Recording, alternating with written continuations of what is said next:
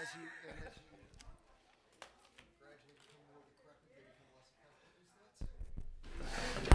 Is that certainly true for me.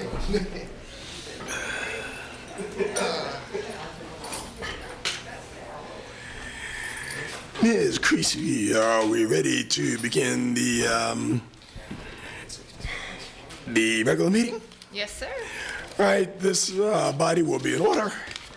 And why don't we begin with commissioner reports? Where's Bill? Oh, Bill's not where he used to be. Mr. Palmer, anything from you? Oh, you started with me. I don't really have a report this month. Okay. Yeah, I think everything that I mentioned last month is still operable. Nothing new to report. Mr. Bob. I had 3 meetings between this meeting and last. First was the Citizen Transportation Advisory Committee. We met September 20th and had a presentation on some community outreach results from the Moving Towards 2050. The public input from the outreach is also being analyzed and compiled with other outreach efforts, such as the Albemarle County Comp Plan and information from the CEVA plans together to get a more comprehensive approach.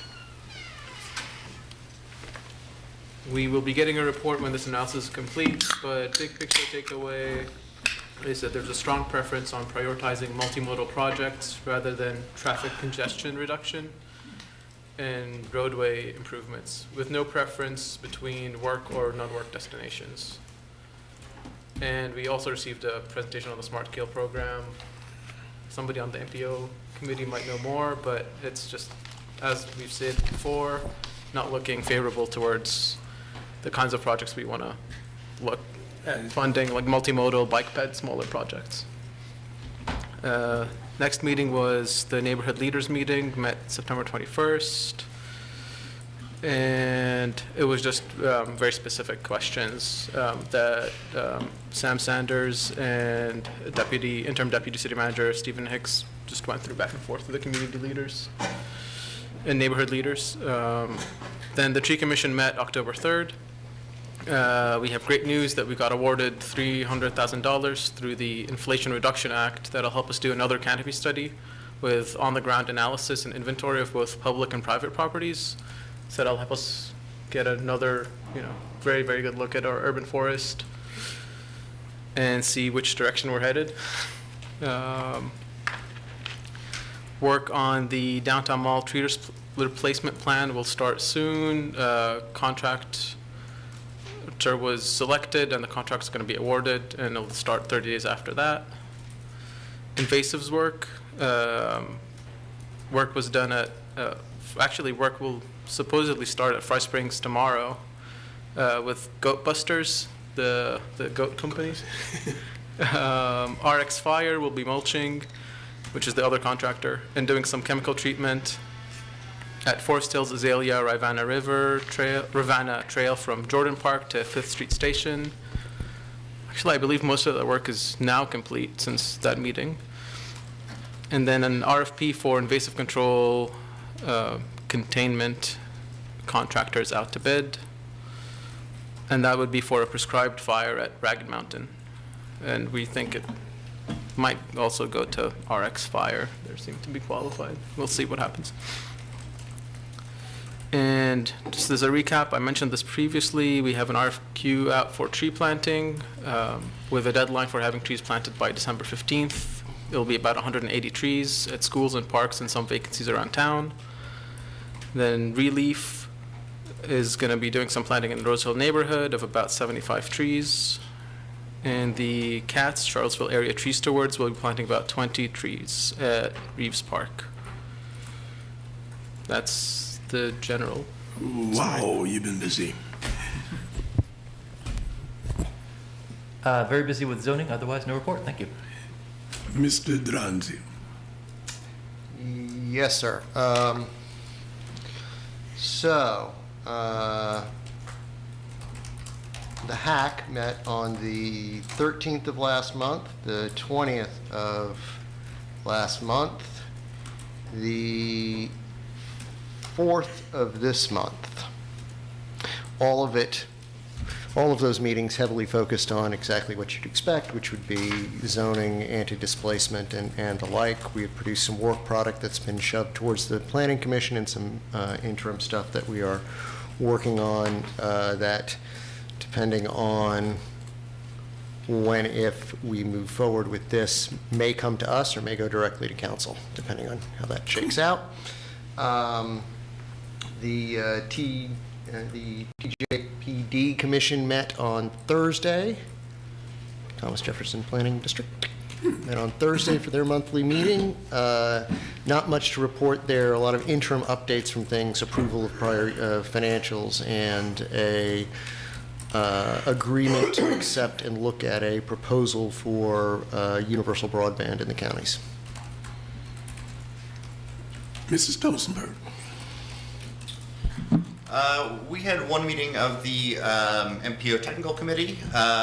We mostly discussed the public engagement so far for the Moving Towards 2040, 2050 Long-Range Transportation Plan. The online survey received a fair number of responses, but of a fairly unrepresentative sample of the community. And so they did a bunch of outreach at events to try to improve that a little bit. And they are going to present a full report on public engagement in the near future.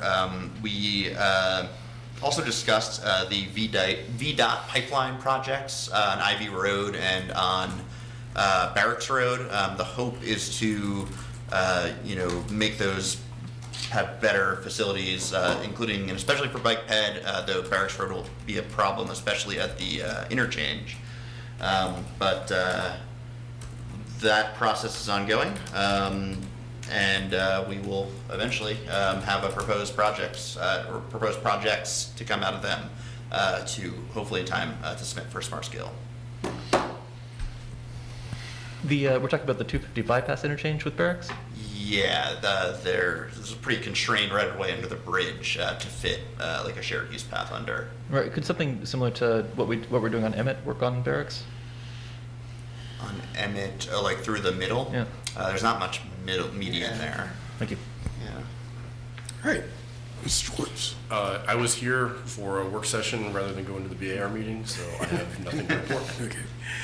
All right, we've got a couple of committee changes, and I think you've already heard about one.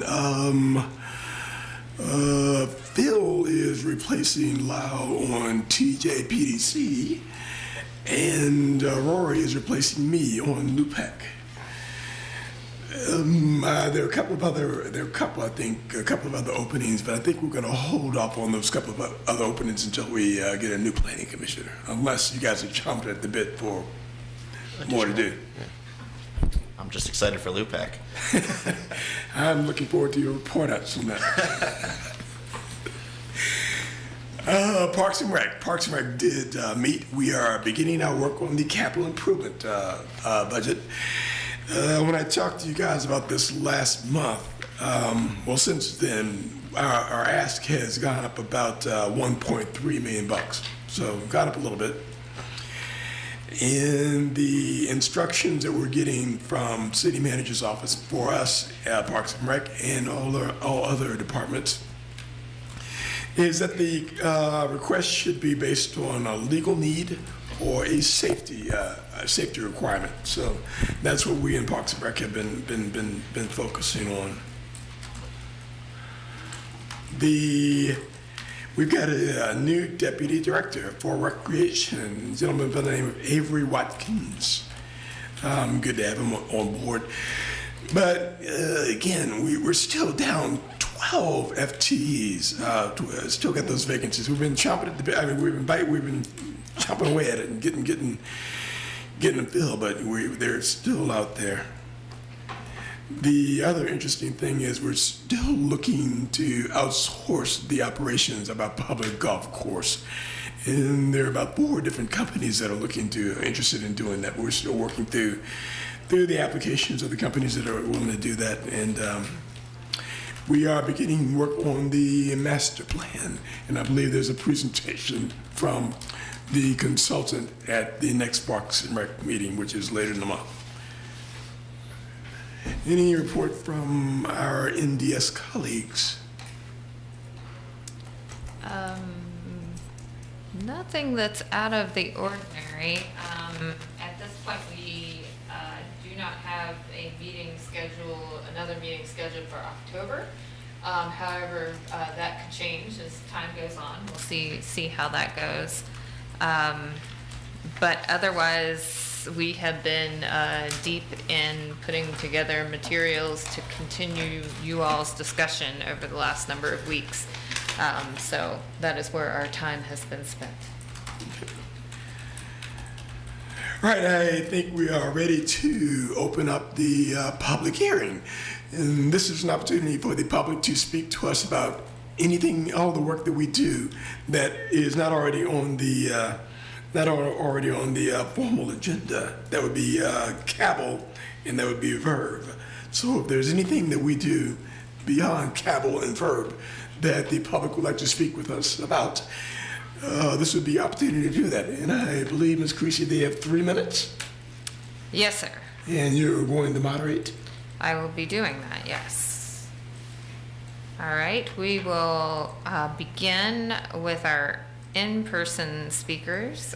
What we will do is we will rotate between in-person and virtual speakers. And so if there's anyone virtually who is interested in attending or speaking during Matters from the Public, just a reminder, these are items that, items that are not for public hearing this evening. Then you may raise your hand in the application. If you are on a phone line, then you may hit *9, and that will raise your hand in the application. And so we will call on you from there. So I'll look out to our in-person audience. Do we have anyone interested in speaking during Matters from the Public? All right, I don't see a hand in the audience right now. There is a hand virtually. John Hosak. Mr. Hosak, can you hear us? I can hear you. You can hear me? Yes, sir. You have 3 minutes. You may begin.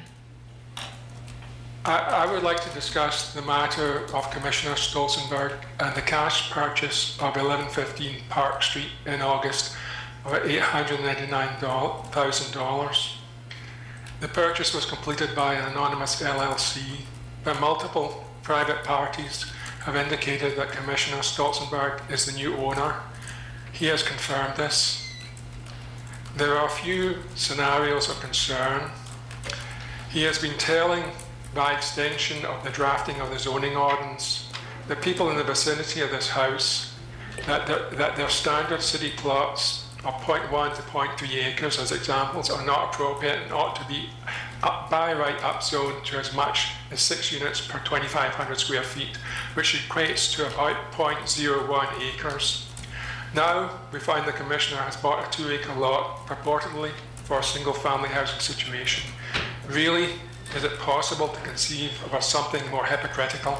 And I'd like to just take a pause while I'll think about that. Alternatively, the house is demolished and replaced with multiple RB compatible apartments.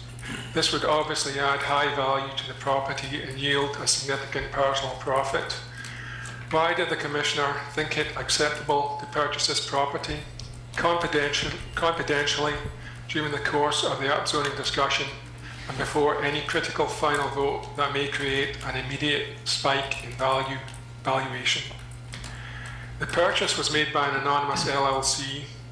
We were not intended to find out until months later when a regular disclosure would be filed, presumably long after the code had passed out of the Commission's hands. Thank you very much. All right, thank you. And you're gonna need to monitor the time as well. My clock isn't working. Okay.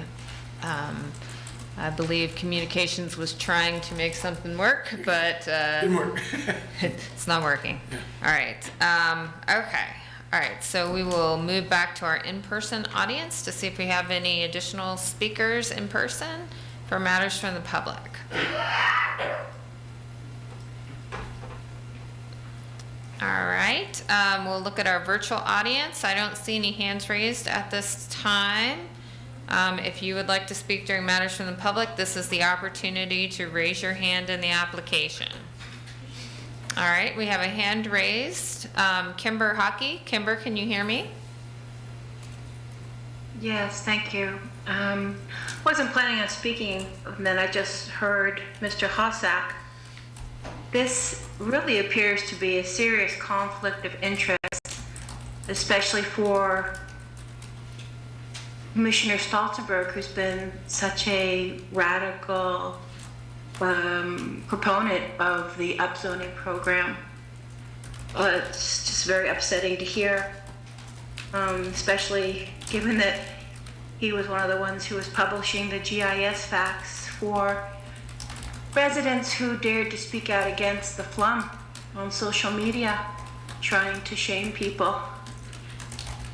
So it's mind-blowing. Thank you. Thanks. All right, in person, I don't see anyone else who has arrived. All right, our virtual audience, do we have any additional speakers?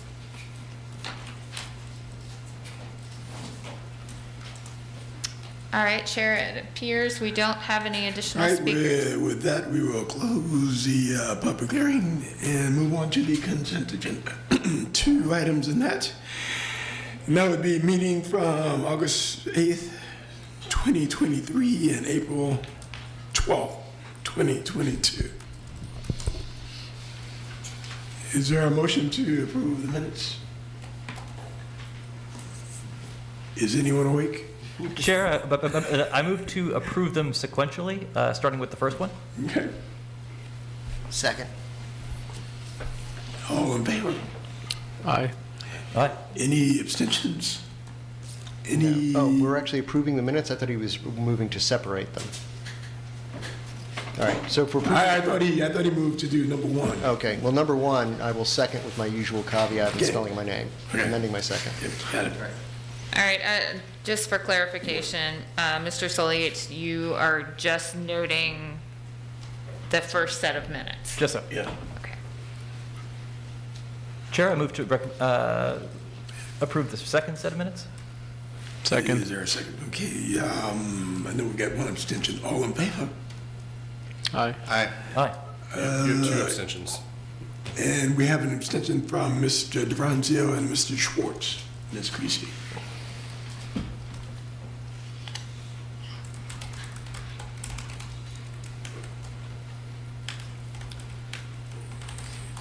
Ms. Creasy, I do believe we have 3 counselors. Do we need to wait until 6, or do we move on? We should wait till 6 o'clock. I will be in recess for 5 minutes.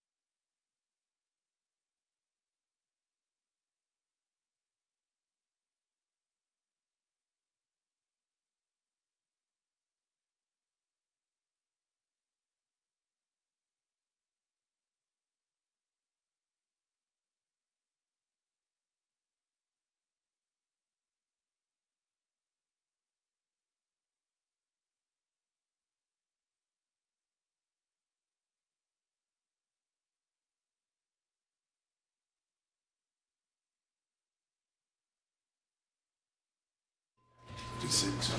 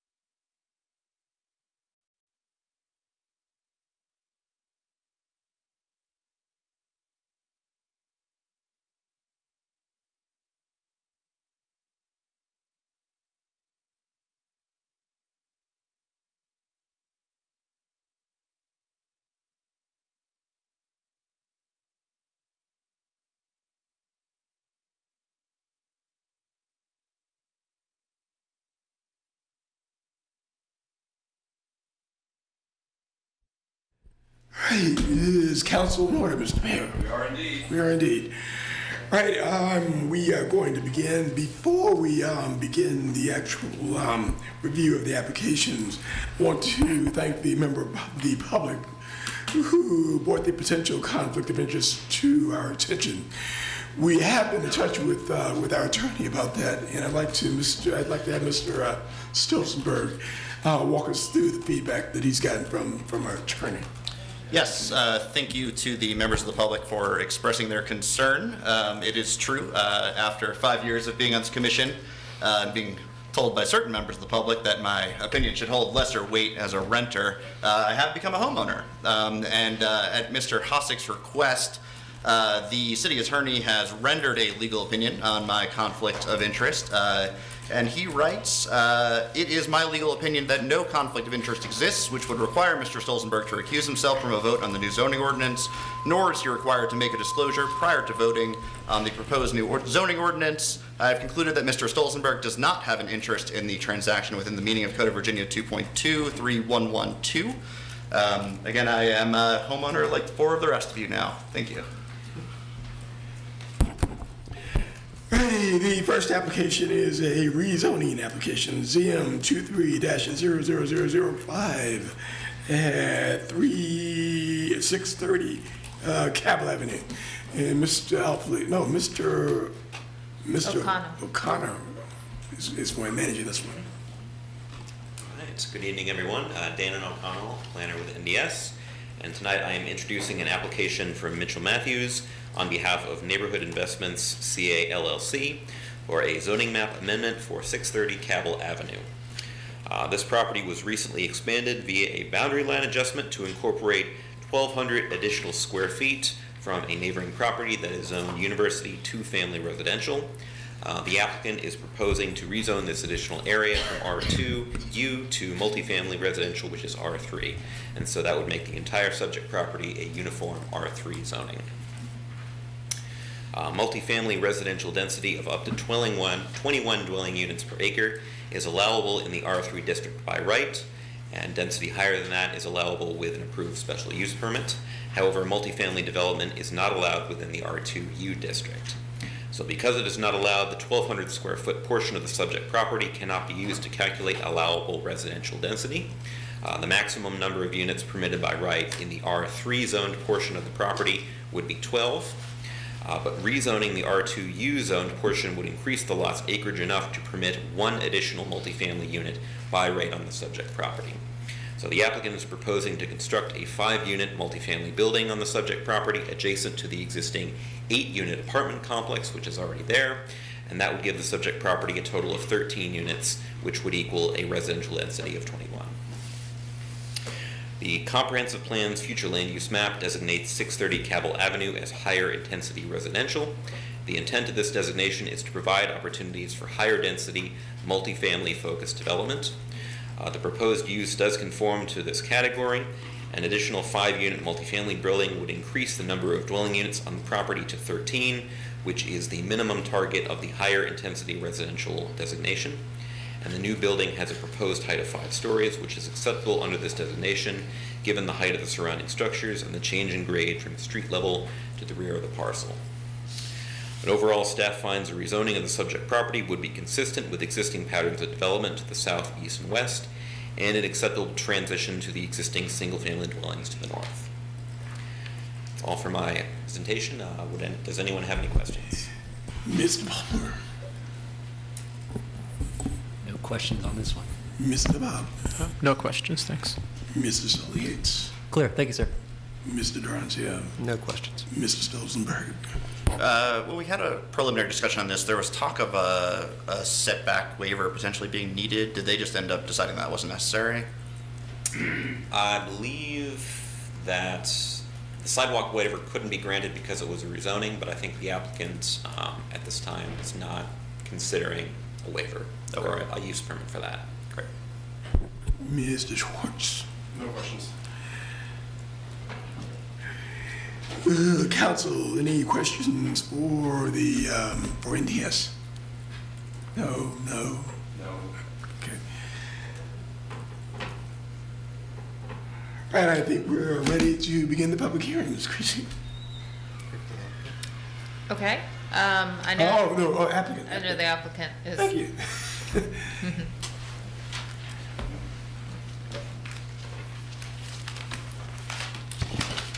Good evening, members of the Commission and Council. I'm Kevin Riddle with Mitchell Matthews Architects. We're presenting this application on behalf of Neighborhood Investments. And I think most of you probably recall our discussion, our preliminary discussion from a few months ago. I'm happy to walk through the slides, or if you prefer, I can simply field questions, whatever works for you in the interest of time. What would the body like? I mean, I think we reviewed the slides. Remember, we said, all right, you want to do questions? Council, do you guys feel you need to see the slides? I wouldn't mind if you could just Okay, do it yeah, very we briefly. good. Yeah, sure. I'm thinking of a 5-minute. Yeah, that's, tops. yeah. Okay, so we go to the next slide. And the next one. Here we just sort of lay out the reasons for the application. I think as Dana mentioned, it's fairly straightforward. There's a pretty small portion of the site at the northeast that is zoned R2U. It's about 1,200 square feet. And if that goes to an R3 designation, it will just allow the density to increase slightly, so that by right, the owner can have 5 additional dwellings on the property instead of just 4. And because of the grades on the property, the site descends pretty rapidly from the street down. The foundations necessary for the kind of the conjoined townhouses up above, the foundations below would just be effectively retaining walls or enclosing storage space. We thought it would be a better use if an apartment could be found down there. So to the next slide. Here's just an aerial of the site. And next. Here it is with its current zoning designations. You can see just that sliver up at the top is R2U. And to the next slide. Here is the draft ordinance. And so you can see that the vision for this neighborhood is that much of this street and in particular along this side of the street would all go to RX3, which is basically the counterpart to the current R3. So we think rezoning this little sliver makes sense in light of future considerations. Next slide. Here's the survey. And the next slide. Here you can see that R2U portion. Next slide. And there we've just kind of highlighted it in red so that you can see what part we're proposing to be rezoned. And the next slide. And you can see here the outline to the left, that would be to the south of the existing building. That's the outline we're proposing now. The existing parking behind the existing building would extend also to the south, so that the new parking we're introducing to support the new housing would all be accessed from the same existing location. No new curb cuts are necessary, no new interruptions to the sidewalk. And the next slide. Here are the conditions on site. The larger photo on the lower right is where we would propose the new building be located. The smaller photos just give you different perspectives of the existing apartment building. And the next slide. Here are surrounding buildings. And the next slide. This is the level at the parking level. So residents who were living in this apartment could step out of their cars, walk up a walk into a courtyard that would be to the south of the apartment, or just go inside of it. We think it could comfortably accommodate 3 residents as we have it designed now. And the next slide. This is the level at Cabell Avenue. So we're up actually a couple of stories. There would be some steps down that would access the townhouses that are the lower townhouses. And then there are steps that climb up to the upper level townhouses. The next slide. This is just a sort of overall site plan, gives you a roof view. You can see more clearly here some of the proposed plantings and trees that would eventually be there. And the next slide. Here's a building section, so that helps you appreciate the difference in grade we have. Cabell Avenue is to the left, and the parking level is to the right. And the next slide. Here are some elevations to show you what we have in mind at the moment. This is the Cabell Avenue elevation. I think you can see that the entries, while modest, they're fairly easy to identify. The ones to kind of the left of each of the townhouses and up above would have a kind of canopy wrapping them on 2 sides, making them legible. And then there would be the doors that are there to kind of the lower right of each volume that would access the townhouses below. And the next slide. This is a side elevation. Next slide. The rear.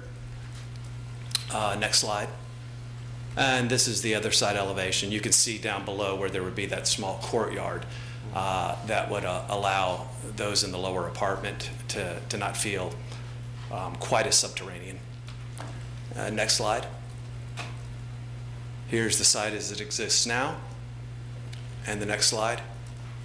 Here it is with the proposed building. So we think this would, this is going to help in its modest way the civic realm, create better street engagement. We plant trees, providing shade and comfort. The entries, as I've said before, are reasonably legible, and there will be walkways leading to them. And the next slide. Again, the site from a slightly different vantage, looking at it kind of front on from across Cabell Avenue. And here is the proposed project again. That's the presentation. So at this point, thanks for listening, and I'm happy to answer questions. I think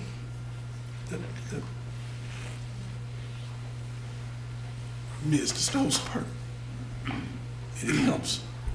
I guess I'll ask a question. Looking at these elevations, they seem a little short on windows, particularly that front elevation. I think maybe wouldn't even meet our new transparency requirements.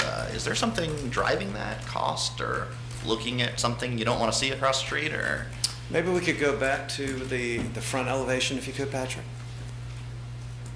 Honestly, I haven't checked it against what the opening or transparency regulations are in the coming draft. It hadn't occurred to me that it seemed to be to have too little in the way of windows. I suppose we could reevaluate. As I stated in the application, there is not going to be any design review of this building. Yep. It's not in a BAR district. It's not in an entrance corridor. But I would, I'll definitely check those regulations. I wouldn't want to be out of compliance with those. So you, of course, won't be subject to those regulations if you're doing this, if this is approved under the current ordinance. Right. I'm more asking as a general question as I think about transparency requirements. Yeah. All I can say is it looks okay to me. Fair enough.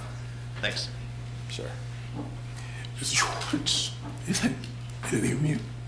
More comments now, right? No one questions. Questions again. Yeah, no questions. Any questions from council for the applicant? Could you remind me how many units will be in this development? There'll be 5. 5. And the existing structure will not be touched? No. Okay, thank you. Sure. I'm just curious about why as I understand, the part that's being rezoned is on the opposite side of the lot from where the work is going to be done. Yes. What's going on there? Well, it's just, it's one entire parcel. It had been 2, but the owner had them consolidated.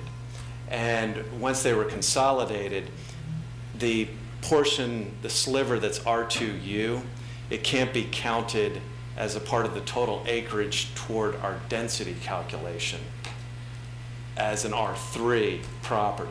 You know? So it's just to get the R3 density calculation right? It's to get the acreage to the point where another dwelling can be included.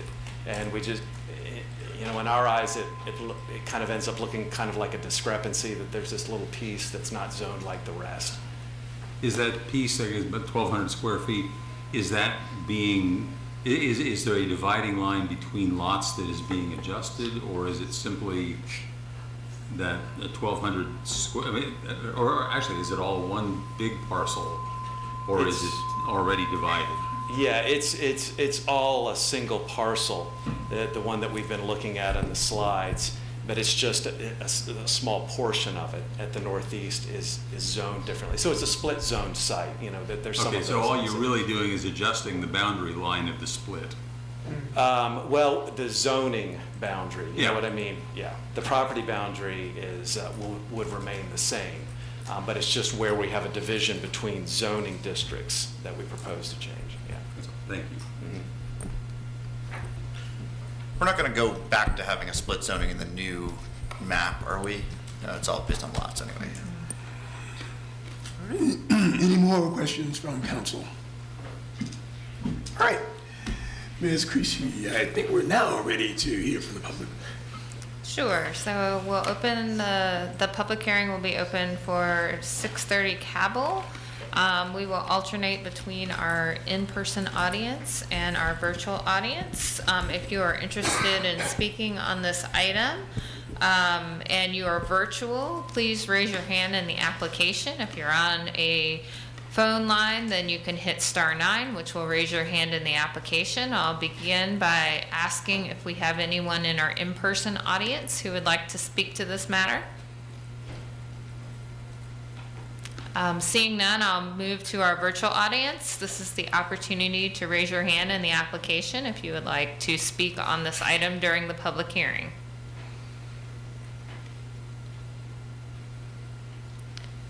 Chair, we have no interested speakers in this item.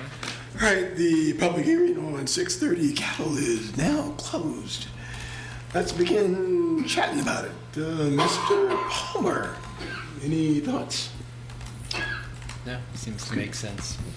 Mr. Bob? Makes sense. I can also make a motion. Let me make sure that there are no other of our colleagues that may weigh in. Mrs. Solis? Like it. Mr. Duranzia? Well, yeah, I'm fine with it. Sounds good to me. Agreed. All right, Mr. Bob. Sure. I move to recommend approval of this application to rezone the subject property from R3 and R2U to R3 on the basis that the proposal would service the interests of the general public and good zoning practice. I will second. All right, we have a motion and a proper second. Ms. Creasy, would you poll the board? Sure. Mr. Solly Yates? Aye. Mr. Durancio? Aye. Mr. Stolzenberg? Aye. Mr. Habab? Aye. Mr. Schwartz? Yes. And Mr. Mitchell? Yes. Okay.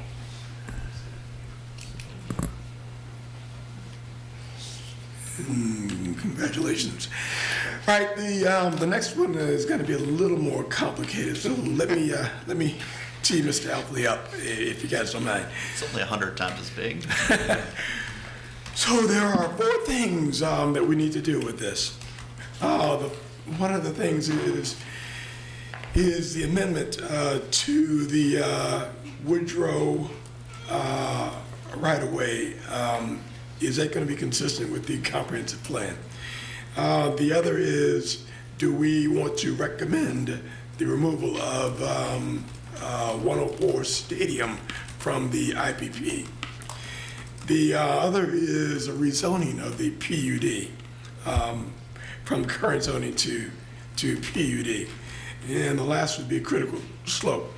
What we'll do is we'll take the NDS report, we'll take the applicant presentation, and we'll take public comments all together. But we'll need to have 4 separate recommendations to council. Sounds good, Chair. All right, Planning Commission, City Council, Matt Alpley, City Planner, Neighborhood Development Services. Please bear with me. This is kind of complicated, so let me get through this. Probably the longest you'll ever hear me talk up here. So Planning Commission, tonight you'll be holding a joint public hearing and making a series of recommendations to City Council as it relates to a proposed redevelopment on parcels located at the intersection of Jefferson Park Avenue, Emmett Street, Stadium Road, and Montebello Circle. Although the general concept of the development being proposed is no more complicated than other multifamily developments presented to this body, the actions that need to take place by Planning Commission and City Council are more intricate than other discretionary procedures brought forward in recent memory. The applicant, Subtech Acquisition LLC, on behalf of the owners, Woodrow Apartments LLC, Woodrow 2 LLC, and 1709 LLC, is requesting a zoning map amendment and a zoning text amendment pursuant to Section 34-41 and 34-90 through 34-519 of the City Zoning Code for properties located at 1705 Jefferson Park Avenue, 106 through 114 Stadium Road, 100 Stadium Road, 102 Stadium Road, 104 Stadium Road, and 409 Stadium Road, referred to now as the subject property. The applicant is proposing to rezone the subject property from multifamily residential R3 to planned unit development with a development plan and the removal of the individually protected property, the IPP designation, from 104 Stadium Road. The application and development plan includes a commitment to affordable housing, parking, a use matrix including a maximum dwelling units per acre, yard and height regulations, open space, and landscaping.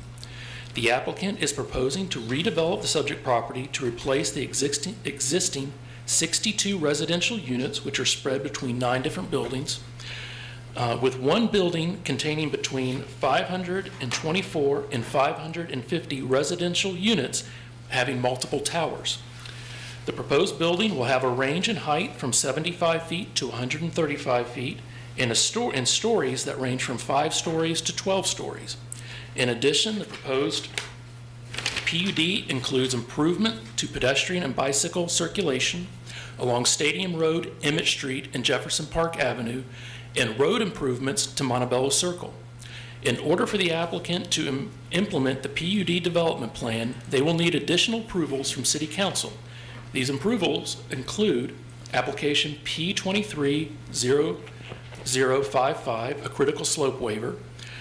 The applicant is requesting a waiver from section 34112B of the City Critical Slope Ordinance as part of the plan to redevelop the subject property. The proposed development impacts critical slopes. The proposed development plan proposes critical slopes to be impacted by built structures, footprint of a building, and structured parking. Existing critical slopes area located on the property include 0.47 acres or 14% of the site that will be 100% disturbed. They also need approval of application P230058, a sidewalk waiver. The applicant's development plan calls for fire access improvements to Montebello Circle, but due to site constraints, it is requiring a waiver from the sidewalk requirement for approximately 300 feet along the northern edge of Montebello Circle. The applicant is also, before you tonight, you also have an amendment to an ordinance authorizing the sale of certain city-owned property located at 409 Stadium Road.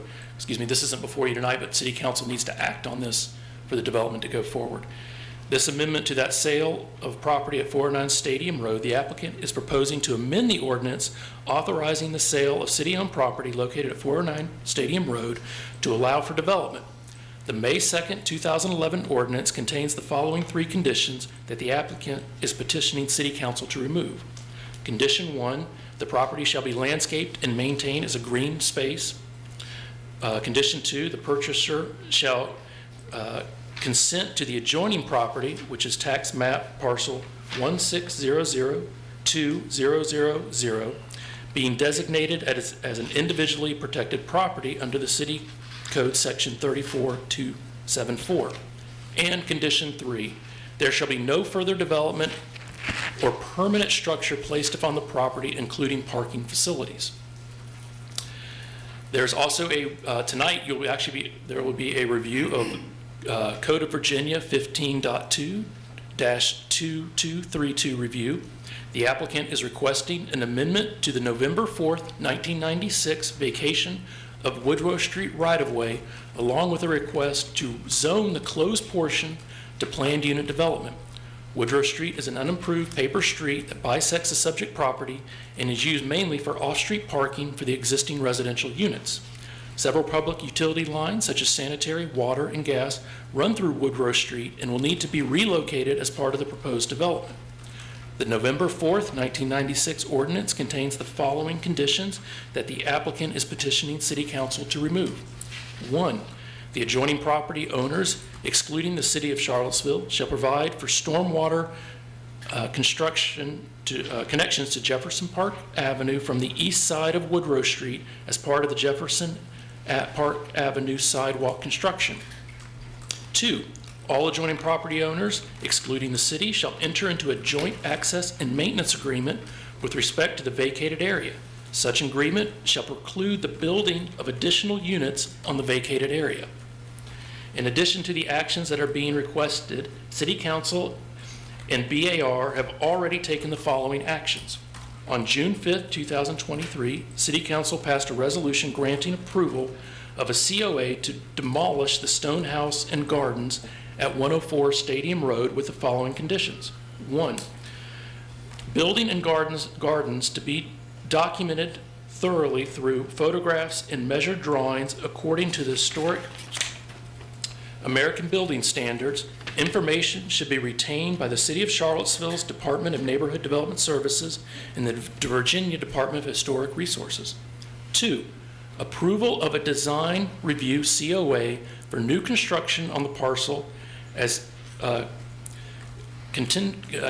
element of the proposed multi-lot development to ensure that the building is not demolished without an appropriate and city-approved redevelopment in the issue of a site plan and building permit for construction of such replacement. And number 3, after the foregoing conclusions are accomplished, if the IPP designation has not previously been removed by the appropriate actions of council, whether before or after demolition, but no later than 30 days after demolition, the applicant requests City Council indicate a zoning ordinance amendment per City Code 34274 to delete the property from the protected property list by zoning text and map amendment. On September 19th, 2023, BAR held a meeting related to removal of the IPP designation from 104 Stadium Road. At that meeting, they recommended City Council deny the request to remove the IPP. They also recommended 2 conditions should the rezoning move forward, but I would like to note with rezonings, unlike SUPs, they cannot be conditioned. It's basically a take or leave during a rezoning. I'm finishing up my report, I promise. But prior to turning it over to the applicant and their team for their presentation, I just wanted to add that when Planning Commission completes the public hearing aspect and deliberates of the proposed development, they consider the following motions in this order. The chair actually kind of mentioned this too, but I'll just kind of reiterate because I want to mention one more thing. Action 1, the comprehensive plan compliance for Woodrow Street, CP 23-00002. Discussed in the pre-meeting, the proposed resolution for that section was left blank in case Planning Commission wanted to enter their own findings. Staff has created a new resolution that fills in a finding. When you get to that, I want to come up to the dais and give you all these now, but we can talk about it as you get to that point of your discussion. There's 2 motions, one basically finding in favor and one not. I would also like to note at this point too, that it came out of an earlier conversation, staff did not provide a recommendation, but making a recommendation now on this portion. So per code, the Code of Virginia 15.2-2232 review of the applicant's request to amend the November 4th, 1996 ordinance vacating Woodrow Street right-of-way, which was requested as part of as a zoning map amendment and zoning text amendment application ZM 23-00004 and ZT 23-09-02. Staff finds it is not in substantial accord with the City of Charlottesville's comprehensive plan. That is staff's recommendation. Just for the record, you'll be making your own deliberation and own recommendation as you move forward. That was action 1. Action 2 would be the zoning map amendment to rezone the subject property from R3 multifamily residential to planned unit development with a development plan. Action 3 would be zoning text amendment to remove the 104 Stadium Road as an individually protected property from the City of Charlottesville zoning code. And action 4 would be the critical slope waiver recommendation. This concludes my overview of the application. The applicant, Subtext, along with their team from ESG Architects and Design, William Mullins, Wolf Ackerman, and Timmon Groups, is present, and they have a presentation. And with that, I will welcome any questions from Planning Commission or City Council. After I take a break. What you got? Hey, Bill, any questions? Yeah. I can't think of any questions. Okay.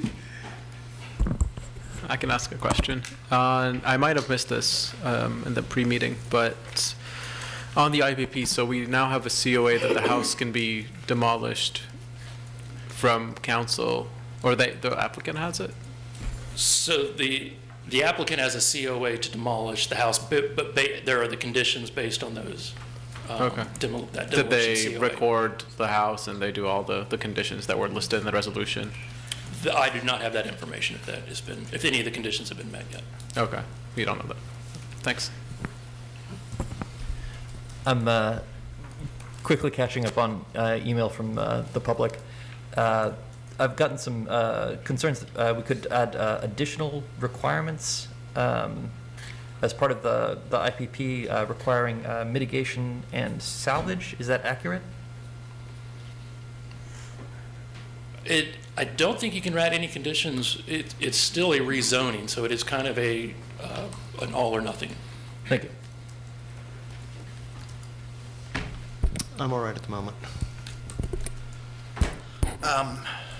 Oh, no, go ahead.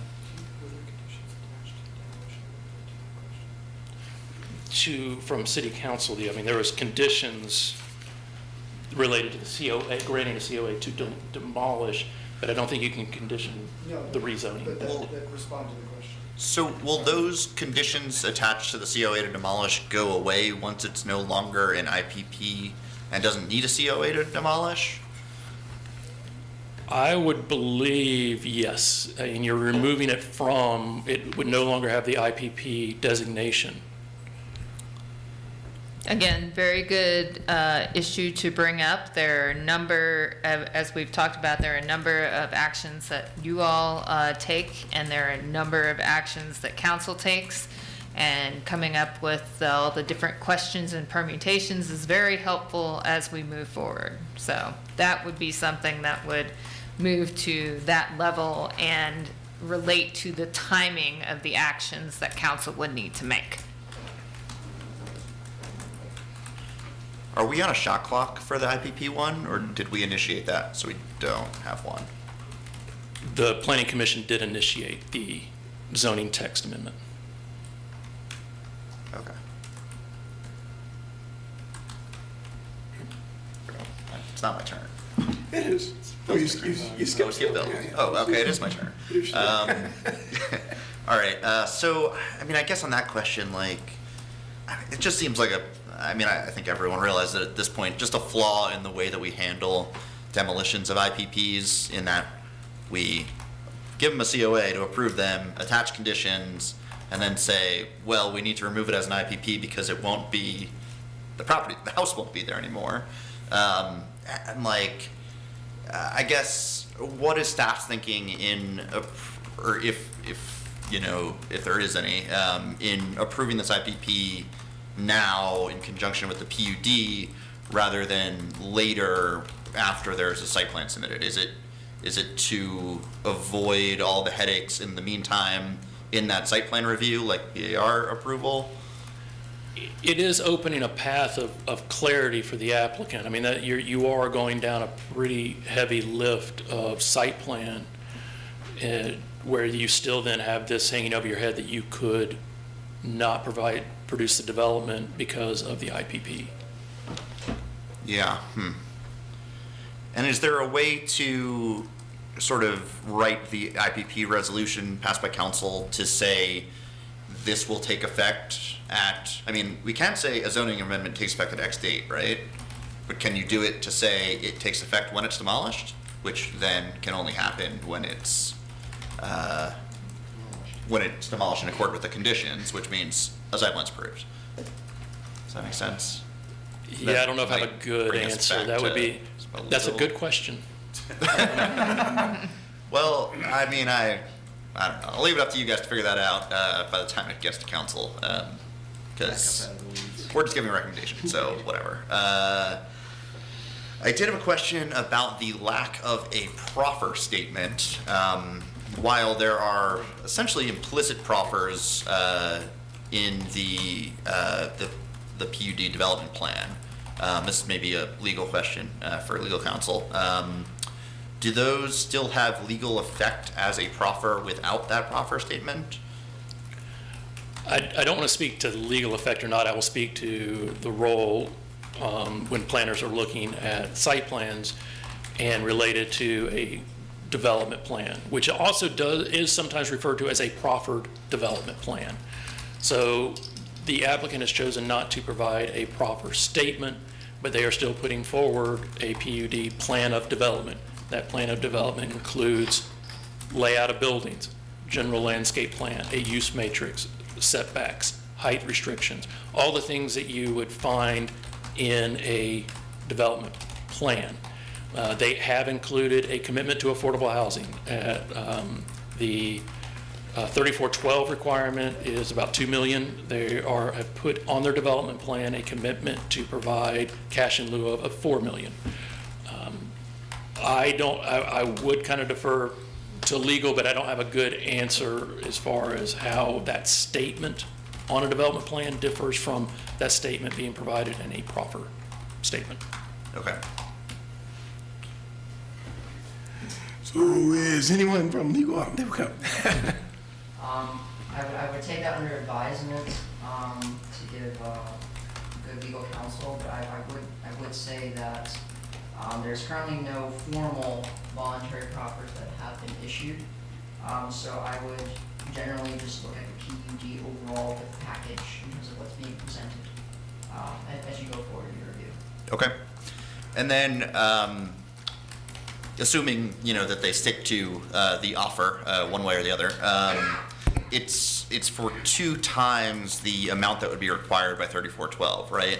And it seems to me that, looking at the use matrix here, there are allowed uses besides residential that would be then not their intent. But they could develop it as an office building with this form, or even a 12-story parking garage with this form.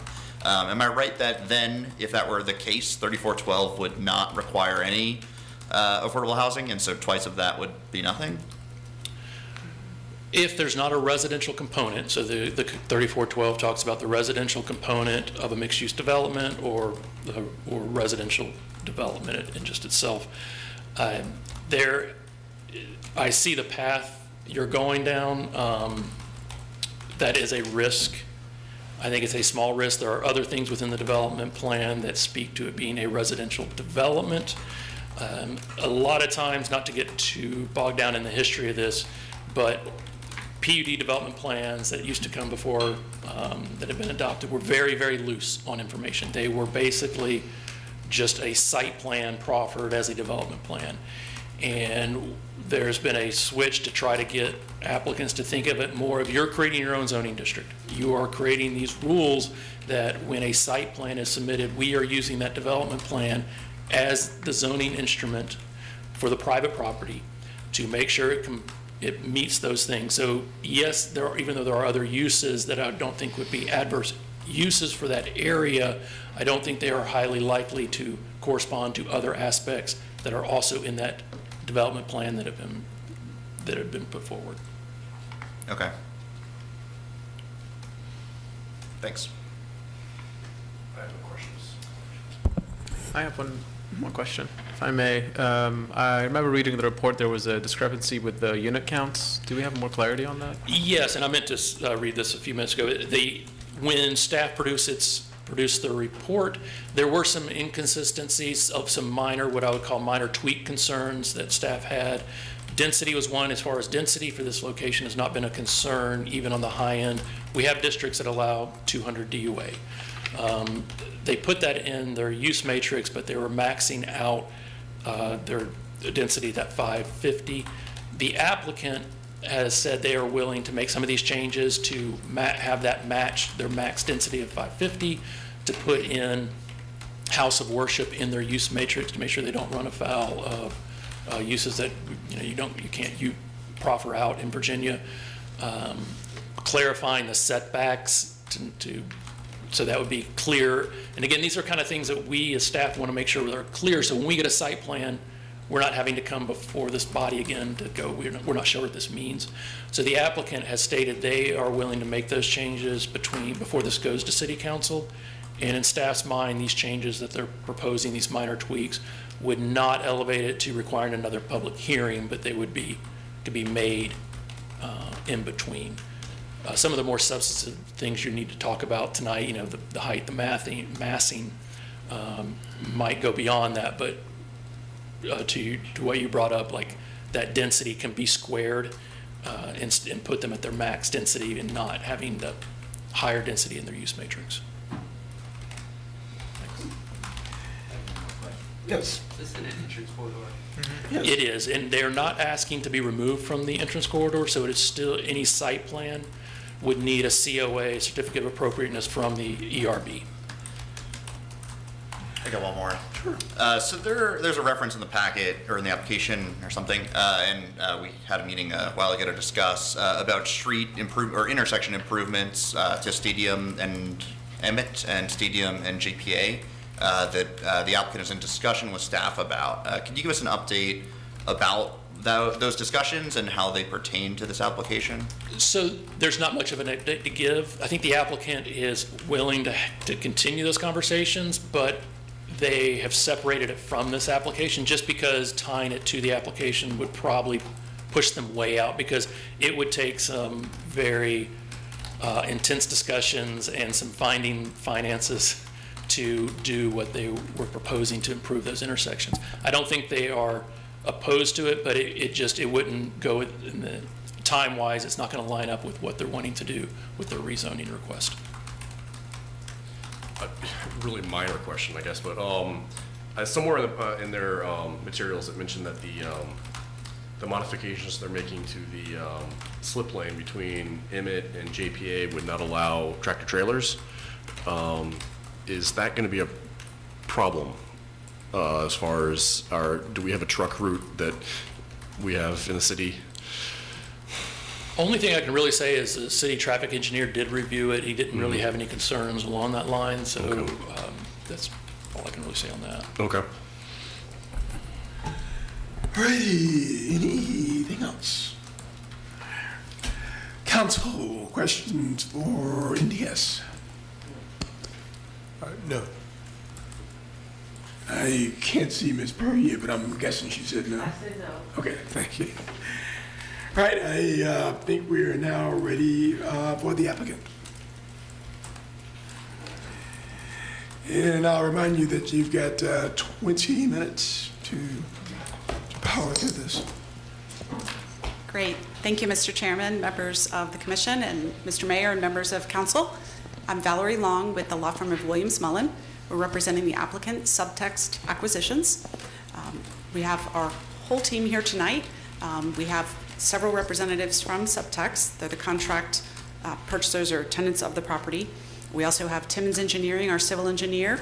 If you have specific questions beyond my capabilities on the critical slope waiver or things like that. We also have Fred Wolf, who's our local architect with Wolf Ackerman Architects, and Neil Reardon, who is with ESG Architects, the lead architects, and he'll be covering more of the design issues tonight. And I think that's everyone. Also Megan Nadostop, our firm's land use planner. So thank you. We were here, you may remember, in June for a work session. You gave us a lot of really helpful feedback. We realize we've been working on this now for about a year with staff extensively. We really appreciate all the time and guidance that Mr. Freeze and Mr. Effley and all of the staff in NDS and Public Works and Traffic and all of the various departments have been providing. As noted, this is a large project. Obviously, it's complex, lots of elements, and we have been very appreciative of the feedback and guidance we've received from staff over the past year. Since the work session we had in June, you gave us some really good feedback on the design issues, and we're excited to be here tonight and share those with you. And in just a moment, I'm going to ask Neil Reardon to come up and walk through those issues with you so we can show you how we've attempted to incorporate your feedback. I thought I'd briefly touch on some of the high points of the public benefits of the project before we get started. One is obviously the tremendous increase in the number of new homes that would be provided, primarily for students in this location that is, I think all would agree, is a prime location immediately adjacent to grounds for high-density student housing. Our affordable housing commitment, as has been mentioned, is just over $4 million, or whatever the ultimate site plan would require under the existing affordable housing ordinance. The applicant is committing to pay twice that amount. Just so I don't forget, our goal with putting that commitment on the plan set instead of in a separate proffer statement, keep it all in one place so it's very clear. You don't have to make sure you remember to track down where the proffer statement is that goes with the project. It's right on the face of the plans, and our understanding and my interpretation certainly, if council were to adopt the PUD plan and the rezoning, that statement would be binding, just like all of the other binding statements on that plan. I believe that the $4 million cash proffer is easily the largest from any private developer. It may even be in the range of twice or three times what others. Obviously, this is a substantially larger project as well. The project would also propose to make significant improvements to the bicycle and pedestrian infrastructure around the property, including improvements and additions of sidewalks, bike lanes, bike racks, an indoor bicycle storage room, an enhanced transit stop. And the bike lanes are actually raised bike lanes, and there's also still room for street trees around it, which help a lot with the quality of the bike and pedestrian infrastructure. We're proposing improvements to Montebello Avenue, including a sidewalk along a portion of it to provide safe pedestrian access to and from the project and to Stadium Road. Making some improvements to the road itself to accommodate the fire and rescue apparatus. That was some feedback we received from fire and rescue staff that is necessary to be able to serve the building, but also will help improve access for the fire and rescue equipment to other properties along Montebello. We're also adding curb and gutter along Montebello that will help capture a lot of the runoff from the properties to the south of Montebello that currently kind of just run right over the edge of the street, or run down the critical slopes down into that intersection. And finally, improvements to the public realm. And Mr. Reardon will talk more about those, but we are planning to have an on-site coffee shop or a deli, that type of thing that would be open to both the public as well as residents of the building. That will provide a lot of engagement of the streetscape. Mr. Reardon will also talk about how the project includes walk-up units right from the street, so along JPA, along Emmett Street, and along Stadium. People would walk right into their units from the sidewalk there, which really helps a lot with activating that streetscape and making it a very lively area. So with that, I think I will hand it over to Neil Reardon. He can talk more about it, and we may have happy to respond to questions if you have them about the sidewalk waiver, the critical slopes waiver, and the public benefits associated with that, and obviously any other questions. Thank you. All right, yeah, you guys have any questions yet, or you want to wait? Rory? We can wait. Okay. We'll answer as many questions as you all have. Thank you. Chair, Commissioners, Council, Mayor, thank you. Neil Reardon from ESG Architecture and Design. I'm ready for the presentation if you have it. I'll be quick. We have a number of slides here to go through, but I'll do them quickly. And you've seen the project before. As Valerie mentioned, thank you for giving us the feedback you did at our working session back on June 13th. We've come quite a ways since then, and that feedback was very meaningful and fruitful for us. You can go to the next. This slide here summarizes a number of things that Valerie already covered, particularly the project proposals and height, as well as the affordable housing component that she outlined before. Next.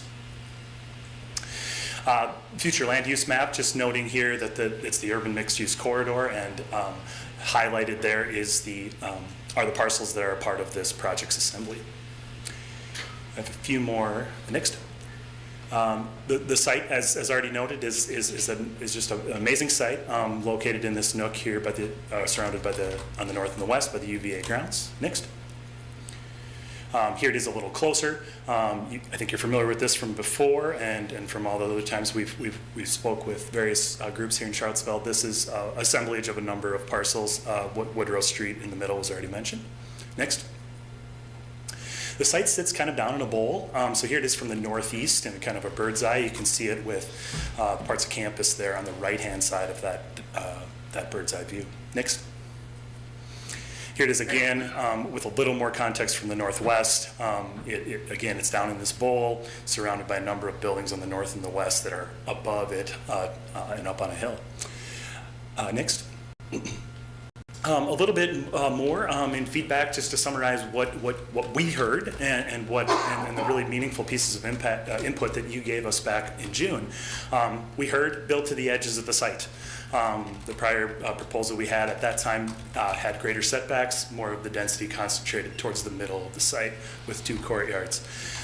You said build less parking. That's been something that's a change we've made in this, and you'll see that. You said this was an ideal location for high density housing. We thought that was great. That's a main component of the project. Lastly, there's a spot for the density. There's an ideal spot for the density, and what we heard then and what we brought back to you is that's at the north and west of the site. And lastly, as Valerie touched on it, focus on the public realm, the streetscape improvements, and building to the edge. To go back to the top of the list is one of the ways we do that in a really good way. Next. So just kind of a diagram here about kind of the site in that depressed bowl, kind of low grade, and then how do we shape that site? And so your feedback was really helpful for us in shaping those forces. On the lower left, then you see that diagram we had before you back in June. And then on the lower right-hand side, how we've shaped that to the current project proposal. Next. So here was that diagram again where we started. There was a couple large courtyards, one on the north and one on the south. But then generally we weren't building to the edges the way we are in the current proposal. Next. So there you can see we've pushed things out to the edges. This really helps us define that streetscape design on all three sides of the project. And when I say the three sides, on the right-hand side, the western perimeter, basically Stadium Road, the one in the foreground, Emmett Street on the north, and then JPA on the east, which is on your left-hand side of this image. So we build to those edges, and then what that allowed us to do is concentrate more open space on the southern and central parts of the site. And I think that was really fruitful feedback, as I mentioned back in June. And next. So then with respect to height, it's a varied approach. As I mentioned, we've concentrated the density at the northwest part of the site. And then there's several points of modulation where we step back the massing to what would be considered 10 stories if measured from Stadium Road on the west. And then really a shorter component on the east where we are 5 stories above our parking podium. As you know, there's lots of site changes, there's lots of grade changes with respect to the site. So this varied approach comes from, at the northeast corner, a 2- and 3-story building, to an 8-story building, to a 5-story building, to 12 at points. And then really on the backside, facing Montebello, because the grade is so high there, it really ends up being about a 3-story volume at the southern central part of the site that faces Montebello. We have some more imagery in this presentation that'll outline that. Next. And so just going through the plan here, building to the edges and minimizing the setbacks, you can see at all sides how we're doing that at each perimeter. Next. And then again, we're allowing for this open space in this zone in the south central part of the site. And so that's where we have a greater setbacks, which I'll outline in a moment as well. Next. Concentrating that density, and those two leaders there are pointing to the parts of the projects that are the tallest at the 12 stories. Next. As already mentioned by Valerie, there's unit entry walk-ups on all sides. In addition to the 4 points that this is pointing toward, there are also unit terraces kind of on the southern side of the property too. Now those don't face the street, but these other ones do, and we think that's really important for the public realm in addition to having several main building entries as well, which you can go to next. But that street edge design is really important. So as mentioned, kind of starting from each street and working our way towards the building, we have a raised bike lane. We have a perimeter planting zone next, which is really the furnishing zone. There could be bike racks in there. There could be other components of the street design, but mainly it's a green zone with boulevard trees. Then the sidewalk, and then the interface with the building, which usually, as I said, involves a unit walk-up entry. Next. We are attempting, as best practices, minimize the number of curb cuts. We have identified the best opportunities for this. You can see those 4 locations. Some of them have to do with parking access, some of them have to do with service, but we've concentrated those where they most make sense, which, as you can see, is not at the corners or at Emmett. Next. As already mentioned, the component here with it that is a semi-retail use is the coffee shop, kind of at the main entry here. The main entry is at that northwest corner, and then our drop-off, vehicular drop-off and point of entry is just kind of on the west central side of the site there. And then we do have a secondary entry along JPA again, this is about 3 levels down now at JPA, but that would be where the major, that curb cut down there is where the major point of ingress for vehicles to the parking. Next.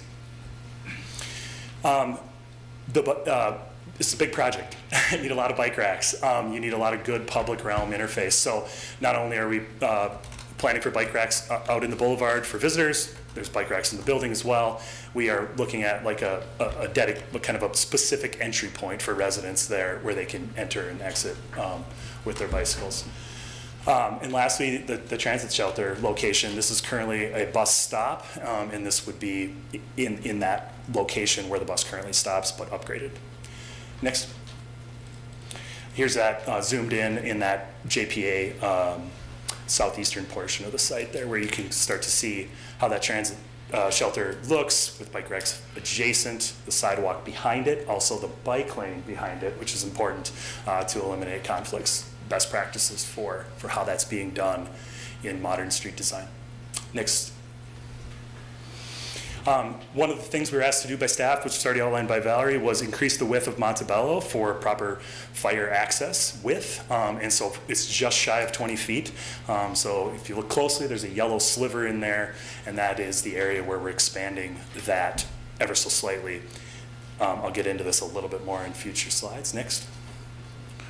But major areas of open space concentration, the center courtyard, the western courtyard, and then what I would call the southern setback here along Montebello. Next. Landscaping and tree coverage. We are required to replant, and we're meeting those standards with these zones here that are pointed out. Next. So again, coming back to the diagram, what we started with the site, the opportunities for the massing within that site, where we were in June, and then where we're at today. Next. There you see it again, the mass they're in, and I want to set the context for these next renderings. So next sheet, please.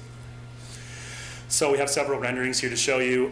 These were in the packets, but I'll just breeze through these and talk a little bit more about the design.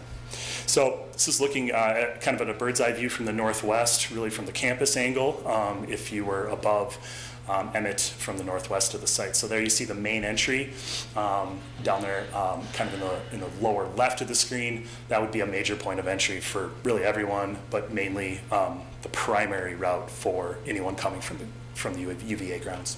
Next.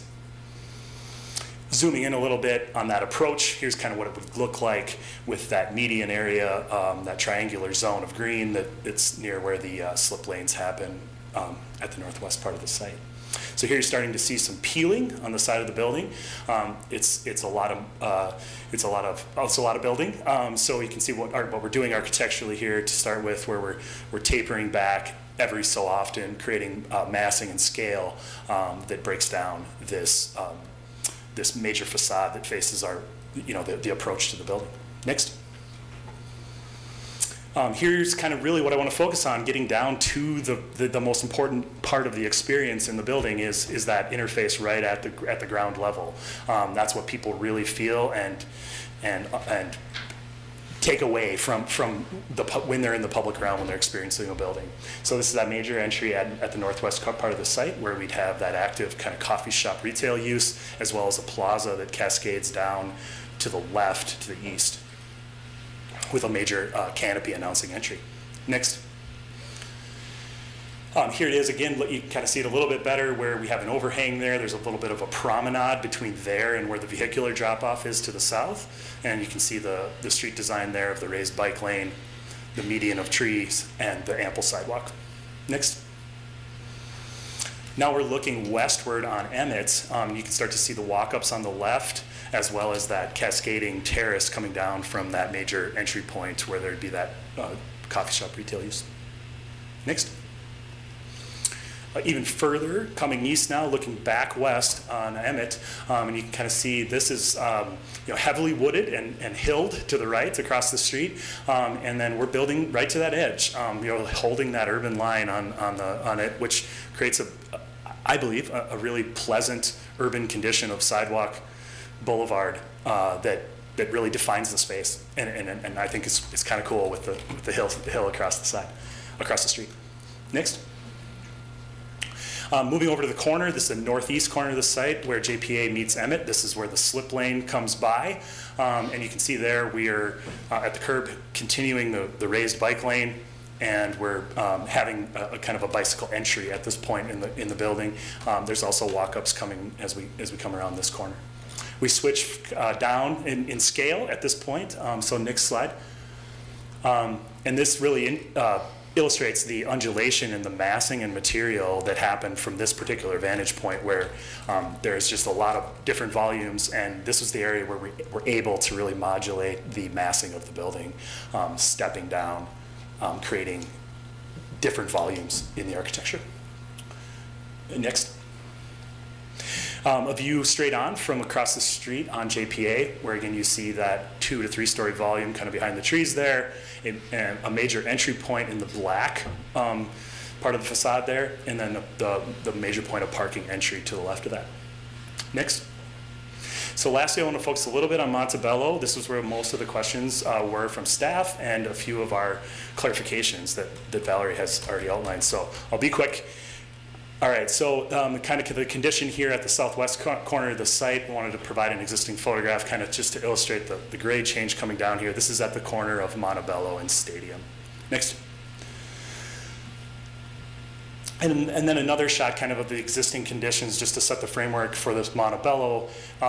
This is the looking west on Montebello from where that circle starts. Right now, there's just a vegetation, and to the right of this, there's a vehicle barrier.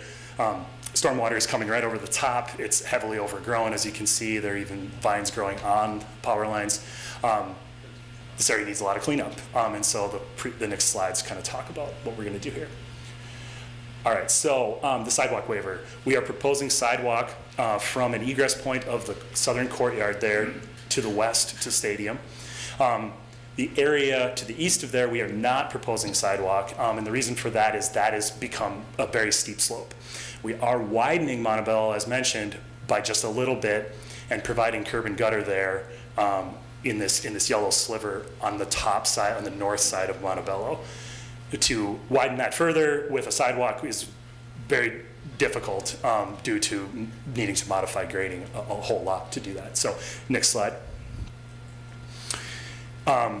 Additionally, in addition to the request for the 20-foot width increase to meet that request and adding the curb and gutter, the third component here that was asked for was a zone to access the side of the building for fire access. And so we are specifically not going to plant that with higher vegetation, with trees, in order to keep that zone open per that request. And again, just noting that that entire curve and then the north side of Montebello is getting that new curb and gutter to handle stormwater, not only from the public right-of-way, but from the properties to the south that could be headed downhill and to the north onto this project's property. Next. Lastly, there was a pinch point identified on Montebello where staff was not sure that there would be a 20-foot clear zone if the fire truck proceeded south on Montebello, so it would be serving our property to the north, but this is really south of this proposed property. It does maintain a 20-foot clear zone, and that's what this diagram is illustrating. Next. With respect to the critical slope, there is an area here where we are mostly not modifying grading, and that's pointed to there. Again, that's that open zone that was requested for fire access. And then there's an area over to the right, which we are really not modifying grade really at all, but replanting. So both areas we're saying are being replanted, some with low-level plantings, some with trees. Next. Clarifying some setbacks coming out of the staff report. There are points here, it varies. There's no continuous setback. It's a definitive number at each location. So this is saying it's 18 here, it's 45 here, 71, 75. Next.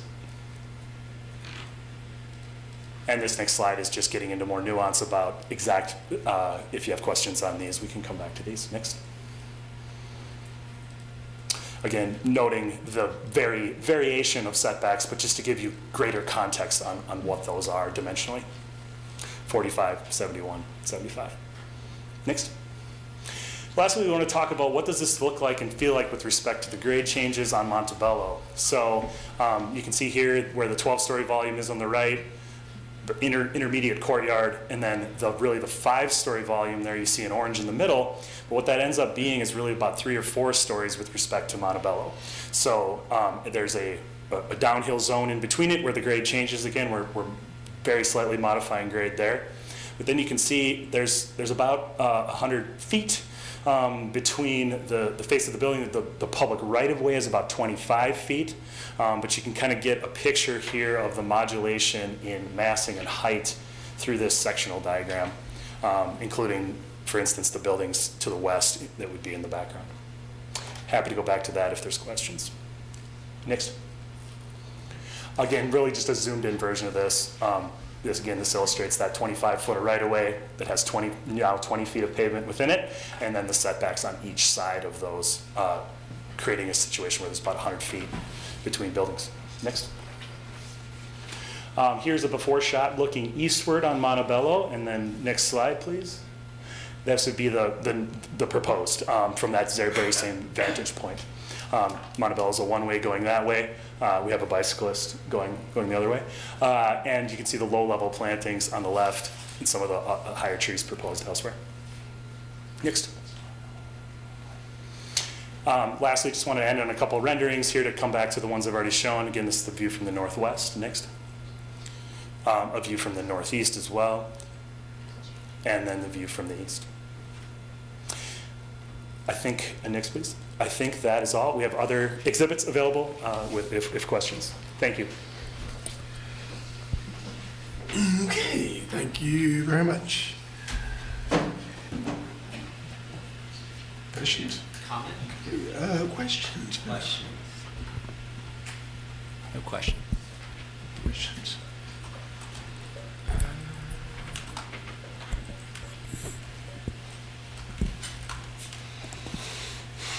I was wondering how wide was the area dedicated to the street trees? Did not look kind of consistent around the property, and it kind of shrunk and expanded.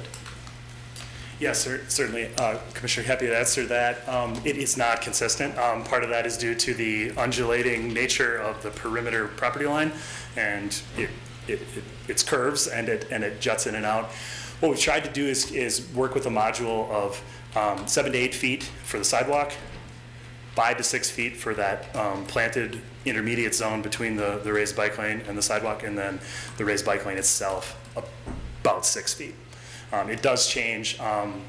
We'd love for that to be more consistent, but in a site plan like this, we really worked with those modules, but they do diminish and expand from those dimensions I just mentioned. Does that answer your question? Mm-hmm. Hello. I have so many questions. I hope the chair will indulge me. The staff report notes 3.3 acres with no commercial usage whatsoever. Can you help me with that? Why nothing?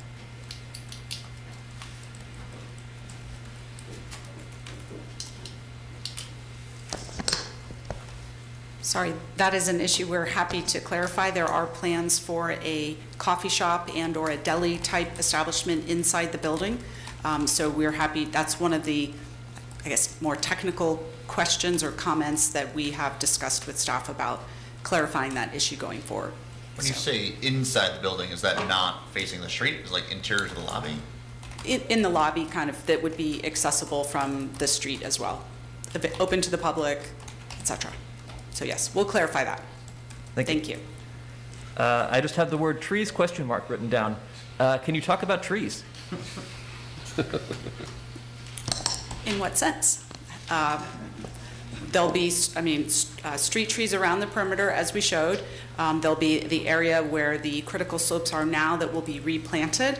We could put that slide back up if it would be helpful, sort of that was on the right side of the slide, and the area sort of more in the middle, right behind that 5-story wing of the building. That's the area that Neil was saying would be left with just lower plantings at the request of the Fire and Rescue Department.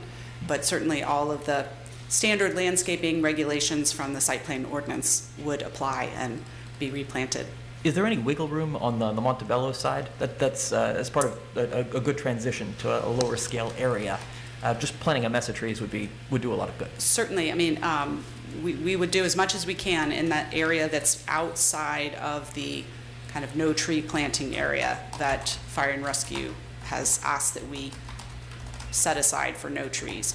But other areas, we're happy to work on details of additional plantings along that area. It is a steep grade, so I may want Mr. Reardon to weigh in on the, I guess, practical realities of what can be done. Yeah, happy to elaborate on that, Commissioner. We wanted to plant significant. First of all, we're meeting the requirements, the replanting requirement with the trees that are planted, call it boulevard side, and the trees that are not planted boulevard side, aka those on Montebello. So it's a mix between those two. We didn't want to overplant the backside as proposed just at this moment, because we did think it was really important for good urban design to have that shade canopy on the boulevard on the east, north, and south, or east, north, and west of the property. So first and foremost, we're getting our tree count up using that first, and then planting the slopes appropriately with a mix of ground cover, low-level plantings, and upper trees where we can, as Valerie mentions. Okay. This is really a design question, but to my understanding, many of the concerns from the public and from what I'm hearing from staff are really about design. Options to break up the vertical mass and emphasize width and not height on Montebello. Can you comment on that group of words? Yeah, Commissioner, just a clarification, when you say width on Montebello? Yeah. Are you meaning a setback width or a? Horizontal lines instead of vertical lines. A horizontal line rather than a vertical line. With pertaining to that image that's up right now in the architectural design, or? Yes. Okay, yeah.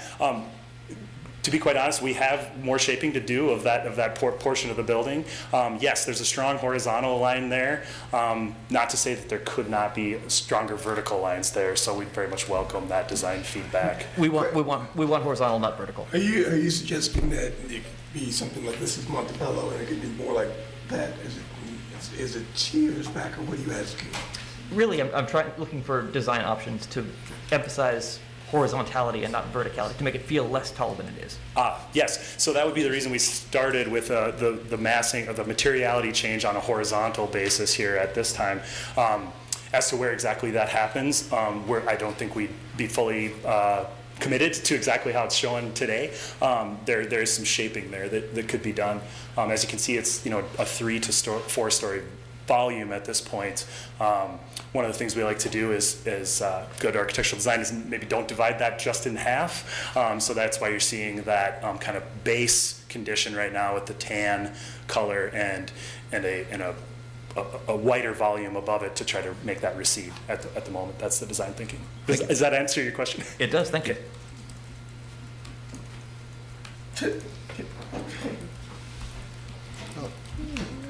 Maybe coming back to me, but some of the arrangements of his words were very, very similar to my arrangements of words. So.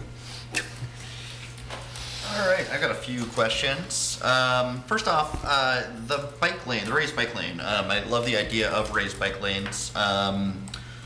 It looks like it's about 6 feet in width, 5 to 6 feet. NACDOT guidelines for two-way bike lanes are 12 feet with 8 at constraint points. Is it one way?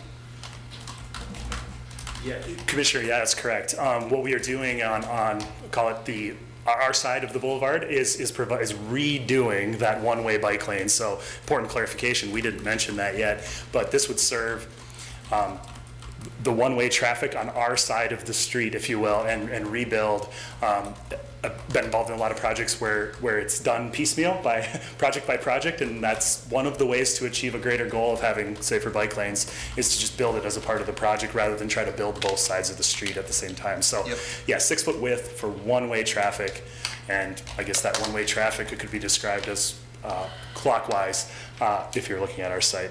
Yep, okay, that makes sense. So it's also like right next to the curb. What's the thought about putting the landscape buffer on the not road side of it? I feel like if I were riding on it, I would be worried about falling into the street and then getting hit by a truck. Sure. Commissioner, excellent comment. They're done both ways. One, as a person who rides bike to work every day, I have experienced both conditions, so I think about it quite a bit. One way to think about this is it does severely enhance the pedestrian condition when separated. Just the very fact that it's more than a stripe that delineates the walking zone from the biking zone is in my view, a strong reason for arranging it the way we are. It also provides an opportunity for greater shade canopy of both and actually better tree health for those trees in the boulevard. So for those reasons, that's why it's proposed as it is. Yeah, that makes sense. It almost seems like the ideal would be landscape buffers between both, but in some places maybe you have the room to put that in, but in not others. Design decision. you mentioned a few curb cuts. I appreciate the limiting of them. Are you planning on designing those as just kind of standard curb cuts? We saw just a block, or well, two parcels away from you, I think, a few weeks ago, that they're talking about level curb cuts, so you don't have that cross slope as you try to navigate where the cars are coming through. I just spent a month and a half in a wheelchair, and I can tell you that those are just terrible. So. Right, and it's an ample, Commissioner, it's an excellent question because there's so much grade change on this site that it's like, how does that feel? They are at relatively flat zones pertaining to how you enter the building. So the JPA one, for example, is a standard two-way curb cut, 24 feet with the proper radii for entry points, and the cross slope is minimal in these locations. It's worth noting that the service ones are less than 24 feet in width, so they're kind of a one-way exit or enter. And then the porte-cochere ones are also, the porte-cochere entry point is an entry and an exit on its own, and those again will have minimal cross slope at the points where it crosses the sidewalk. Great. And then let's see, on the sidewalks. Yeah, I sort of see what you're saying about there's a giant cliff there and you don't want to build all the way around the curve. It's interesting though that you're kind of building it to the stairs to get into your courtyard. On the opposite side of the street, there's a sidewalk, but it doesn't start until like another few dozen feet past that. Is it totally impractical to build that up to at least where the sidewalk starts on the other side? Well, good, excellent question. There's a bunch of existing context there. In addition to that, it's a one-way street going east and then south. There is parking on street on the south side of Montebello for a portion until you get to the curb and then again after the curb. That sidewalk is really what I would call a door zone for that parking. It's very minimal in width. I suspect it's not very safe as a pedestrian, but it's there as a buffer between the wall more so than anything for a crash zone. Yes, it's strange how that happens. Really, the limitation is it would adding an additional sidewalk all the way around the corner would really get us nowhere. Eventually there's a sight wall as you come around the corner with the property to the south where I described the pinch point zone, and so that would interrupt the connection of such sidewalk, even if it were to be possible. Yeah, I mean, it seems like you'd want to kind of push people across the street to that existing sidewalk. Your edge is too thin, but it's better than nothing. Better than nothing. I wonder if you could work with the property owner across the street, who may be closer than you think. Well, I actually left the room. That would really, I think, make me feel a lot better about the waiver because it would create that connection for all those student apartments that are on the east side of Montebello, kind of further down, so they're not walking in the middle of the street. Yeah, so a pedestrian coming north on Montebello Circle, proceeding and then eventually west on their way to campus potentially. Yep. What does that pedestrian route look like at present and then in the future? Okay. Yeah. Right now it just ends and they're in the middle of the street, and Right. then soon they'll be in the middle of the street for a little bit, and then they'll cross over to your side. But I feel like we can I see where you're make it a coming little from. better. All right, next up, we got your use matrix. I've been on this commission since 2018. Our old chair used to be Lisa Green, who would really hammer these home on PUDs. You've got some questionable stuff in there. You've got parking garages as a by right rather than accessory use. You got surface parking lot as by right rather than accessory use. To me, while I doubt you will do this, that tells me you could build a 12-story parking garage. You might make a lot of money on football game days, but what's the thinking there? What are we doing?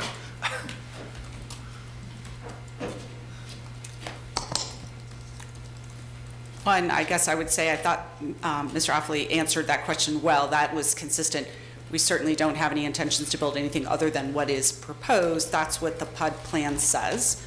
But again, as we understand, the PUD ordinance is to be like a zoning ordinance. And so we even showed all the same uses and tried to keep anything that was relatively consistent, remove things that aren't. That being said, if it would provide the commission with more comfort to remove a number of those uses, we're happy to do so. There's very little interest in any office buildings these days, as you, I know, are aware.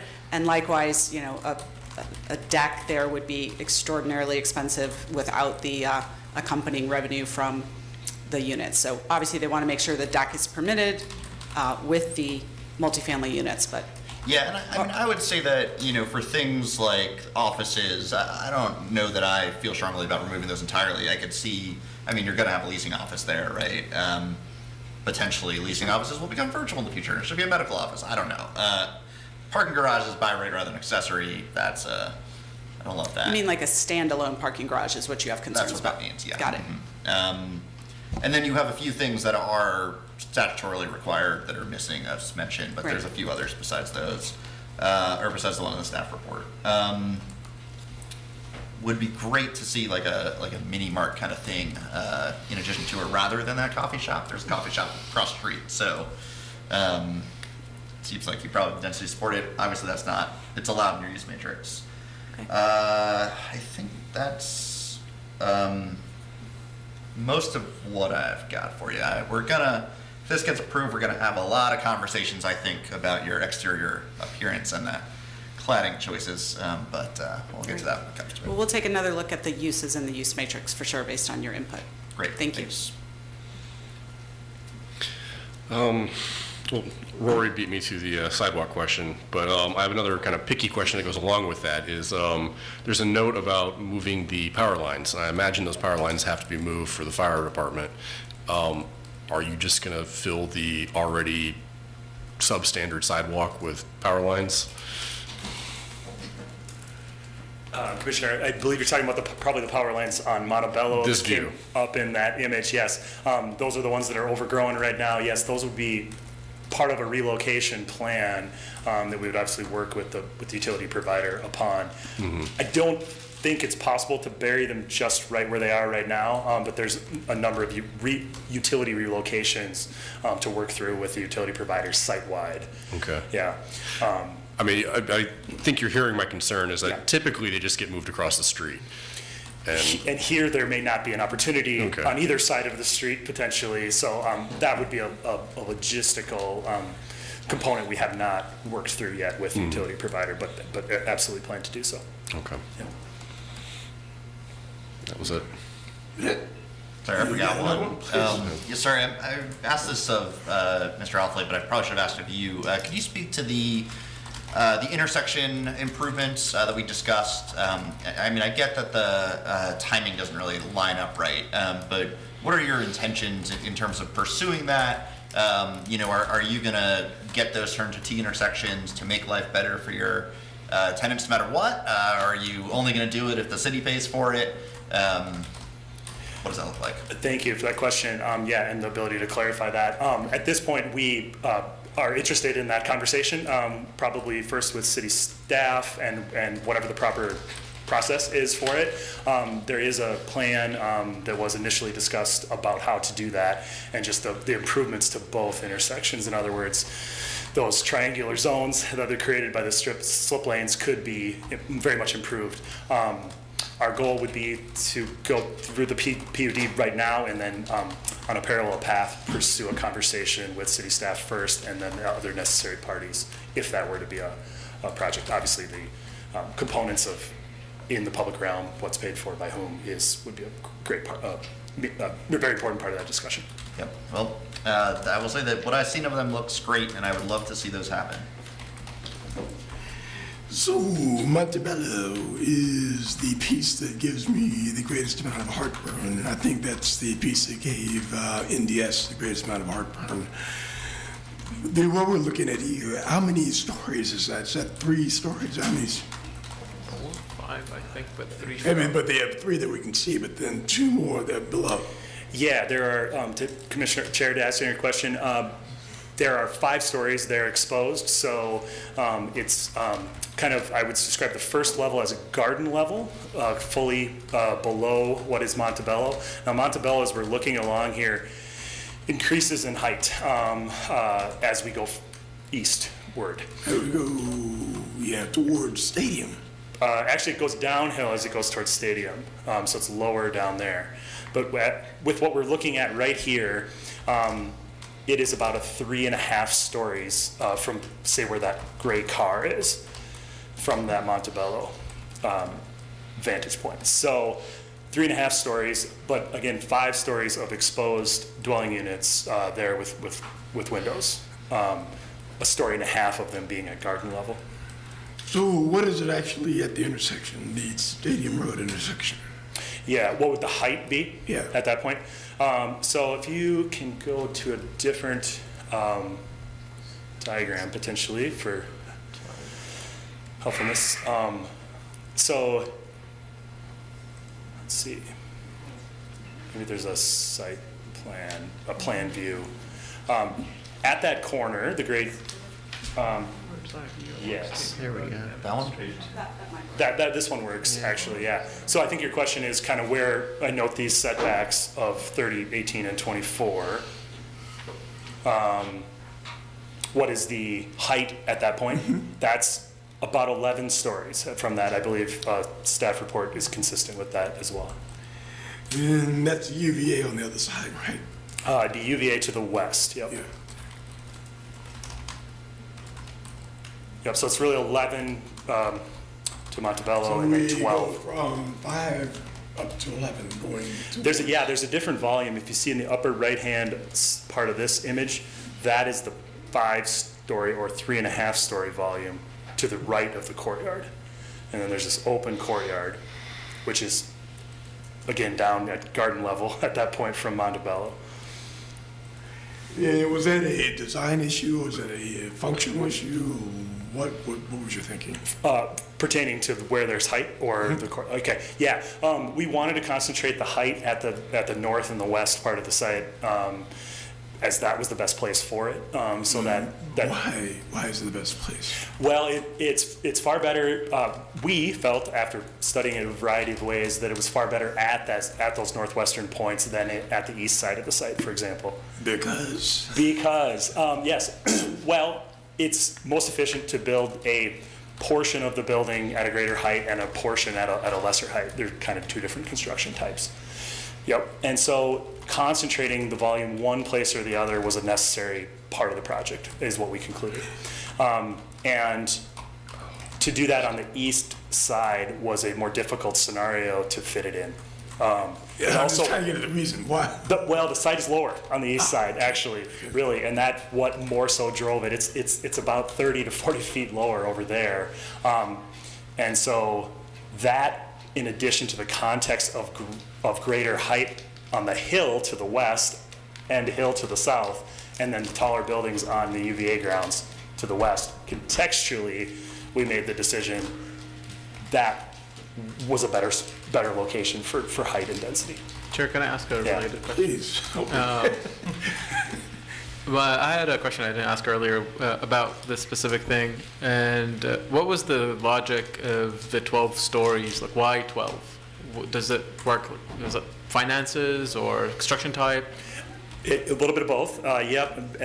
It works with the construction type in a good way. That's a sweet spot for density on the type 1 construction type, and the 5 stories is a sweet spot for a different construction type, and that and the different components and massing. So it's many things driving it, but to answer your question, construction type and efficiency and finance.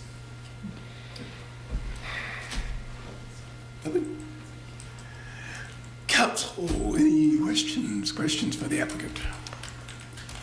I was concerned about the height, and I'm still not satisfied with the answer and how they were going to address the electrical wiring issue. And so because they are not at a point where they can address that at this point, I will let it pass.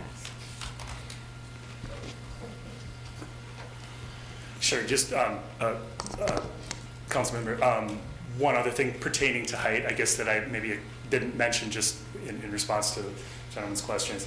Really, it's about, the primary thing I didn't mention is we want that open space there in the southern courtyard, and putting more density on the perimeter of the project, as the Planning Commission guided us towards, was wise in order to create that open space on the south. So hopefully that further elaborates on what I mentioned earlier. I don't know if that directly answers your question. I'll do a drive-by. Can I ask on the utility question, like, can you at least say that any sidewalks you put in will have a wide enough ADA compliant path without utility poles blocking it? Or is that not something you can say at this point? Because that's the big problem in the city with sidewalks and utility poles, honestly. You just have it smack in the middle, there's 2 feet on either side, it's ridiculous. Yeah, I guess at this point, there are lots of utility poles on the site, and so I think your question's apt in that we're reconstructing all these boulevards. Where will all that go, right? And so I wish I could definitively say, like, you know, we're not gonna have a utility pole in any of these boulevards. There may well have to be a negotiation or a plan, an approach where that's figured out. That's a pretty detailed, further down the line process-oriented item. But our goal would be that the boulevard is clean of those things. That's a project goal. So your goal is to put them underground, is that what you're saying?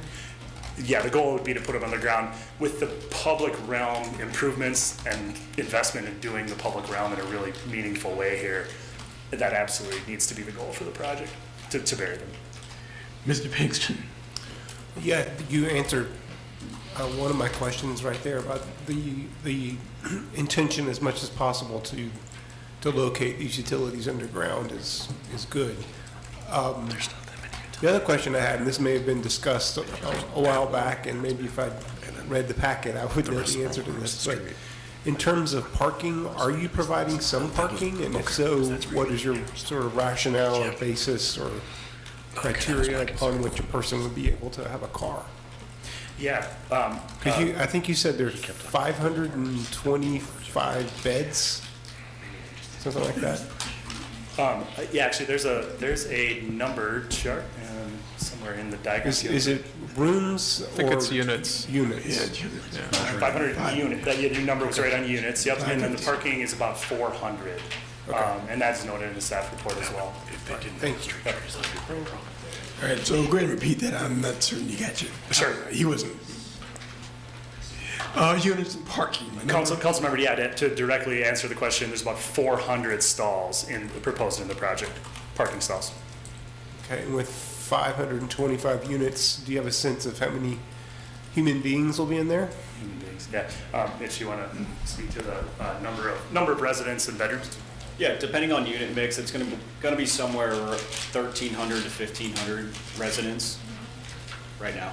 Okay, thank you. Yeah, and we feel like I think we had some feedback earlier about parking and potentially providing less the last time we met. So brought that down from somewhere around 50% per bed to 25% is where we are now. Okay, thank you. The concern, I guess, question I have is, looking at the staff analysis, they have identified a couple of things in particular that relate to the overall density of the development and the scale of the project. And I guess I'm wondering whether, since that report was generated almost a month ago, 3 weeks ago, whether there have been any further discussions or any effort to deal with that concern. I'm particularly interested in, as we look at a number of the different regulations that this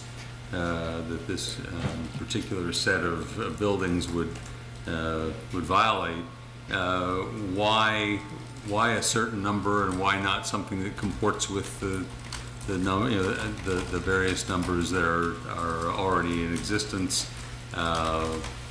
Is this just, hey, this is the most sardines we can possibly fit into this can, or is there some real method to the madness?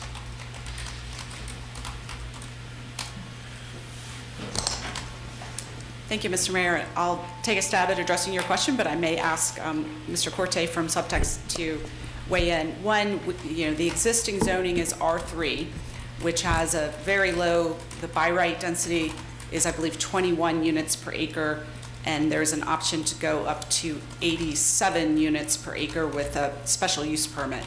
Given the comprehensive plan designation for the property for urban mixed use in that location, obviously contemplates much higher density, we think the location adjacent to grounds and how walkable it is to almost everything, that it really can support a much more significantly higher density.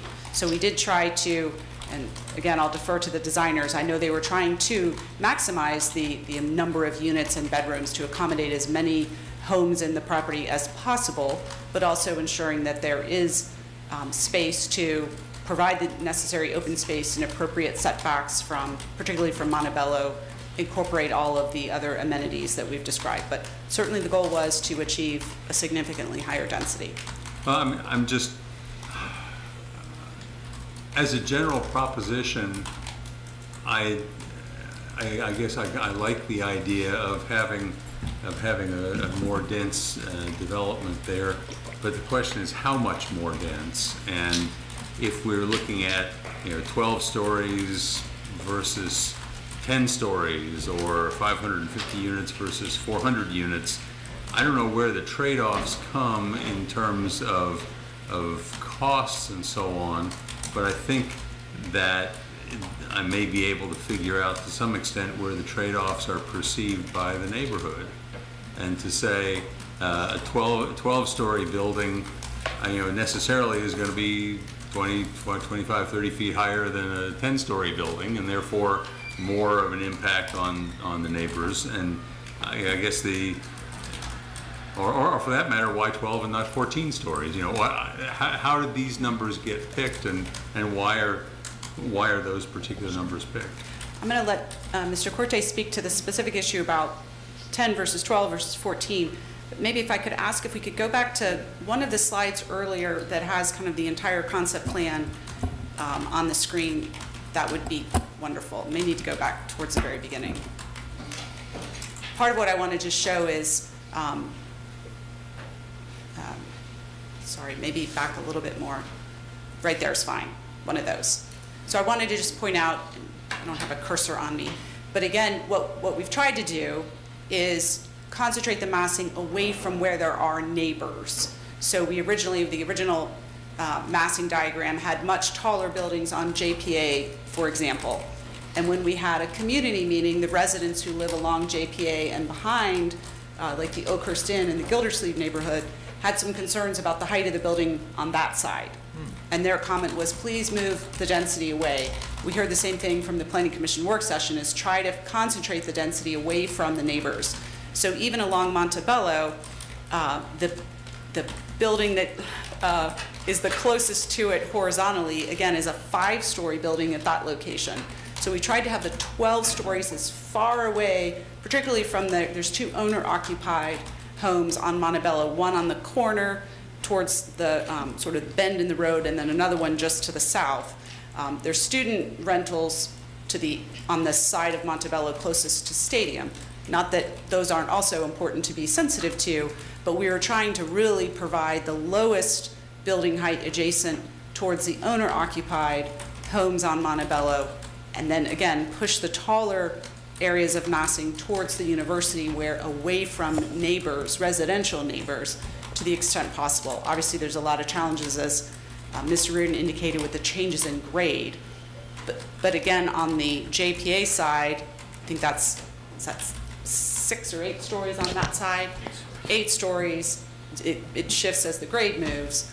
But again, having up at the very corner, there's actually a 2-story building. It's 3, but 1 story is below grade. So we really tried to be sensitive as much as possible to the height of the buildings near the actual residents who live there, and make it taller towards the university side, where it would presumably have less of an impact on any residents. But I would ask Mr. Corte to speak to your question about the other factors that go into building height. Before he speaks to that question, what did the residents on Montebello share with you? You told us what the residents on the Oakhurst side said. What did the residents on the Montebello side say? They had similar concerns. Okay. And the original version of the massing, and we could compare that, had a much taller wing of a building closer to Montebello. So you're saying that's why you lowered it, because of their concern? That's right. And have you spoken to them since you made the change? We had the community meeting before we made that change, but Okay. that was a large driver of that change. Oh, but you haven't met with them since? Not You've made the since, change. but I believe they may be here tonight, so they'll probably have some feedback on that. But we'd be happy to do so. We really have tried to be sensitive to the feedback think that you we should. receive. We'd be happy to. Yeah, I think Sure. you should. Okay. I know you're happy to do it, but I think you should. Okay. Because their homes are being impacted. And I think if this development moves forward, you and your firm and the architects need to feel that you're doing the best thing by the current residents. I looked at the information that we just saw about parking, and I don't know how you came up with those numbers, but if you're looking at units that are 2 and 3 bedrooms, you're gonna have at least 2 cars, and you are saying that those units are gonna only have 1 car, and I mean, it's just, that's not even realistic. So I think as much as you want Charlottesville to be a walkable city, as much as people are concerned about the carbon footprint, we need to be realistic. I'm one person in a house with 1 car, but when there were more than one of us in that home, we had more than 1 car. Yes, we have a driveway, but if you're looking at apartments and condos, most people have 2 cars. So to say that this unit is only gonna have 1 car, and you're gonna have 500 and some units in this building with 400 cars, that's not realistic.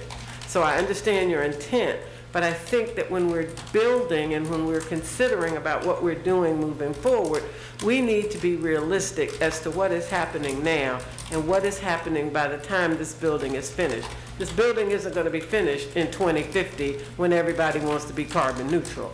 It's going to be finished much before then. So what are you doing, and what does that actually mean for 2025 and 2026? Again, I may, first of all, thank you for the feedback and your comments. It's very helpful. And we understand it is almost on every project that we work on, a balance between ensuring that there is enough parking to accommodate all of the residents or employees, whatever the use is, but not more than is needed. Particularly with structured parking, the cost of each space is so significant, it is challenging. You don't want to build more than you need. With this particular location, given its proximity, the hope is that it will be very attractive to students who either do not have a car or do not want to have a car or can't afford to have a car, because they could live there and walk to their classes. They can walk to the grocery, to the hospital, to lots of other places. It'll be on the bus lane, accommodate bicycles, scooters, all of those things. I don't think I even mentioned that there'd be space for scooter parking as well.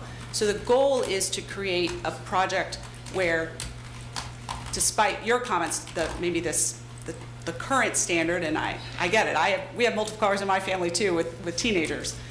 But at this location, the hope is that it's the students who don't want to have to deal with a car, pay for a car.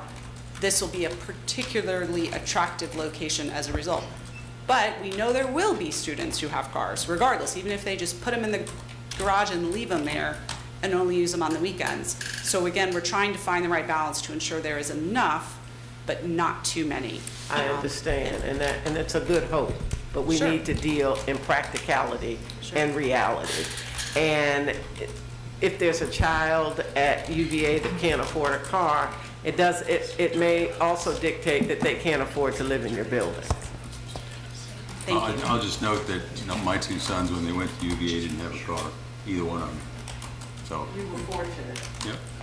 All the ones I know do. Chair, Councilor Payne is watching virtually and he has his hand raised. He potentially has questions. All right, the mayor had one more point that he was going to make. Sure, Let's let him no make that problem. point, and then we'll segue to Council Payne. Well, I had asked a series of questions that some of which we worked on answers for, and some of which were supposed to be forthcoming when Ms. Purrier joined the We're talking conversation. about the difference in why 10 feet or 12 feet. Yeah, so 10-foot stories.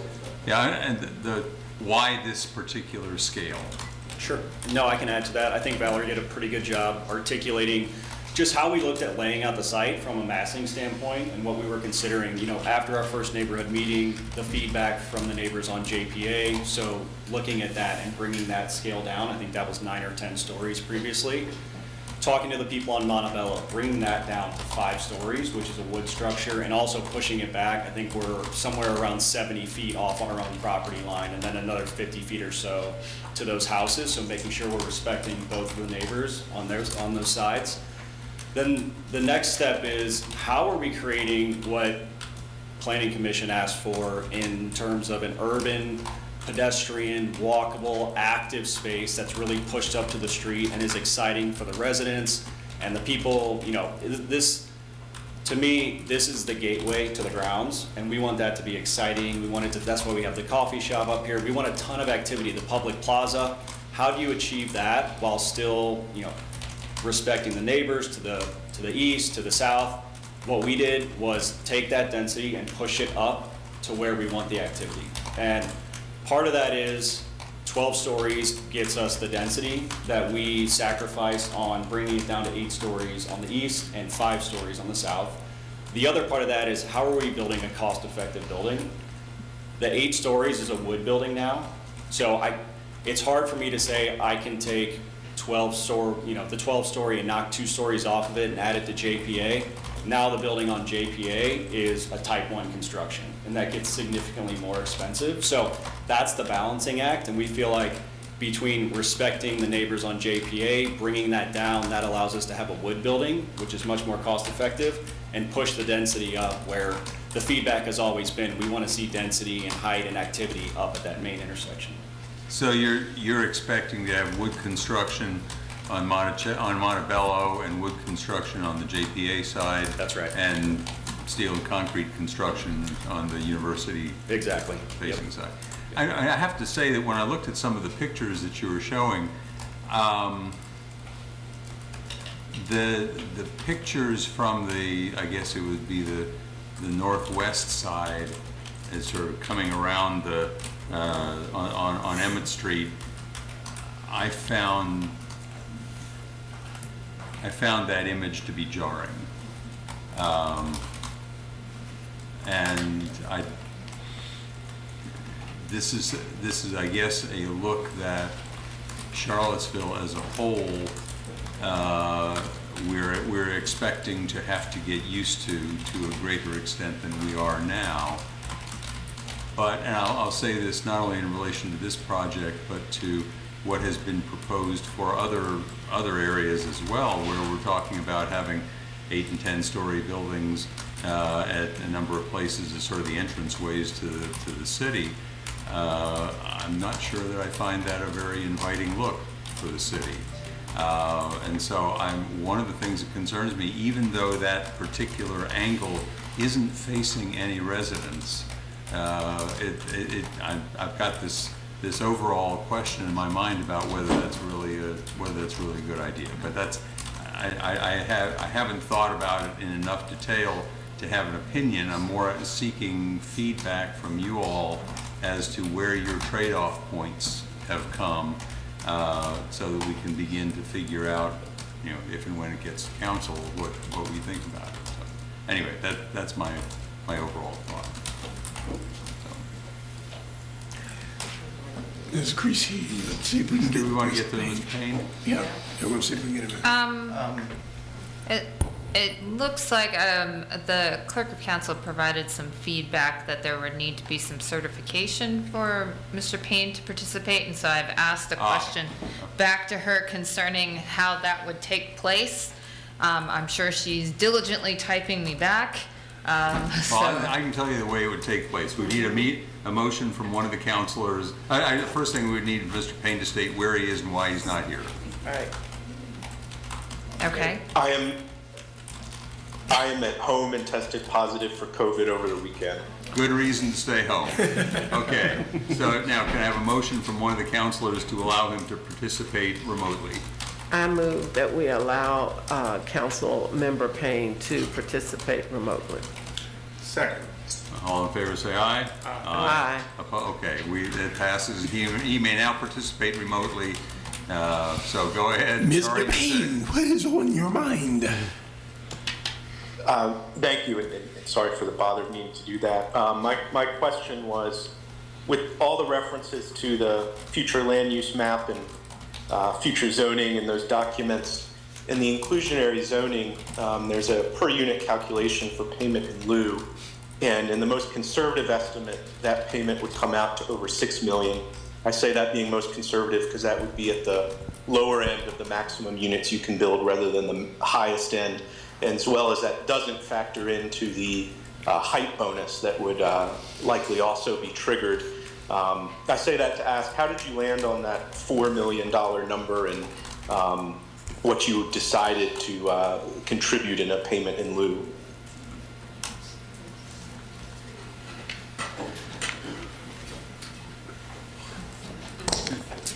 Yeah, so first off, I just want to say we understand there is an affordable housing issue, and we want to do everything that we can to try to help resolve that. From our perspective, affordable housing units located in a student housing project is not the most ideal situation. Based on the unit calculation that is in the current ordinance, I believe it came out to about the $2 million number of what would be required. And we believe that doubling that kind of helps the city and helps us do our part to contributing to resolve the issue. It wasn't based on a calculation. It was just based on the fact that we understand that this is a real issue, and we've talked to a number of different people about it. We don't feel like it's the right solution to put the units in the building. So we feel like the fee in lieu could be a much more impactful way. And I don't know exactly what the financing situation is with the city, but in talking to other municipalities, with the fee in lieu situation, you can actually leverage that. So you can leverage that 5, maybe 10 times. So the $4 million that we're contributing could actually be 20 or 40 million of actual development. So if you look at that, we would be providing maybe 50 or 55 units in the building. If you lever that 4 million, that gets you to 20 or 40, and if it's 150,000 or so a unit, now you're looking at 130 to 250 affordable units that you could potentially build with that fee in lieu. So that's kind of the rationale of how we thought about it. Yeah, and to be clear, I'm not asking about why affordable units wouldn't be built in the development, but rather the calculation for what the payment in lieu is. Which again, even under the most conservative assumptions, is below what's in those draft documents. But thank you. Ooh, council, any more questions? We have a question. Nope. No, I don't. If I could, if this is appropriate, if it's not, tell me to be quiet. I'm just wondering, so in terms of this parking piece, the number of spots that are being provided, it sounds like there was a conversation that happened at an earlier planning commission meeting, and maybe speak, if you all would mind sharing a little bit about your thought process.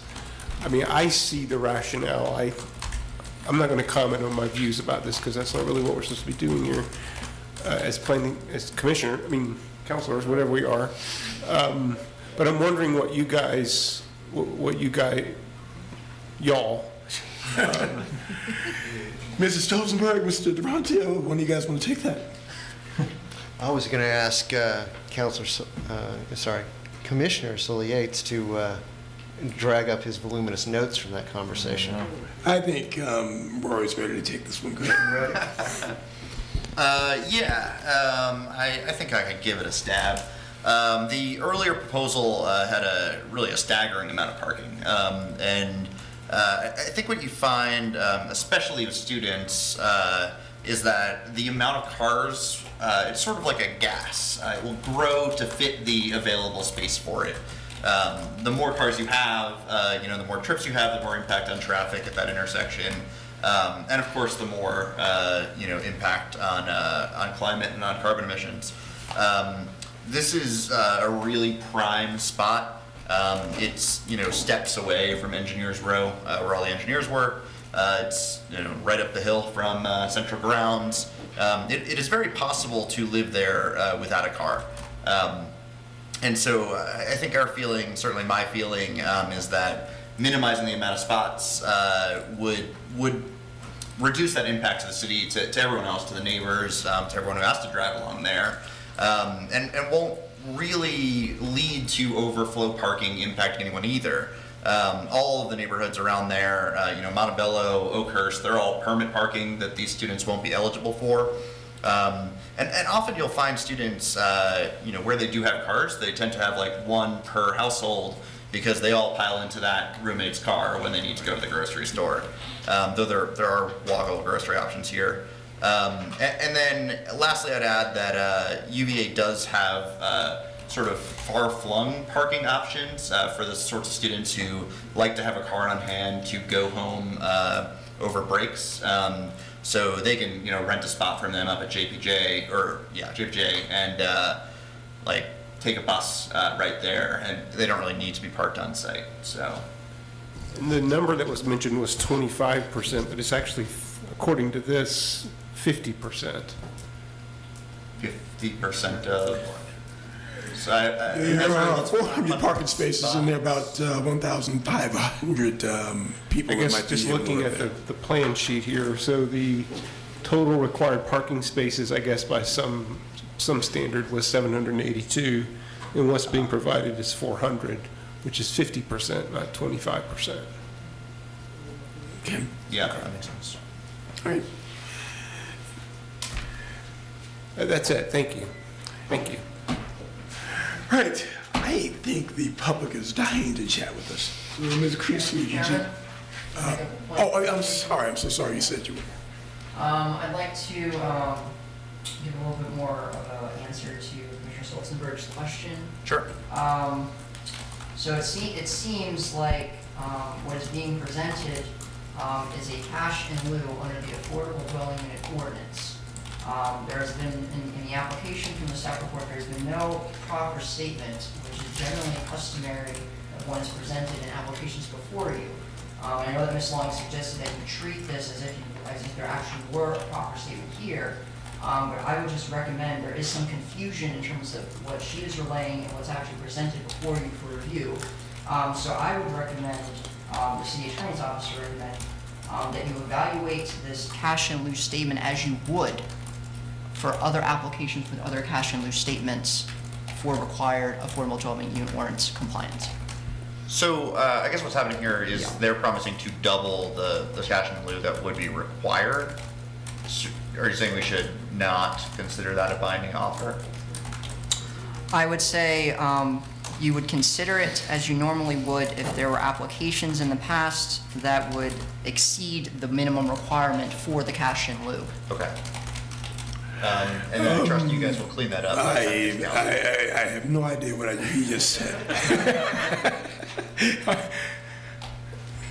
The proper is that if they go by the calculations, it's going to be 2.3 million or 2.8 million bucks, or no, a number like that. If you go by what's in their development document, it is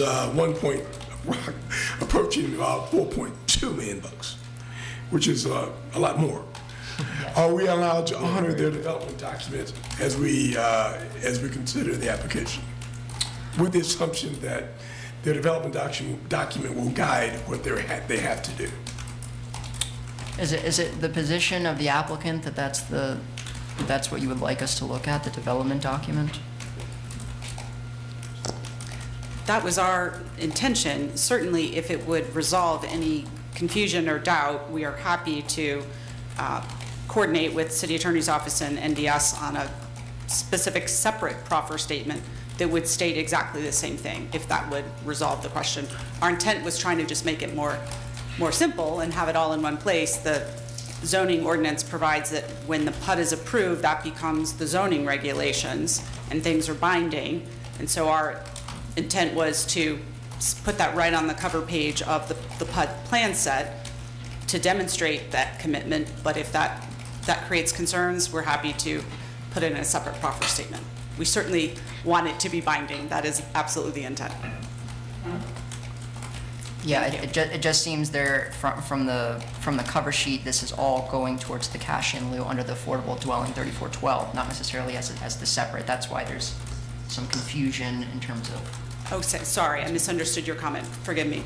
The reason for specifically referencing section 3412 of the ordinance is because that is based on the final site plan, in terms of it's based on the size of the building, and there's a formula in 3412 that's, again, based on the final plan. So right now, we are able to estimate using the Office of Community Solutions worksheet for what that would be based on what they plan to build. That could shift slightly as the project goes through design review, entrance corridor, site plan, et cetera. So we wanted to say whatever it ends up being, whatever the final size of the building is, we then run the worksheet again for 3412, and whatever that final number is in terms of the cash in lieu that would be owed, they pay twice that. So again, we were trying to do that so we didn't commit to a figure, a hard figure that might change, that, we'd end up paying less than we should if the building were slightly different. I hope that makes sense. Why, I think we're comfortable with that flexibility, if you are comfortable with that flexibility. Are you? Shut up. Was one of these? Yes, thank you. I can't remember. Oh, yeah, public hearing. Yes, public hearing. All right, so we are getting ready to begin our public hearing. We will have in-person speakers as well as virtual speakers. For those who are virtual, if you're interested in speaking, please raise your hand in the application. If there's anyone who is on a phone line, if you were to hit *9 on your phone, that will raise your hand in the application. We'll begin with our in-person audience. Do we have any speakers for this public hearing? Okay, we have a couple around the room, many around the room. Anyone like to start? Please come forward.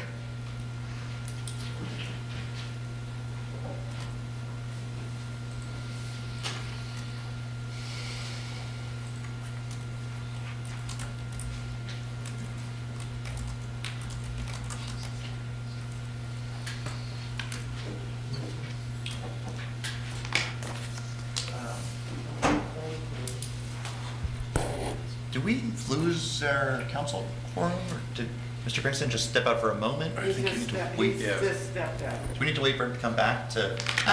We will wait for our speaker to begin until we're back to 3 counselors in the room. So it might be a minute or so. Hopefully he will return. Oh, Mr. Payne is virtual. I guess he does come to the. Oh, that is true. Down towards the physical forum. No.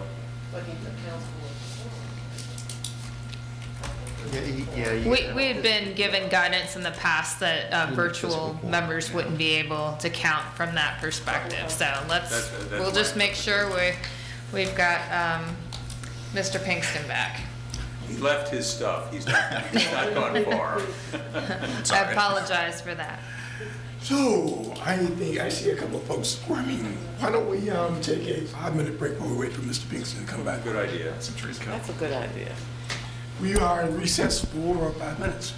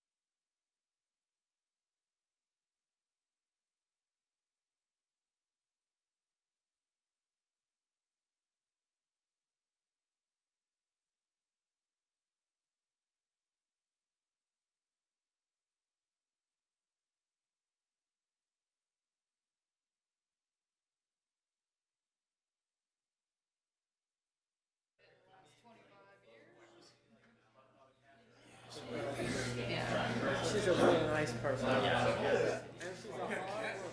What is your daughter? They might have a kid.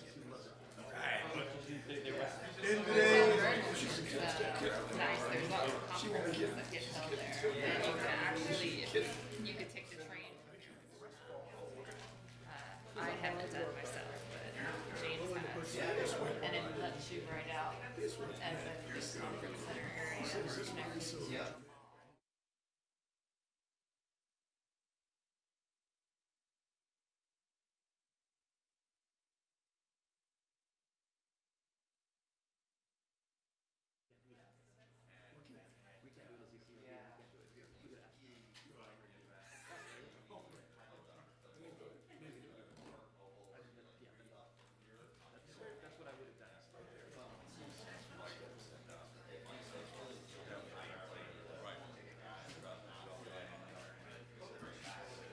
That's what Matt was trying to do.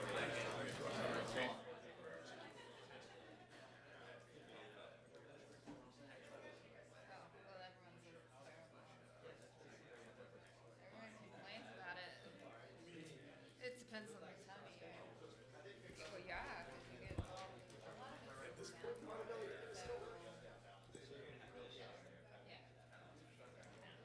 I mean, at this point, yeah. If you're here, yeah, you're looking at huge wall. But if you're here, It's that time.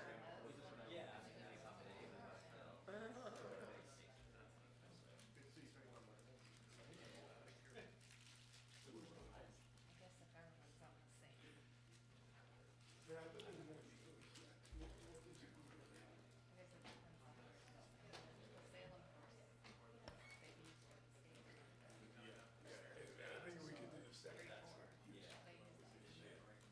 And then there's that other one.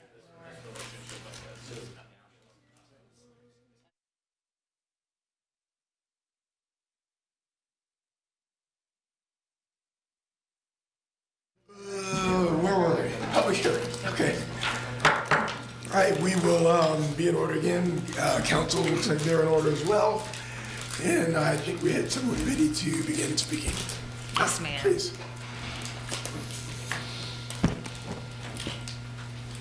Hello, I'm Ellen Contini Morava from 225 Montebello Circle.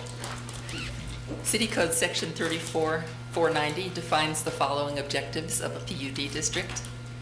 1, to encourage developments of equal or higher quality than otherwise required by the strict application of zoning district regulations that would otherwise govern. Current zoning district regulations, especially the lenient allowances of an SUP, give developers lots of leeway. This project is not of equal or higher quality than other student high-rises that have already been approved through the SUP process. Its huge scale, excessive height, and unattractive appearance make it lower in quality. Objective 2, to encourage innovative arrangements of buildings and open spaces to provide efficient, attractive, flexible, and environmentally sensitive design. We concur with a statement on page 23 of the city staff report. Quote, staff does not find the proposed development to be designed in a particularly innovative arrangement with regard to building placement, open space, or environmentally sensitive design, unquote. Objective 6, to ensure that a development will be harmonious with the existing uses and character of adjacent property, and or consistent with patterns of development noted with respect to each adjacent property. As pointed out by the city staff report, page 24, this project is, quote, not harmonious with the residential patterns of development along Montebello Circle, unquote. Although some properties on Montebello Circle are rented to students, others are single-family homes, and none of them is taller than 3 stories. Objective 7, to ensure preservation of cultural features, scenic assets, and natural features such as trees, streams, and topography. This project will drastically reduce existing mature tree canopy, already insufficient in our neighborhood. Trees newly planted will take at least 10 years to provide meaningful shade. The Tree Commission is very concerned about the loss of tree canopy in the city. Objective 8, to provide for coordination of architectural styles internally within the development, as well as in relation to adjacent properties along the perimeter of the development. The proposed architectural style is not only inconsistent with that of the neighborhood, but with Charlottesville in general. Objective 9, to provide for coordinated linkages among internal buildings and uses and external connections at a scale appropriate to the development and adjacent neighborhoods.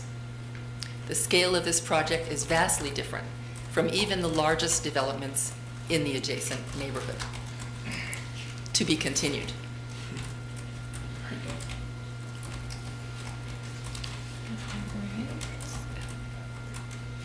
All right, we will move to our virtual speaker, and we will continue to alternate. Our first speaker would be Matthew Gillikin. Matthew, can you hear us? Yes, can you hear me? Yes. Yes. Good evening, planning commissioners and city councilors. This is Matthew Gillikin. I'm here to speak on behalf of Livable Seville, and we wholeheartedly support this development. This is an exciting opportunity for the city. This is exactly where student housing should go in this corridor in general, and this particular parcel might be the perfect spot on that corridor for this. I want to remind you all that this is primarily about housing for people. This isn't about parking. This isn't about architecture. This isn't about massing. This is about people. People having homes. And this would provide probably about 1,000 more UVA students homes than the site currently allows. That will in turn allow people in other community neighborhoods in Charlottesville to have homes. And the funding that's being offered, wherever it settles out, will help pay for something like 501 Cherry by the Affordable Housing Fund contribution. So there's people here at this location, people elsewhere in the city, and people who need homes that are income restricted.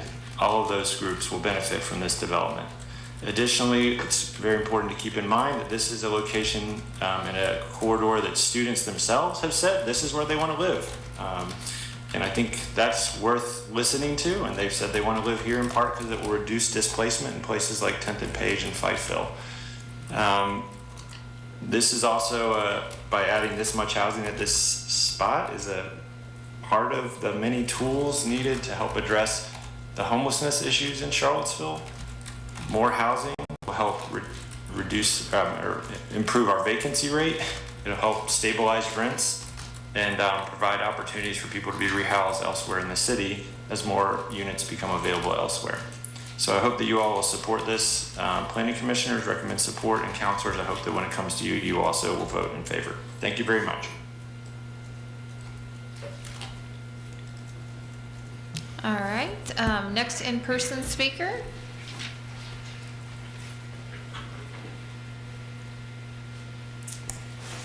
Hello, I'm Bobby Williams from 108 Oakhurst Circle. I would like to add to what Ellen Cantina Moreva was saying. The 100 Stadium Road project is not compatible with the comprehensive plan. Goal 3, objectives for mixed-use areas. Protect and enhance the existing distinct identities of the city's neighborhoods and places. Please note these statements on the city staff report on page 9, quote, staff is concerned with the scale of the project and how it transitions to the established lower density residential neighborhood along Montebello Circle. And further on page 22, quote, staff believes the scale of the development could have an impact on the surrounding neighborhood, more specifically the south of the subject property, unquote. Especially problematic is the proposed height of this project. City staff report number 10, page 10, quote, the city's comprehensive plan envisions a maximum height of 8 stories along Stadium Road and Emmett Street that transitions down to 5 stories within the high-density residential area along Montebello Circle. Staff finds the proposed height would not conform to the city's comprehensive plan. On page 16, the proposed rezoning does not align with the 2021 future land use map as it relates to height. And on page 23, the proposed PUD would allow a height that is 34 feet higher than the maximum height allowed, which is 101 foot, within any of the city's zoning districts. Comprehensive Plan Goal 7, entrance corridors. Ensure that the quality of development in Charlottesville's designated entrance corridor overlay district is compatible with the city's requirements and standards and with the adjacent neighborhood's historic, architectural, and cultural resources. The position of this project where the Fontaine Avenue entrance corridor meets the major access route from 29 North and right across the street from UVA, a World Heritage Site, makes it even more of an eyesore. It will also degrade the environment of nearby Montebello House, built in 1820 and appearing on the National Register of Historic Places. And last but not least, this is yet another example of high-density high-rise that will not add any affordable housing. Please reject this PUD application as stated in the staff report. The staff cannot recommend approval. The proposed scale of the development does not allow with the future land use map of the comprehensive plan. Staff also finds the proposed development does not meet the higher standards and objectives outlined for a planned development.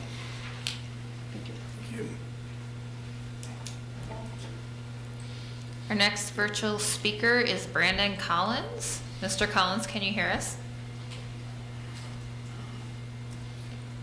Yes, I can. Good evening, Planning Commission and City Council. My name is Brandon Collins. I'm a lifelong resident of Charlottesville. Have raised 3 children here, and I am just chiming in to encourage you all to support this project. I think it makes a ton of sense. As a previous speaker said, it is the right project for the perfect location, close to UVA, with high density. As Charlottesville continues to grow, I think it rises to the challenge of providing density in appropriate areas. This project will reduce student housing pressure on other neighborhoods close to UVA, such as 10th and Page, Rose Hill, Fifeville, and allow for affordable housing development and reducing displacement in those neighborhoods.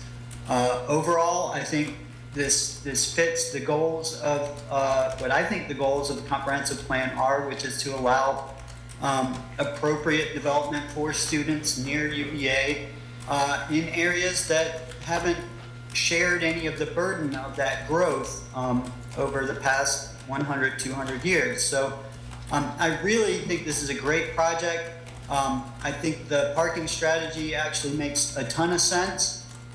It balances kind of the future need to reduce carbon emissions, and nobody really wants a ton of UVA kids bringing a ton of cars, and if we build more parking, they're going to fill it up. And I think UVA students are capable of living in this prime location to access a major university that is a working university. It's not just an historical site, but it's a place where people come to learn, and many, many, many, many thousands of people are joining our community, and they should live close to their university. So I do encourage you to support this project and have a great evening. All right, our next in-person speaker.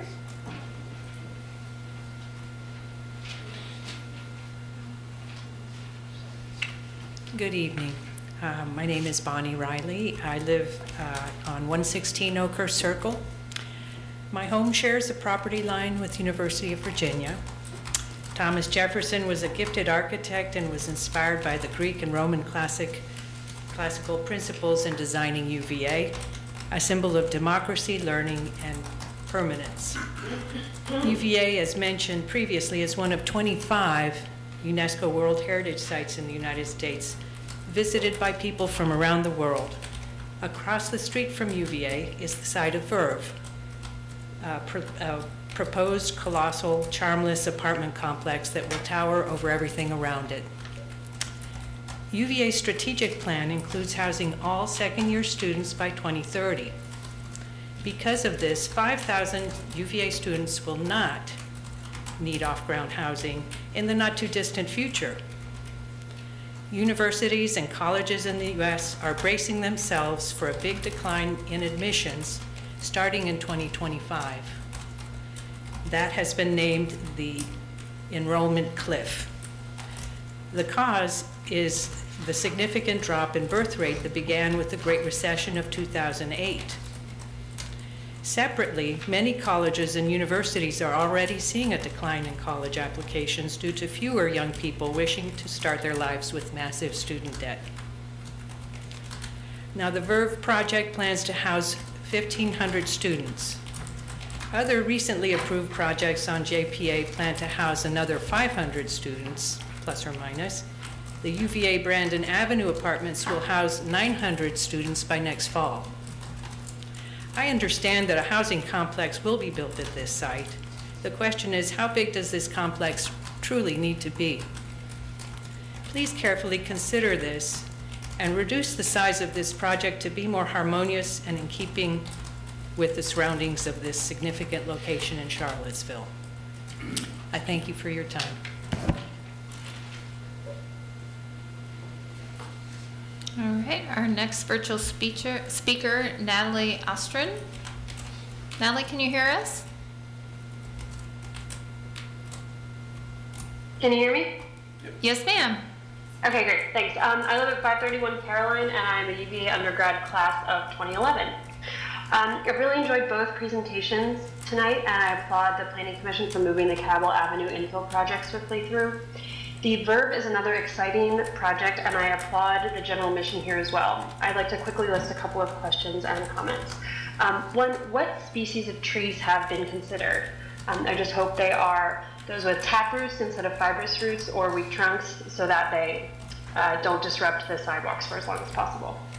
I echo Commissioner Stolzenberg's question about placement of the street trees. Fitting them between the bikes and the cars with heads on the inside of that offers the most protection for bikers. On that same subject, it would be nice to see a rendering of the street section at an elevation as if you were on the sidewalk walking down JPA in front of the building, so we could see the road, tree, elevated bike lane, sidewalk cross section. I think that would be helpful. Great job on elevating the bike lane, either way. Would it be possible to have that small commercial area as instead of a coffee shop? I think it might be more effective as a convenience store, kind of like at the bottom of the O Hill Dining Hall, which is surrounded by residential areas, dorms. So the area is basically a food desert, so it would be nice to have easy access to like the bread, milk, tomatoes, and beer that these students will want, and saving them a trip to Barracks Road or the nearest grocery store by a car or bus. If they can just pop downstairs, I think that would be useful. Just trying to imagine what it would be like if I was back in school. And then as to parking, first-year students are already not allowed to have cars on grounds, so it's not a stretch to imagine that upper-class students will also not want or need cars, especially if great bike or bus infrastructure is offered, which it is. Like Lloyd's kids, I did not have a car during my 4 years at UVA, and several of my friends and classmates did not either. Most people remember college as the best 4 years of their lives, and perhaps that's because it's the only time they've lived in a truly walkable community. So that's definitely something we should encourage. And then finally, echoing what a couple other speakers have said, concentrating students at the top of JPA near school prevents them from expanding into other neighborhoods like 10th and Page, Grady, Fifeville, etc. Preserving more affordable housing in those neighborhoods for families and also making it easier for those existing residents to remain in their homes. So I definitely encourage this project. Yes, the style might have a little bit of room for improvement, but I think it's a much more welcoming entrance corridor than, say, what we have going on at Long Street. So it's definitely a step in the right direction. Thank you very much. All right, our next in-person speaker. My name is Ann Benham. I live on 116 Observatory Avenue. And I just want to hold up this photograph once more and ask you, where would you rather walk? In a neighborhood that has this view or this one, which actually reminds me of buildings that you can see when you drive out of New York and go up north of the city through the Bronx. Kind of a bleak and ugly landscape. So basically, I just want to say that I think you're doing harm. You're obliterating a neighborhood. You're obliterating important green space. And I would hope that you would, if you're going to build this project, reduce the mass by a third. And the setbacks, make the setbacks further back so that after you, I think you're going to destroy about half a dozen mature sweet gums on the stadium side. And as Ellen said before, it takes at least 10 years to provide meaningful shade. And we're in a time of unprecedented global warming, so it's really not sure or certain that trees that are planted will survive. So, you know, there are a lot of factors to consider here, and I hope that the plan as it is now is rejected. Thank you.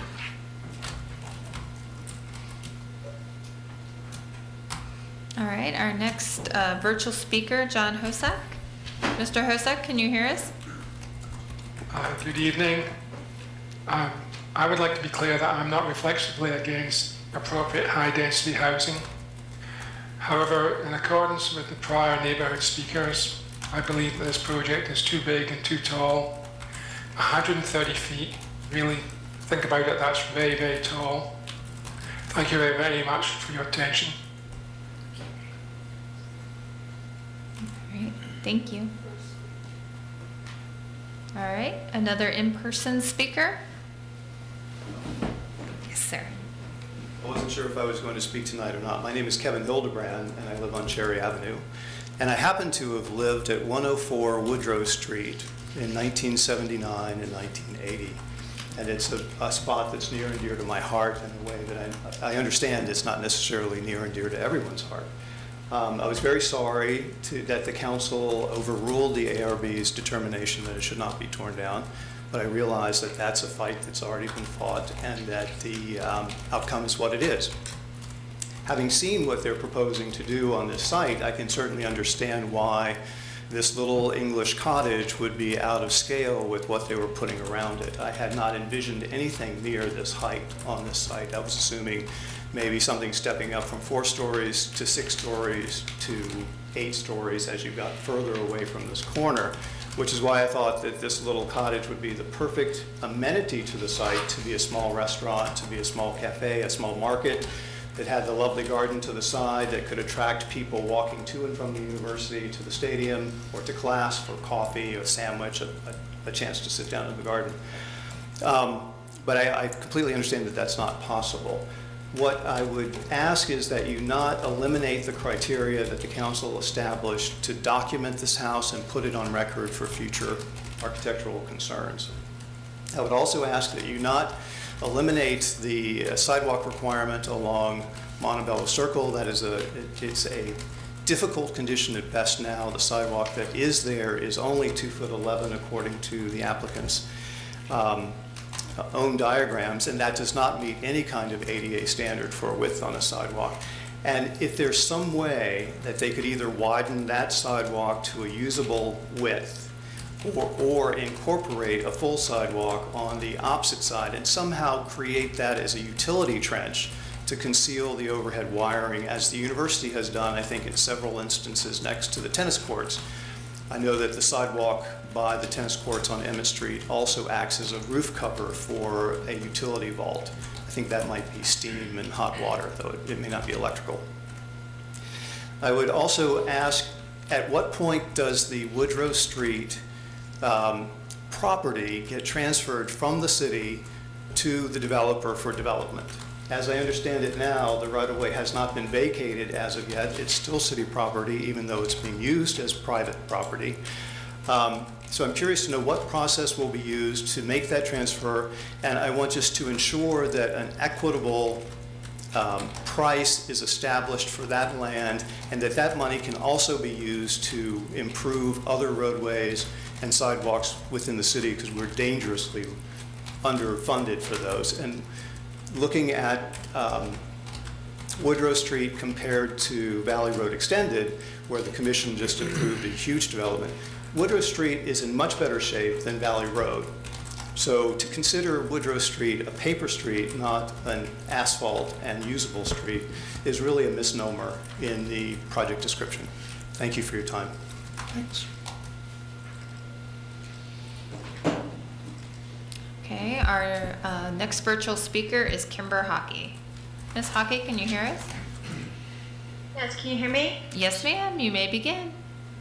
Thank you very much. I'd like to say first that I appreciate Councilwoman Puryear's comments. The sanity of her comments starkly contrasts what we heard from the city's traffic planners regarding the JPA projects going in, who said that despite the addition of hundreds of cars, they don't plan on expanding the roads. That buses, scooters, cars, trucks, bikes, and walkers will all share the road. They said they wouldn't do any traffic studies because they didn't need those facts. They were implementing a philosophy. That is not only bad planning, but negligent regarding public safety. Few developers have felt that affordable housing is quote unquote right for their building. And for the past 20 years, we've heard about intentions, and all the empty promises from developers to provide affordable housing. All of this has not been realized. We've been left with a hotel, $1 million luxury townhouses, and ineffective contributions to the Affordable Housing Fund. The city then throws up their hands and says, oh, well, there's nothing we can do about it. You can't enforce intentions. So what is the exact legally binding written commitment to which the applicant will be held accountable for what it sounds like $8 million? But throwing money at the Affordable Housing Fund has been an ineffective producer of concrete affordable housing units over the past 20 years. Please do remove any other uses, because that's how we ended up with a hotel on Ridge Street rather than affordable housing. It's impossible to have faith in proffers as well, because the city has a history of not enforcing those legal proffers to protect neighbors as promised. So I'm just wondering how any of this commitment is any different from previous false promises that have been made.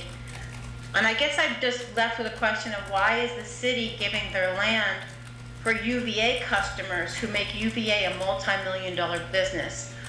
Homes for UVA's people need to be provided by UVA on its own land with its own money. I want to live in Paris, but I can't afford it. Years ago, Mayor Edwards specifically downzoned these areas to protect the neighborhood from UVA encroachment. UVA has enough money and land to house its customers and should be made to do so. So we should not be greenlighting these inappropriate monoliths as was done on West Main Street, 3 huge buildings, and those monstrosities have proven that feeding the beast of student housing has little effect on students still living in apartments in town. And it has certainly had little impact on providing more affordable or workforce housing for Charlottesville's non-student residents. Other than that, I agree with the previous points made by people who are against this project as it stands, and it should be modified, or other affordable housing should be done for residents. Thank you very much. All right, do we have any other in-person speakers? Okay.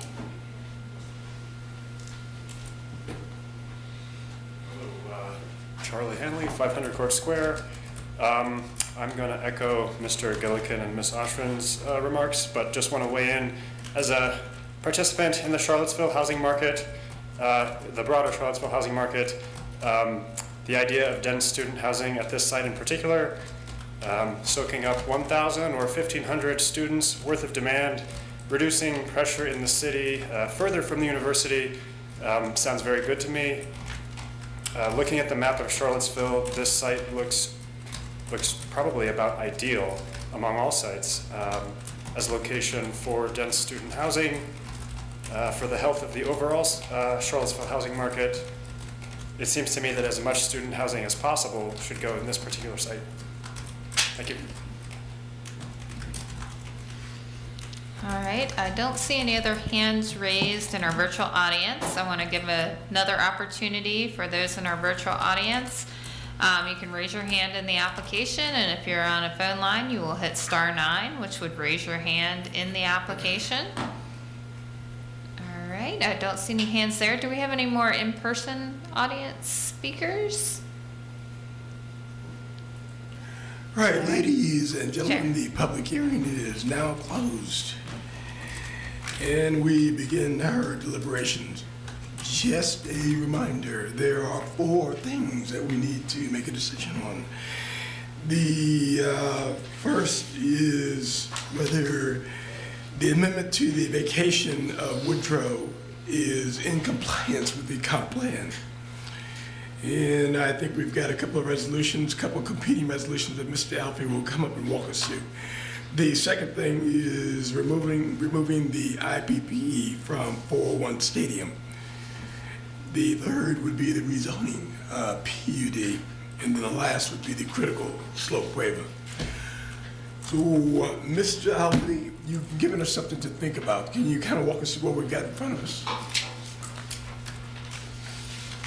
Yes, Chair, and just I want to clarify one item. I want to read into the record just the 2 resolutions I passed out to you also had one additional change. It should state the resolution of the Charlottesville Planning Commission for Woodrow Street CP 23-00002 Comprehensive Plan Review in accordance with Code of Virginia 15.2.2232. So just, I left out some words because you're not communicating those actions tonight. You'll communicate them at your next meeting. But yes, so you can definitely deliberate on this project. It's very hard to break it up and think about it in just little chunks. I know you want to think about it in whole, but do think about it in the actions you need to take tonight. So this first action is comprehensive code compliance to amend the November 4th, 1996 ordinance vacating Woodrow Street right-of-way. So in 1994, City Council did close Woodrow Street right-of-way. They put conditions on it that the plat that would actually need to be recorded could not be recorded till the conditions were met. So what you're doing here tonight is determining if amending that ordinance complies with the comprehensive plan or not. It does not change Woodrow Street being closed. That action was already taken, but does amending it to remove the conditions that basically would allow development of residential units in the abandoned area comply with the comprehensive plan. You have in front of you in the ordinance I handed out staff's findings on whether it does or it does not. Staff's recommendation is that it does not, but this will be your time to deliberate on that and then come back with a motion. And as you get to the motion, we can help walk you through. We'll need to understand the reasons that you believe it does not. Yes, and I'm holding the other one in my hand. Let me grab the other one. Mr. Chair, can I ask a couple of questions? While we're waiting on Mr. Albert. Did you say recommending instead of communicating? Am I remembering that correctly? Correct. There's 2 actions. There is as this body finding it whether it is in substantial in accord with the city's comprehensive plan, but then you're also going to communicate your findings to City Council. You did this very recently where you took action, then we came back at the next meeting to make sure that we had your findings correct to communicate those findings to City Council. So we will vote one way or the other tonight, and if we vote that it is in accord, then we will have to review some document. At your next meeting, you'll review that, and that will be communicated to City Council. If we vote that it is not in accord, you will come back next month, same thing. Either way, does one of these need to be read into the record?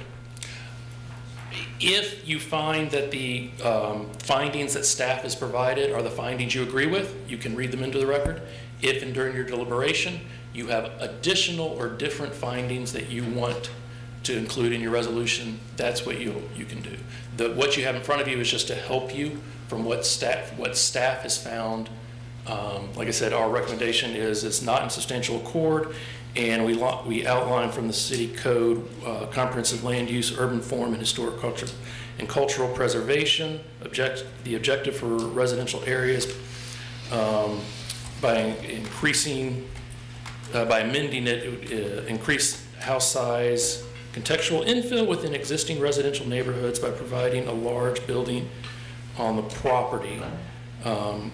By preserving the 1996 ordinance and adopting the preservation of the character, it would basically, by keeping the 96 ordinance, it would be in accord. By amending the 96 ordinance, it would not be in accord because of, yes.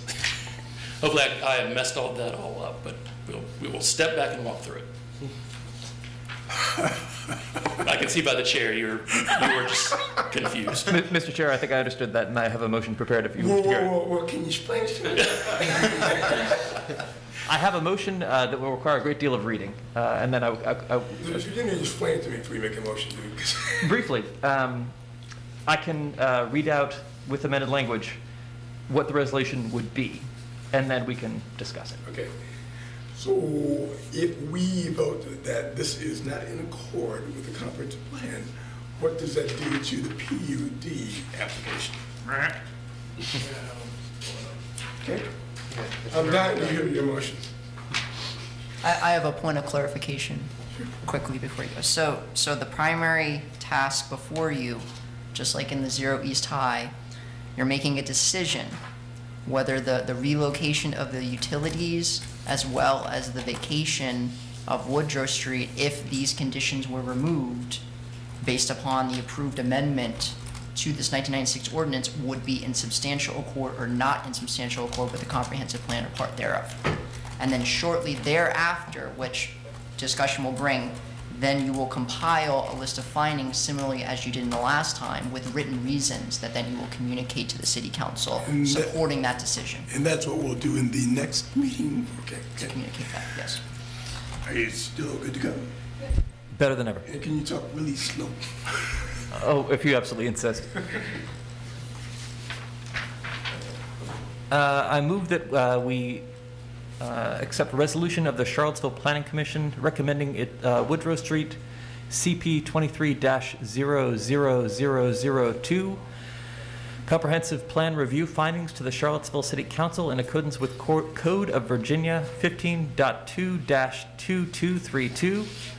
Whereas this Planning Commission held a public hearing on October 10th, 2023 to conduct a Code of Virginia 15.2/2232 review of the applicant's request to be amend the November 4th, 1996 ordinance vacating Woodrow Street right-of-way, which was requested as part of a zoning map amendment and zoning text amendment application, those being ZM 23-00004 and ZT 23-09-02 application, which was submitted to the Planning Commission for the specific 2232 review on September 26, 2023. Proper notice of this 2023, just start again. Proper notice of this 2232 review was published as required by law, including but not limited to Code of Virginia 15.2/2204.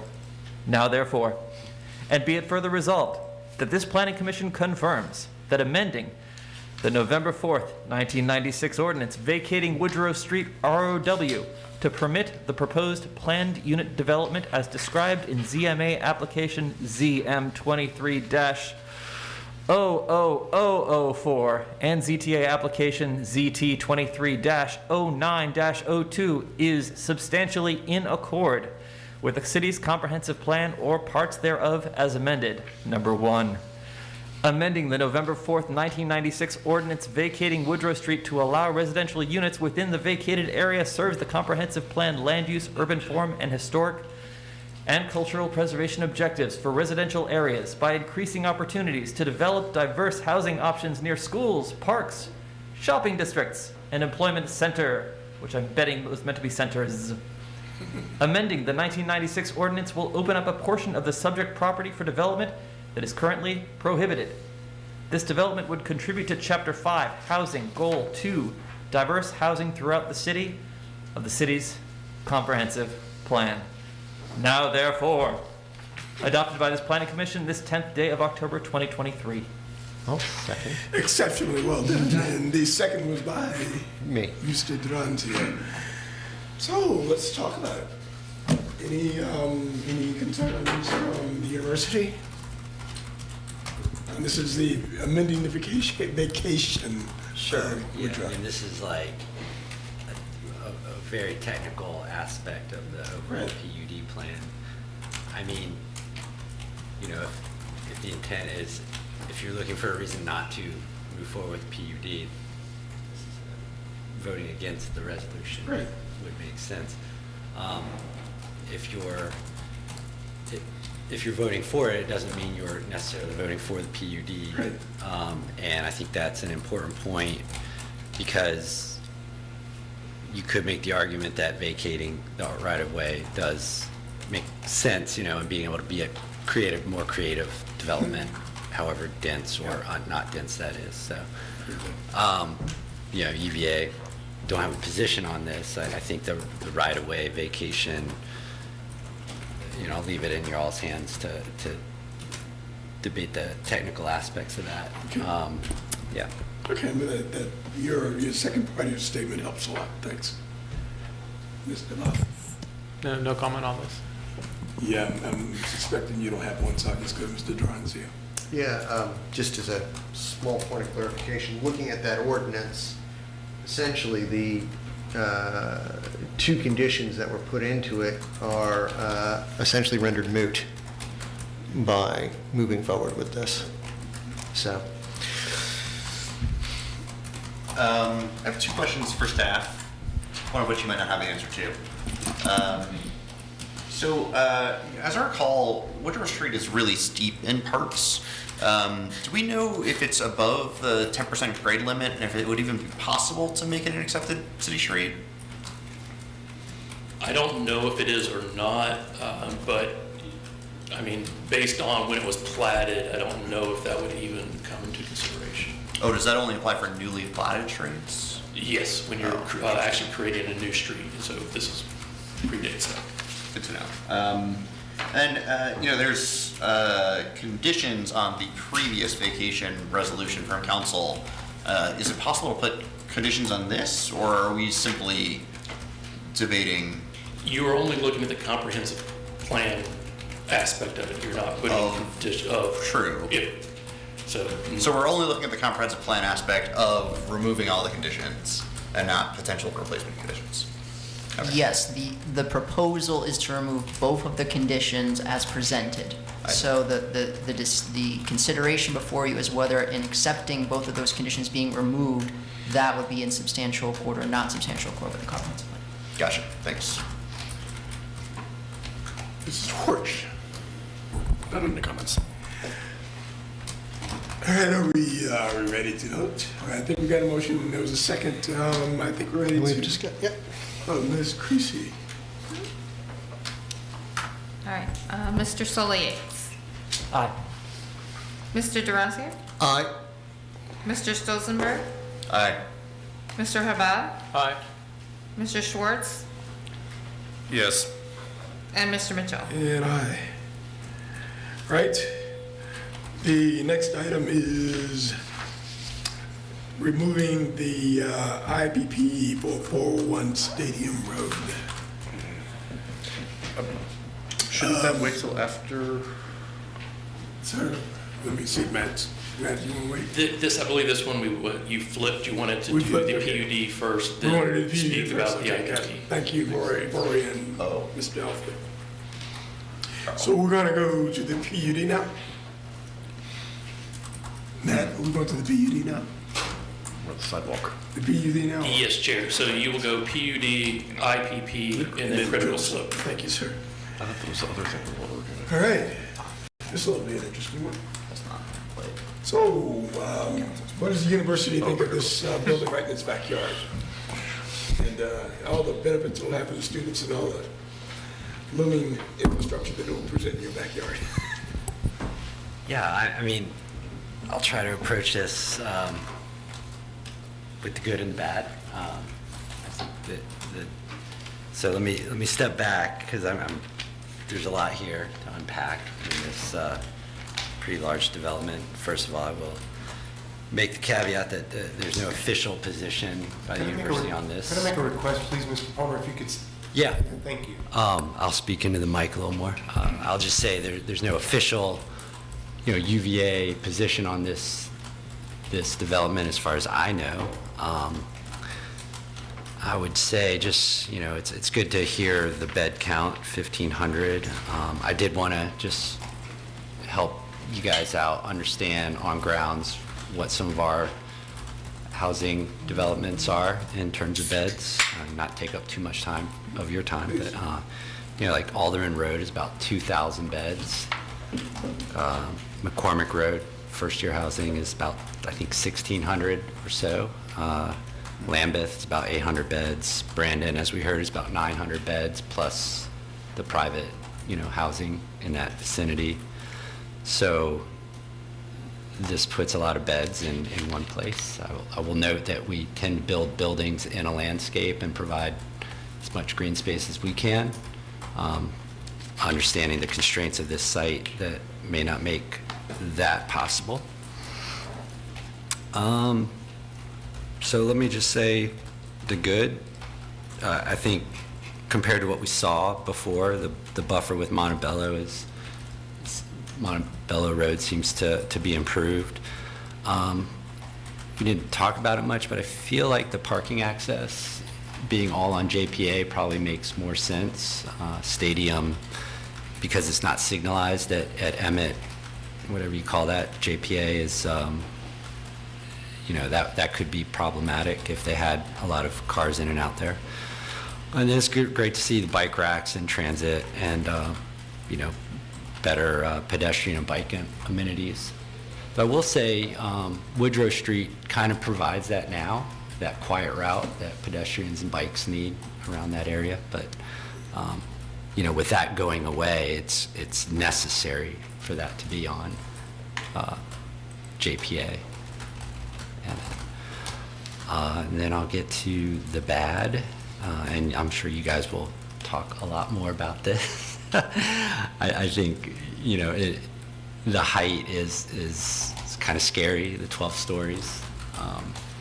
The 5-story aspect of it, I think works well in the context of the city or the area. 12 stories, there's no context for it. I think, I was going to say the loss of the stone building, but that seems to be a done deal for the most part. And then, while I think they were trying to respond to us somewhat by putting the street wall, right against the street, losing a bit of green space along the public right-of-ways is, in my opinion, maybe a bad thing. There's no real porosity in the building. There's no green, I don't know what you call those, interventions along the way. So, I guess the only other thing I could say, in terms of UVA is, as we heard, there is a strategic desire to house all our second years by 2030. I don't know the exact number of what we house already, but I think it's on the order of probably 50 or 60%. So you'd be looking at, if the class is 5,000, we already house maybe 2,000 to 2,500 on grounds. I don't know the exact number. So when you're thinking of the number of students that this would be impacting versus what UVA is trying to do, and if there'd be enough demand, those numbers are out there roughly. Thanks. I want to say thanks for all the effort it took to bring this before us. I know it's a ton of work. but I do have a few items, some of which Mr. Palmer mentioned. I'll start with, I will say that parking, the way I look at it, it's okay for me, it's student housing, and in our new draft, we're taking out parking minimums, so we could just leave it up to the applicant.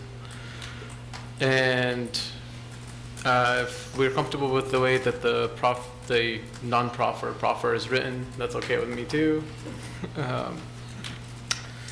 On kind of concerns and comments, maybe it was just me, but I did think that having that greenscape on Emmett was more appropriate the way it was first presented to us during that work session. I would rather have that space in the public realm rather than in a privatized terrace that's hidden from the public view. And that greenscape that we have now, or the green space for the fire department, or that was in the rear, is on a pretty steep slope. It's not really, didn't seem like it was usable. And I don't have an issue with density, but my concern is the massing. And with the long wall of like solid, almost nothing, and the 12 stories that face Emmett and Stadium, not as much the 5 stories on Montebello.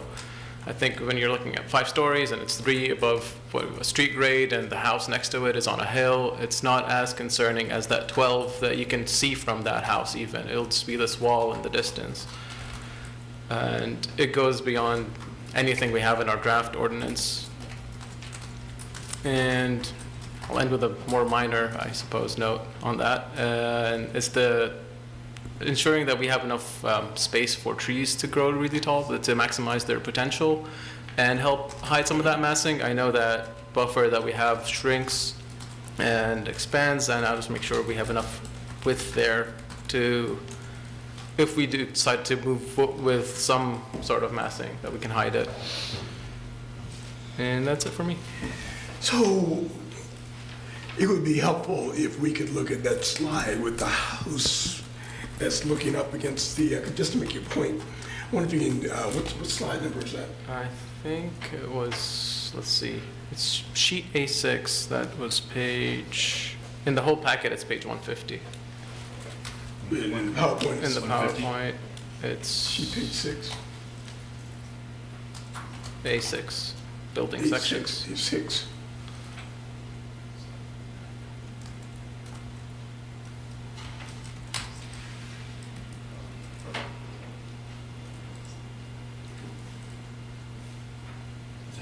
Let's see.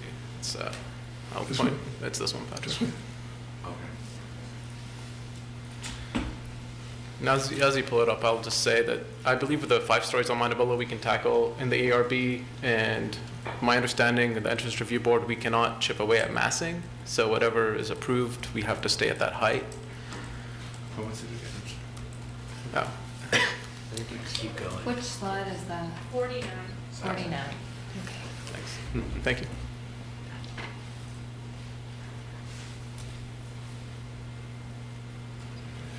So use that to make your point about the perspective. If you, I don't know if you can scroll. Is that the one? I think it's a zoom in of that sheet. Yeah, or like zoom out, maybe. It's 48. Oh. 48. Oh, there we go. Thank you. So my point was, if you look at that house and look at, this right here, you can really see the difference of scale and the impact on the whole neighborhood behind potentially. Where you have that 12th story right on Emmett and Montebello's right there. You can only imagine, standing right there, and as far up as you can see is this wall of building. Okay. And if you could keep that in mind as we continue our deliberations, I suspect we're going to come back to needing that slide again. The number that jumped out to me as I was looking at this material and speaking with the residents about the issues is the number 12. The number 12. We have 10 fingers. 12 is more than 10. It's scary. And that's a number that we haven't seen a lot in Charlottesville. We don't really have a good place to think about that number. And I'm hearing that that's a very economical number. That's a number that makes sense for concrete construction. And I'm looking at our comprehensive plan. Our number is 8. We allow, 10, up to 10 stories in our most intensive areas. We don't allow 12 anywhere in the city in our comprehensive plan, which makes me worry a little bit about our comprehensive plan. If the market realities and our policies are not talking, that worries me. So seeing that disconnect between what's in our comprehensive plan and what's in this proposal concerns me. I worry that we must accept physical reality at some level, which as a planner, that always gives me heartburn. I think that we need to make some space for 12-story buildings in this city if we want buildings that make financial sense, buildings that make structural sense, buildings that can provide affordable housing and decent living. And if we want to do those things, we have to decide on a place to put those things. And I cannot think of a better place than here.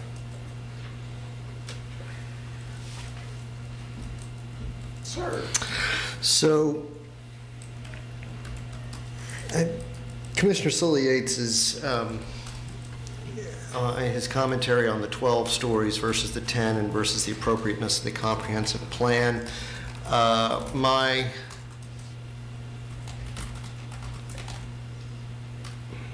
My instinct is that the comprehensive plan, we get told repeatedly, is a aspirational document, a guidance document, that we have ultimate goals that the particulars that underline them, like building height, are supposed to foster.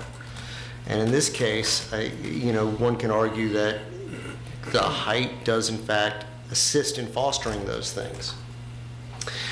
I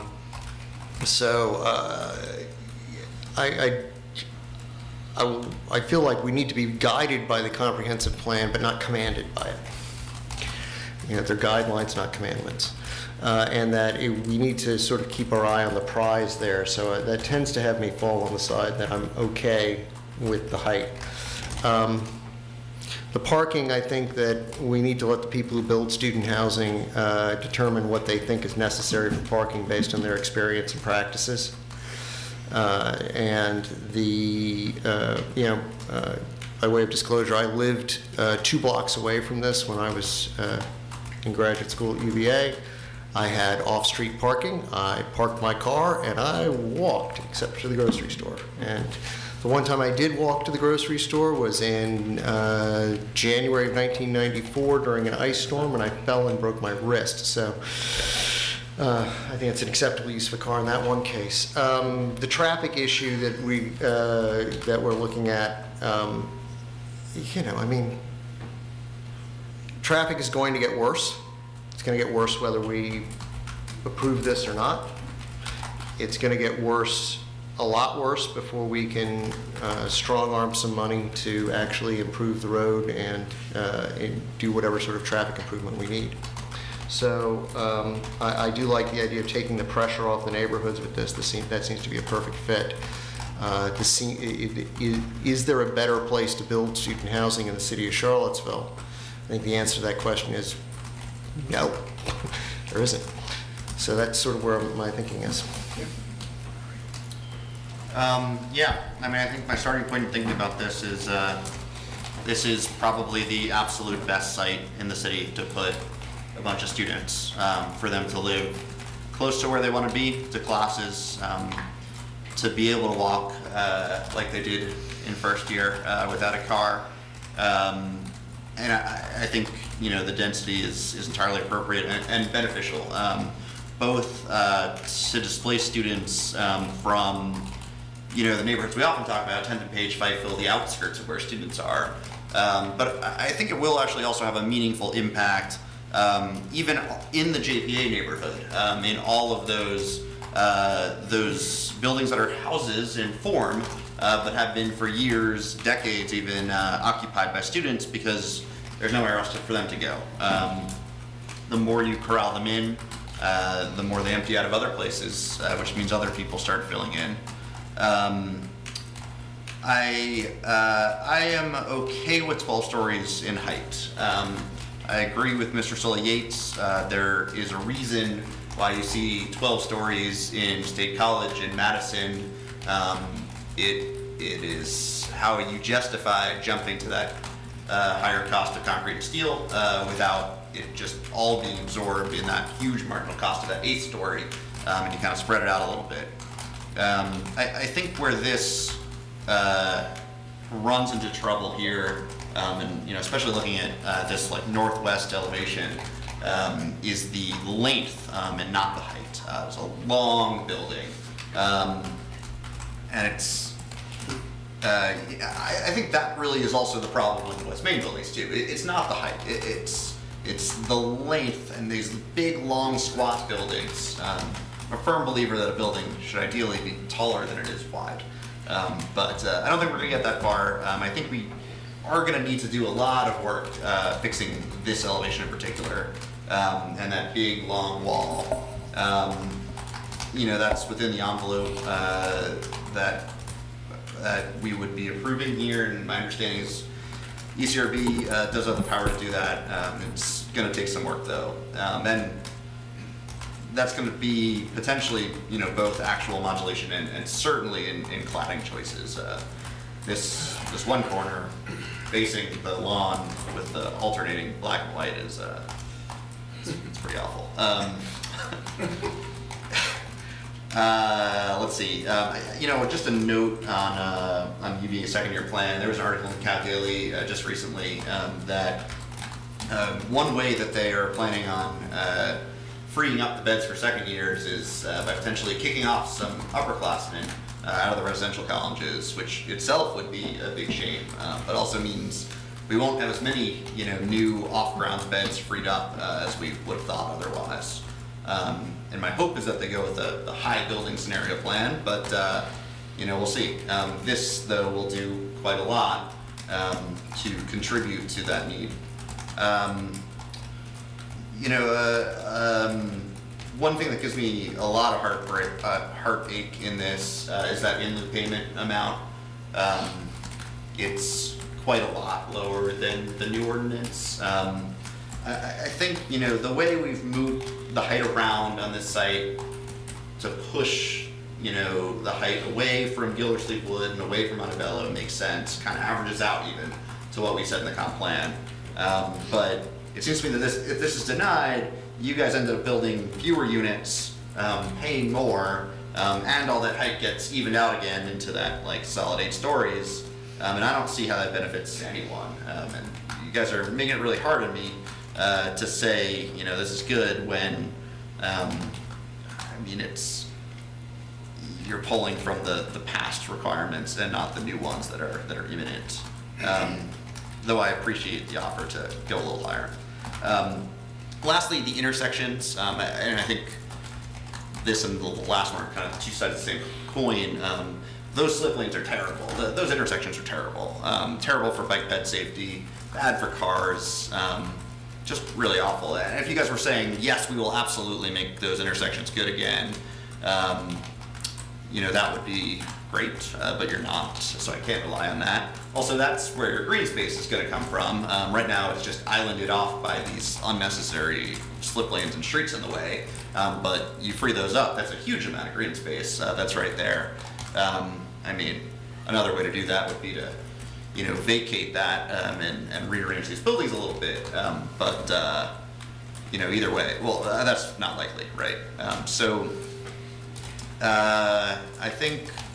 I guess I lean towards reluctantly supporting this, enthusiastic about it happening. I really, really would love to see this project happen with this many units, with this many beds, and getting places to live for all these students. But you guys aren't making it easy on me. All right, Mr. Schwartz. Yeah, to echo almost everything that Rory has said, this is tough. It's this will be more convenient than most of the dorms for the students. There is no better place to have people without cars in the city. I do think you need to rethink that coffee shop. The only reason I ever needed a car in school was to go to the grocery store. I think that's probably the same for most students.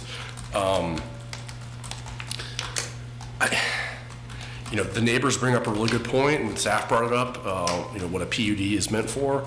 This isn't special. This isn't innovative. It's just more.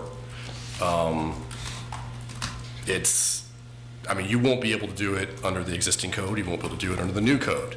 So in that sense, you are creating a new zoning code, and that's the need for the PUD, but it is certainly not, there's nothing you've done that's makes this a better project because it's a PUD. You've just given us the benefit of a whole lot of students in one location, a really great location for students, which again is why this is really difficult. I agree the 12 stories doesn't bother me as much as the fact that it is 12 stories that extends for so far.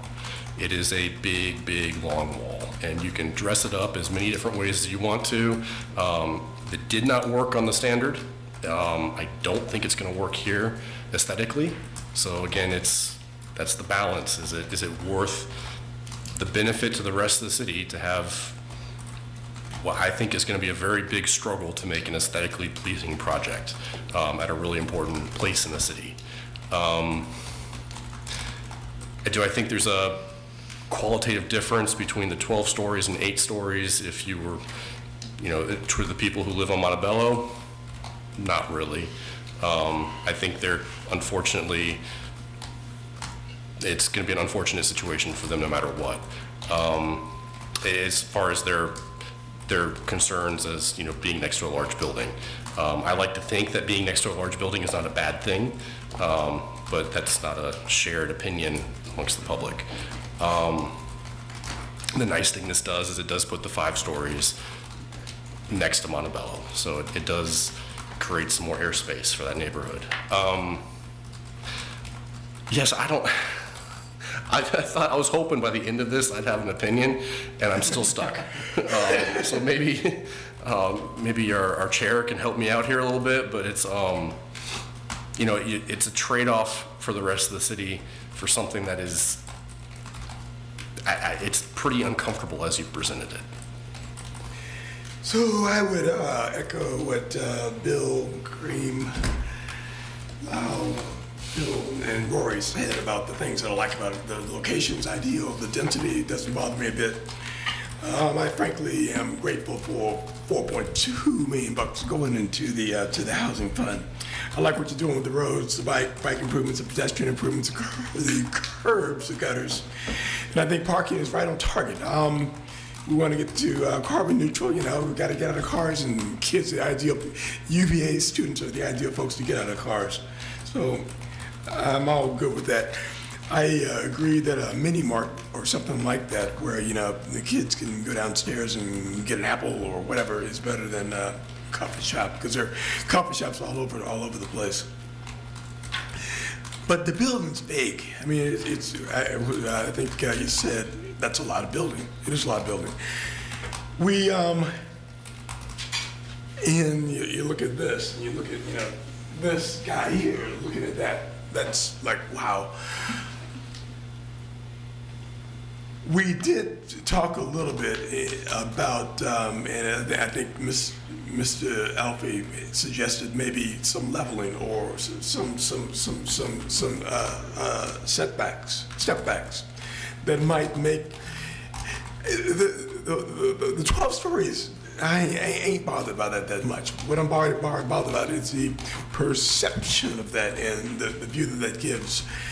Mr. Halpy did talk about some step backs and some leveling, and I had a brief chat with the applicant about some ideas that might help with that. And if the applicant's comfortable talking about that idea, and if my brethren are comfortable letting the applicant talk about the ideas with leveling or setbacks. Setbacks, thank you. I'd like to ask the applicant to share those ideas. Is that? Sure. Yeah, sure. Would you like to?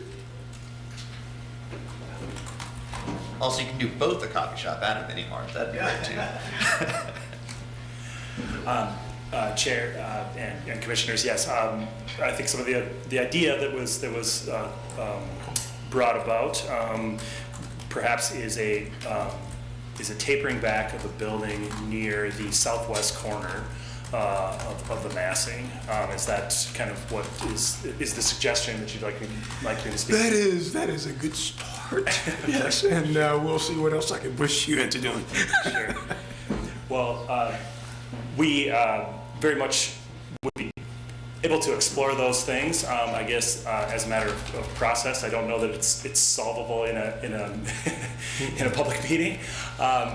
So I guess we would welcome the opportunity for that feedback. I don't know how that plays out in terms of the timeline or process with the specifics, I guess, and what we can speak to here this evening. And I mean, I guess I would almost say, to me, the step back along Montebello isn't even the thing that would help the most, because that side, that corner of Montebello is a bunch of student housing, right? The homeowners are further down. It almost seems to me like where you want a step down is like in the middle of that big long wall. So it's like to create like essentially two separate towers. I don't know if that's difficult because of where elevators and stairs are, but to me that would almost be much more effective. I don't know if everyone else agrees with me on that, but right, somewhere in the middle. So it's not one I'm big gonna hit a long- lot of no's, but And I mean, I think both maybe even. both even. All around. Yeah, let's get greedy. I guess to speak to one point you brought up, Commissioner, yes, stairs and elevators are the challenge, certainly, and that is why you're seeing the linear arrangement of that 12-story that bends, I'll call it, along the western and northern part of the site. So that is, to speak to that part of it, that is why we are where we're at right now. Separating things into two completely different massings that are altogether separate from one another is a very challenging way to achieve what is essentially one building. So I know that doesn't answer your question directly, but it speaks to part of it. okay, thanks. I guess the question for the commission is whether we think that these issues can be addressed during ECRB review, or if that will be out of scope for us then. Well, one of the counsel we've gotten from legal and from NDS is that the height is something we need to, and correct me if I'm wrong, but I can't see you, James, but I'll put my glasses on so I can. The height is something you want us to make a call on. The massing is something you want us to make a call on one way or another tonight. We possibly could work on the architectural issues later. I believe you can work on the architectural issues later, yeah. I'd also note, as we think about the new zoning ordinance, one of the things it does reasonably well is anticipate this issue of long, tall buildings being a problem and incorporate requirements within there for not only, it has the option for breaking up buildings, but it also has the option, anticipating that there's desire to not break up buildings, of including essentially courtyard features along a frontage that create space and at least create that sense of a set of multiple buildings along the front. Is that something to be able to do during ERB, or is that something we can't do? I believe so. I mean, what do you, I'm going to defer a little bit to you, Missy. What do you think? ECRB, for me, I can't discern a real like blue line distinction as to what ECRB can do and can't do. The recommendation was not to leave the height issue hanging. Typically the box is established, And we're just playing with materials, basically. generally. No step backs, no like carving out of courtyards or anything. Oh, we can do that. I'll just, You could leave the IPP status in place. I think it's just gonna, I think there are theoretically materials where they can make it work. It's just gonna be really hard for them. And then if they decide to modulate, maybe it'll become easier with materials of their choice. and I will say one thing just to keep in mind, you'll be in the ERB capacity, as y'all, done this before. They're hearing what you're saying. You're going to be reacting to a design put in front of you. It's not necessarily, y'all doing a design with them. They're hearing some of this stuff and they're trying to meet the guidelines of the ERB. It's what they put in front of you as a final design for that COA. Right, so some flexibility, but not a lot. Right, what would we like to do with this? They seem to be talking frantically among themselves and maybe want to say things to us. Is there something you would we like want to recommend? Thank you. I will try to generally explain our proposal, but then I will ask Mr. Reardon, the design expert, to articulate it. If I may ask, I'm not sure the slide numbers. Let me, generally speaking, the concept is make this image, the one that you've expressed concerns about the massing, look more like the view that we have shown from the opposite corner. A little bit more like this. If you can, sorry, I should have numbered each of these pages. So first, that facade there, the massing on that side is the one that you have concerns about. If you could go forward, I think it's 2 or 3 slides. Thank you, right there. Particularly the buildings towards the right, the concept would be that they could work on the design that would make the northwest corner along Stadium and Emmett be more variable like that, have a few notches in the building, break up the massing that way. Forgive me, I'm going to ask Mr. Reardon to describe it better than I am doing so. Okay, yes. So what you're looking at right now is that angle from the northeast. There's a number of points at which the building steps down and tapers as we go east, as we go west to east along Emmett. What we would be proposing then, if you can switch back a few slides to the northwest angle, maybe even the one further back. I think it's the very first rendering actually in the set. Actually, I think the other direction, towards the beginning of the deck of slides. 28. Yeah. And so what we would be proposing then as a working is almost an inverse there of what you see. So we tapered from 12 to 10 and down along that image you saw a moment ago. What we'd be proposing is an inverse tapering here, where we would start again high at 12 at the where the black portion is, and then we would taper down as the building proceeds southerly along Stadium. And I think that is an achievable working solution to the concerns we've heard here tonight to move forward with a revision.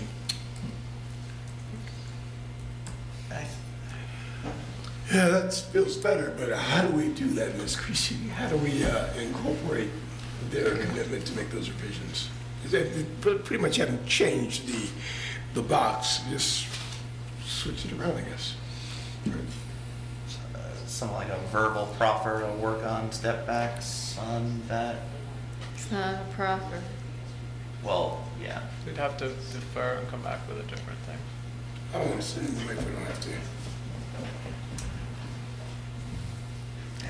Yeah, I mean, that's very different than what you're being presented with, and unless they have drawings that they want to exchange, it would be hard for you to understand what you are voting on. Yeah. Gotta say, it gives me some pain to just kind of chop off dozens of units like that in a way that I'm not sure will even help that much with the length of facade. I think it will help some, but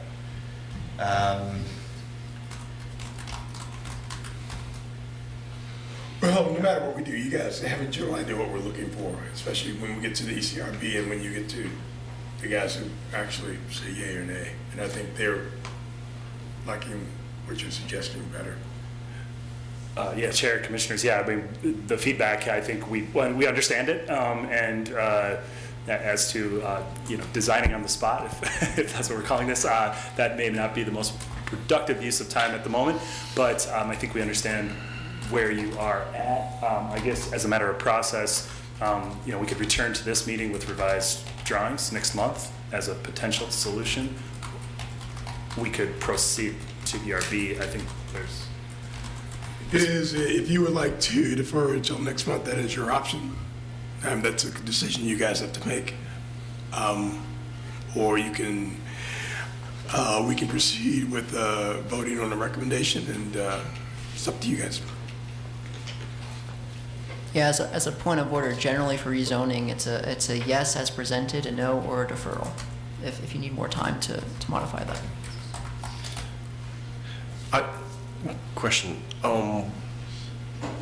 when the new zoning gets passed, how far along do they have to be to kind of be grandfathered in? Yeah, was that site plans or everything in process that get? Would it even apply to this, to PUD?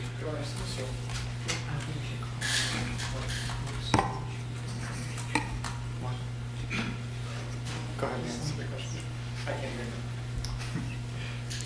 hear you. Generally, we prefer in terms, we don't know yet what the new zoning would be, if it's been proposed, so we prefer not to opine upon what those conditions would be. I think the question is, so we had talked about like site plans in process that haven't gotten preliminary site plan approval will be granted a grace period, but they can keep working on it. Will that also be true for discretionary things like this? Let me put the question in a different way. This is a question of vesting, right? Yeah. Will this project be vested, whatever the new zoning is, will this project be vested under the existing zoning if it were to be approved? My understanding, and Ryan, you can correct if I'm getting this wrong, is that if it were to be approved by council before the new zoning is adopted, it would be vested because that approval would represent a significant government action. So I don't think that's. Yeah, well, it was sort of my question. So I guess we defer this a month. Say it gets deferred, or it gets delayed a little bit, and council passes the new zoning before they get a chance to come in to present to council. What if the clock runs out on them? We pass the rezoning first. I see. Like we're potentially cutting it kind of close. Yeah.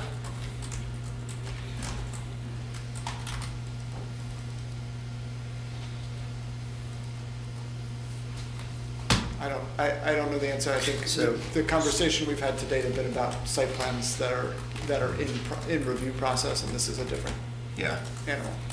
So the planning commission's review, approval or other action doesn't quite get to the threshold of significant government action. Only council actions. Only council gets that way. So if we were to make a recommendation tonight, nothing is stopping them from making changes before they go to council, right? Like in that direction of the less intense. To say, the density won't change, and we're just looking at step outs pretty much. We'll change it a little bit just by default. Density. Because they'd have to take We'll out go some down. units. Yeah, we'll go down. Everything moves in the less intensive direction. Is good. So.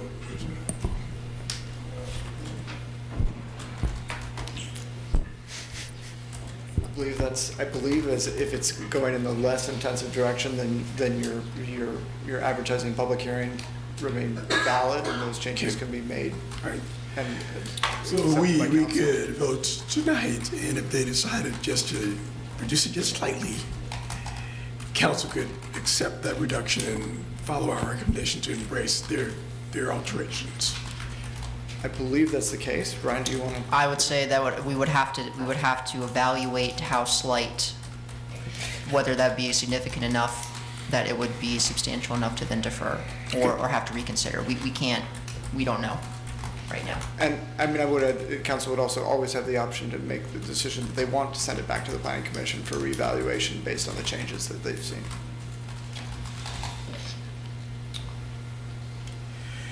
We are prepared to vote tonight unless you would like to defer.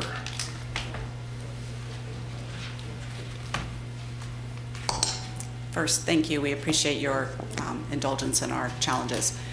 the challenge we have is we do have contractual obligations with the current owners that, and because we've already been spending so long on it, it becomes challenging.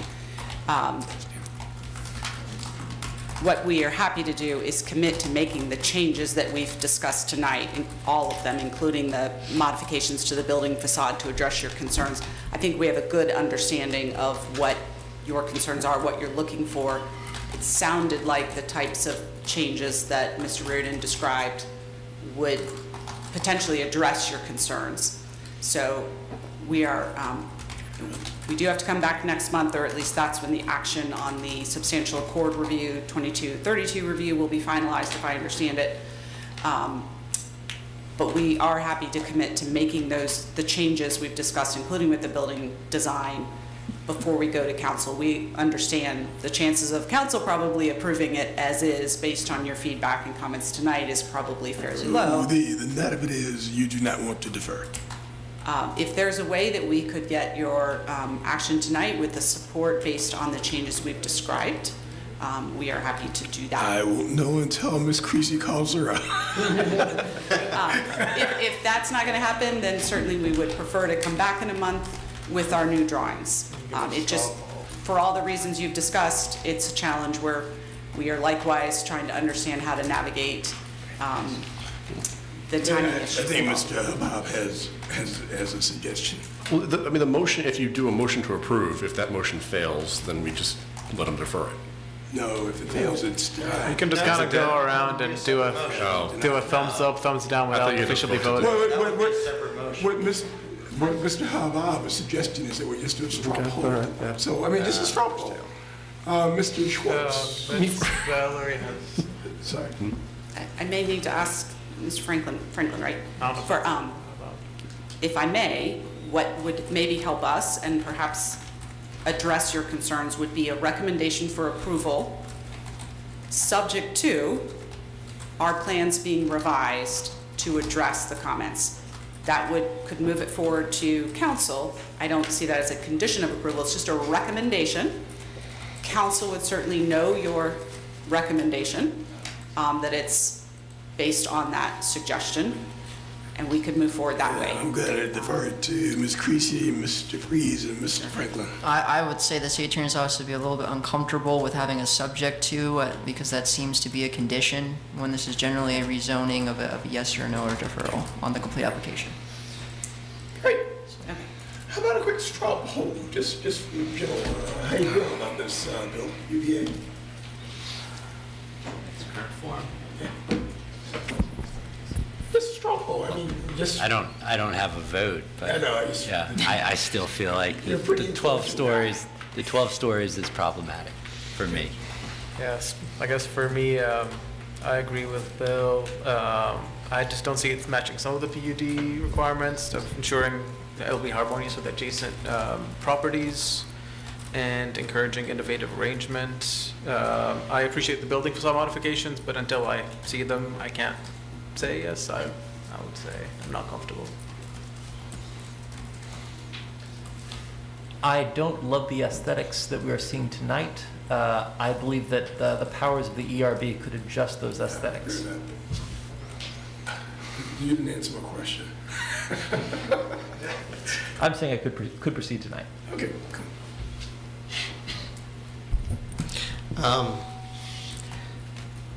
I will almost always defer to my colleagues in matters of aesthetics when it comes to buildings, and, so.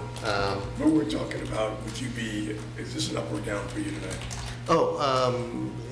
To me, the part of, I mean, in a backwards way, part of me, the scale on this is innovative in and of itself. So yes, I'm inclined. Yeah, I think the aesthetic concerns can be addressed with the ERB. I don't know that step back suggestion is the best way to do it, actually. I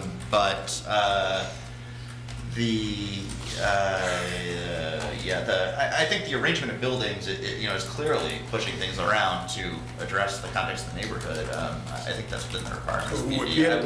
I would recommend approval tonight.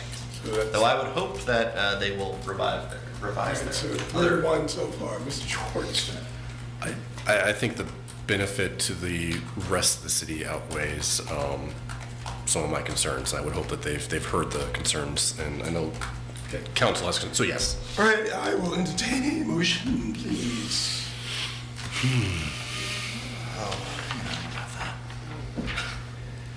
It's a long packet. There are suggested motions in your report, if you would like to. Somewhere in this Look at those. 177 pages. Must be in Oh, the wait, minutes. no, I got, oh, no, that's not. I think it's close to the very beginning. I move to recommend that City Council should approve ZM 23-00004 on the basis that approval of the proposed PUD development is consistent with the city's adopted comprehensive plan and will serve the public necessity, convenience, general welfare, and good zoning practice. Is there a second? I'll second that. We have a motion and a proper second. Ms. Creasy. Mr. Sully Yates? Aye. Mr. Duranzio? Aye. Mr. Stolzenberg? Aye. Mr. Habab? No. Mr. Schwartz? Yes. And Mr. Mitchell? And aye. That was an aye. What was that? That was That was an aye. Okay. Like, and aye. Graceful aye. All right. Are we ready for Stadium Road? 104 Stadium Road. The IPP, yeah. I have the motion. Just a brief discussion topic on this. It is really frustrating to me that we have this process to have conditions on demolitions, but then have to remove it as an IPP, which gets rid of the demolitions. And like, the whole timing thing is broken. I don't think they're gonna demolish it and leave it as nothing without something to replace it. It's probably not a huge deal. I would maybe throw out there that all of this would probably be resolved if they simply proffered that they will do the conditions of surveying the house and not demolishing it until they have a approved plan. I thought I read something in there that they were going to. There was going to be some sort of homage to the facility by using The stone? the stone. Yeah, they had mentioned that. though I don't know. Yeah. I thought I read that in the. But And then the idea that we wanted Circle of Ouroboros aside. I trust that staff or council or, I think it'll all work out in the end, hopefully, on the historic house. But I really do hope that it does get surveyed, and that it isn't demolished without a replacement. Because those were the conditions and they seem very reasonable. And we are not replacing those conditions. We're just. Well, they go away when we get rid of it as a PPP, as an IPP. It's Yeah, we very can't rough. condition that in there. It's not a zoning thing. It's like any other, like we're. Why do we need to take action on this now and not when they do it? So, well, that's maybe more of a staff question. We kind of talked about it earlier, but the idea is that, well, if they start going through the site plan review process, they'll have to go to VAR instead of ECRB, and is that the main thing? Doesn't sound that bad either. Down the road. Correct. They would have, so the design review body, because of the IPP, would be in place, if it's not removed, would be BAR. Plus, you do go down that road of producing a site plan, pretty far down that road, and still do not have basically all your zoning taken care of before you're producing those site plan documents. By approving the PUD as we just did, we pretty much have acknowledged that this is going to go away. And again, my recollection is they're intending to use a lot of the stone to scatter around the building as an homage to the thing. And we just need to get these guys a nod that they're going to do the documentation that already exists in the approval that's here. I'm comfortable with you making the motion. You staff can figure it out, and maybe they don't bring this to them at the same time. I don't know. Anyway, whatever. Are you guys gonna take the pictures? Yeah. Okay. Cool. I move to recommend that City Council should approve. Nope, that's not the right one. I move to recommend that City Council should approve ZT 23-09-02 to remove 104 Stadium Road from the list of individually protected property within City of Charlottesville Zoning Code Article 2, Division Division 2, Section 34-273B, on the basis that approval is consistent with the city adopted comprehensive plan, will serve the public necessity, convenience, general welfare, and good zoning practice. I will second.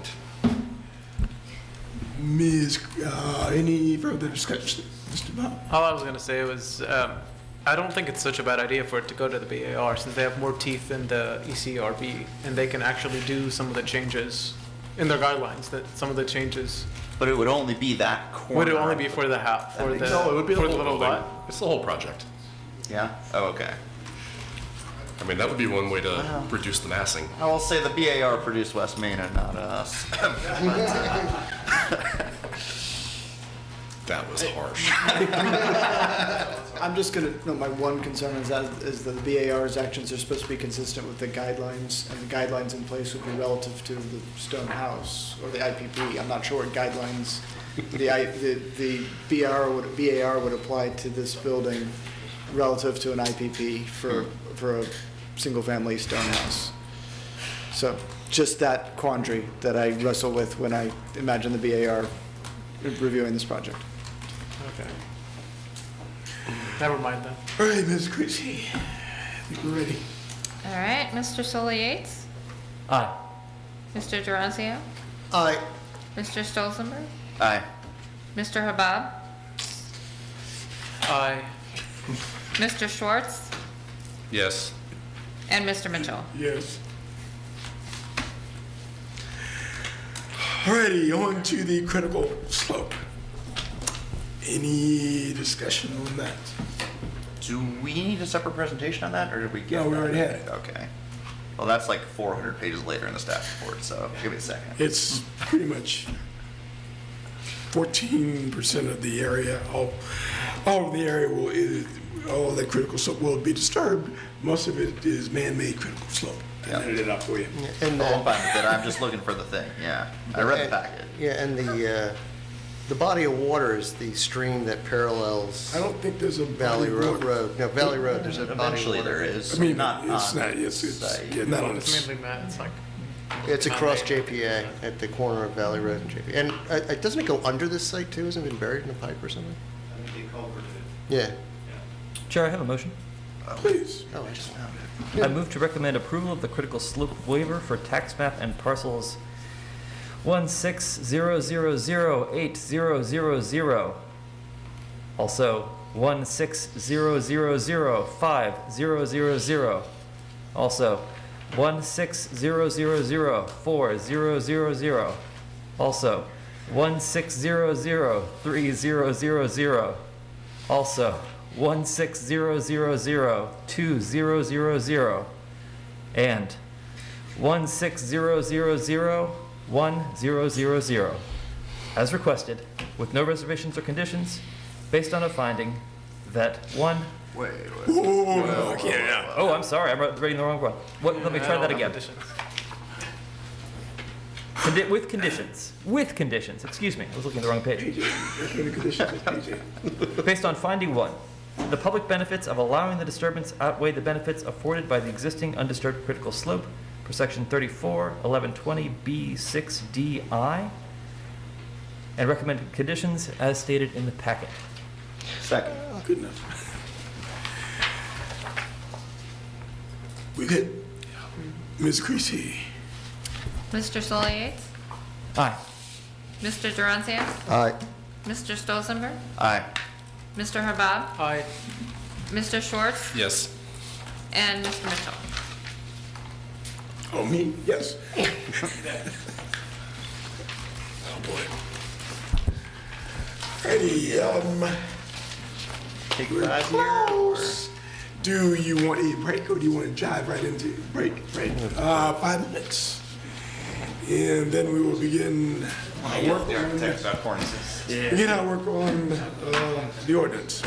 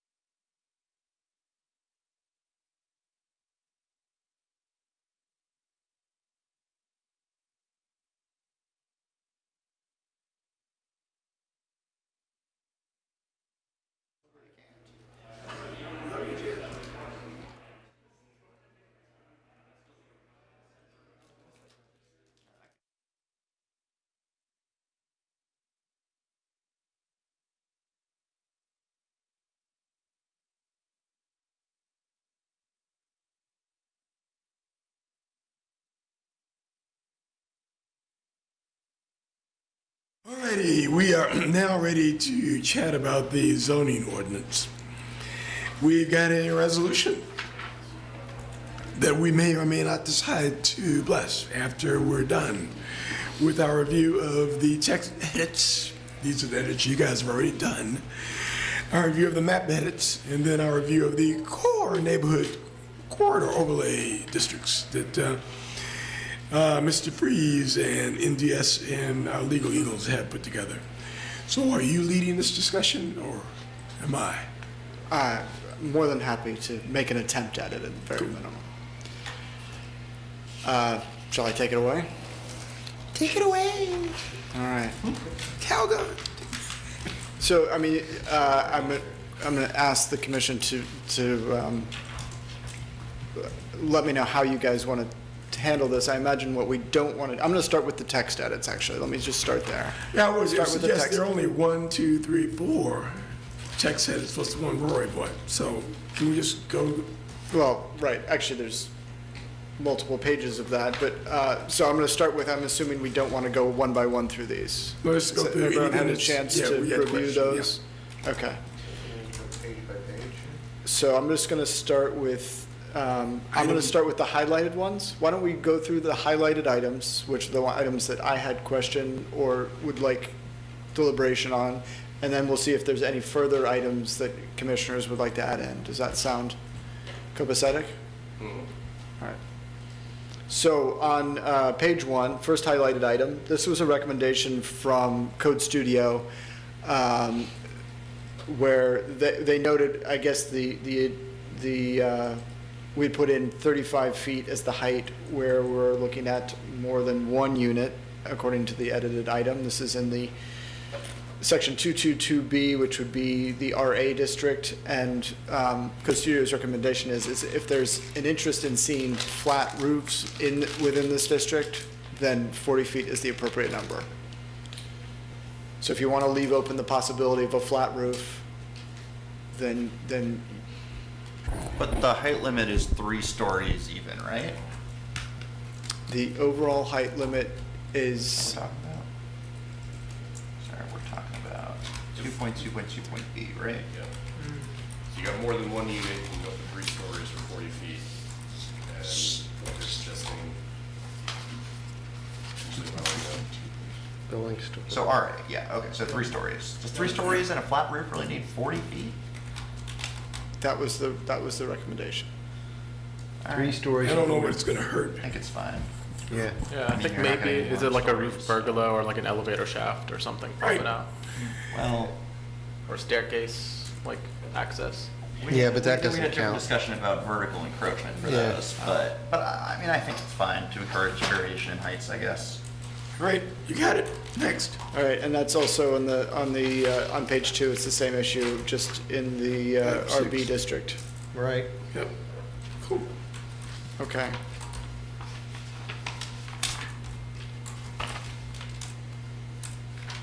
All right, so then on page 7, item number 29,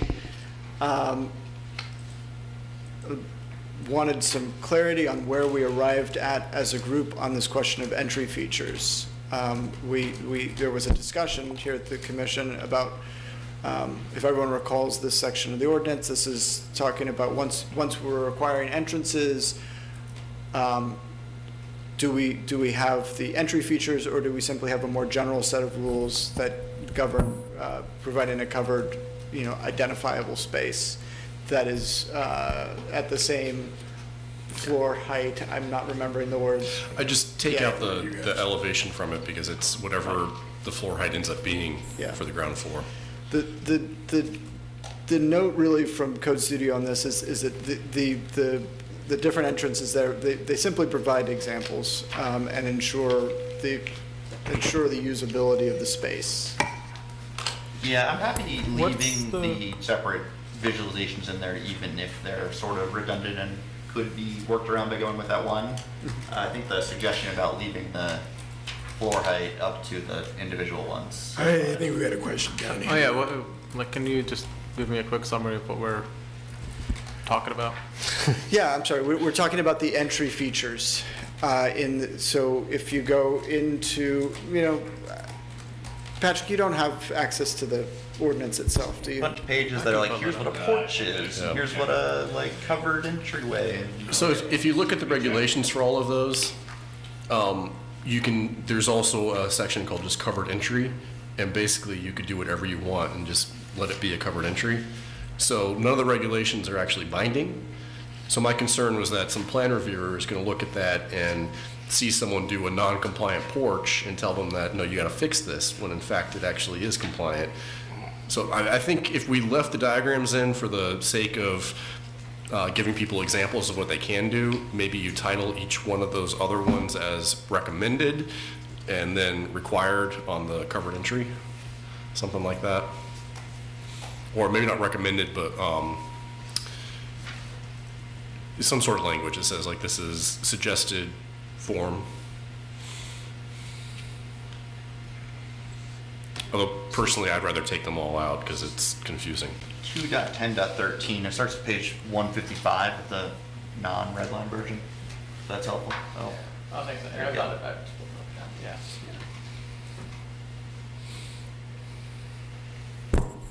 So we have these covered entries, and we're.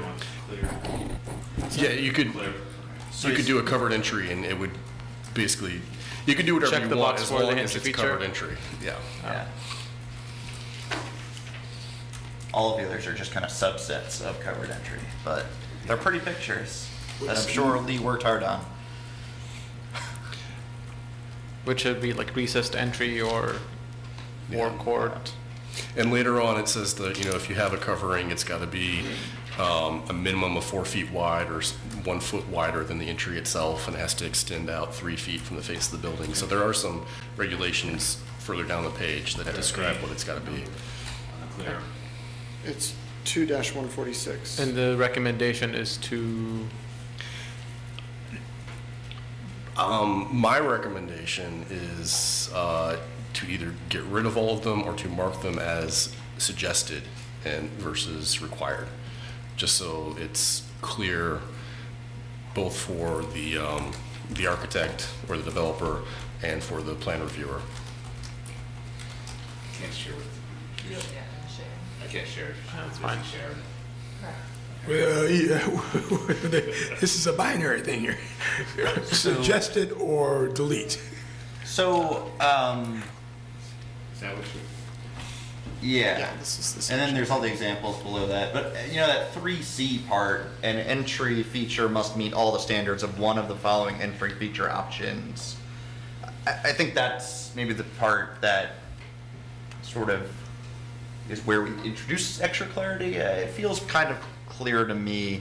The thing is, the covered entry, if you meet those requirements, you've also, or if you meet the requirements of any individual one, you've met covered entry. And in fact, covered entry is just easier than all of the others. Yeah. So, in a sense, covered entry is the only one we need because you can do all the others, but I think the idea is that we illustrate that you can also have a porch and a raised entry and whatever. My concern is just that somebody's going to do a porch that isn't quite long enough to meet the requirements, even though it does meet the requirements of covered entry, and it's either going to get kicked back or it just is a little confusing. I mean, help me understand that.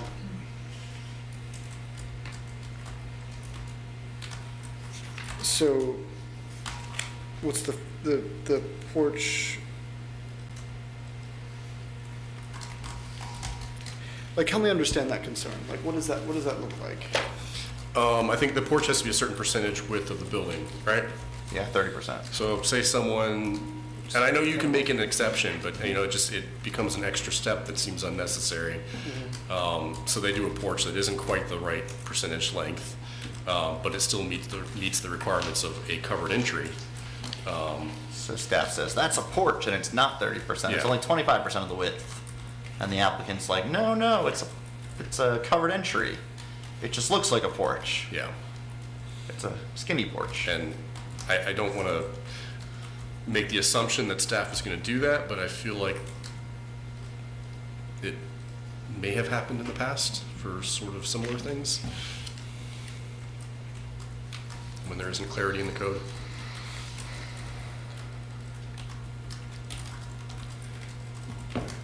Well, I mean, but it appears, as I read this, that the applicant's the one identifying which entry feature, right? So I'm not mandating, as the reviewer, I'm not saying, the language literally says, it says must meet all the standards of one of the following entry features.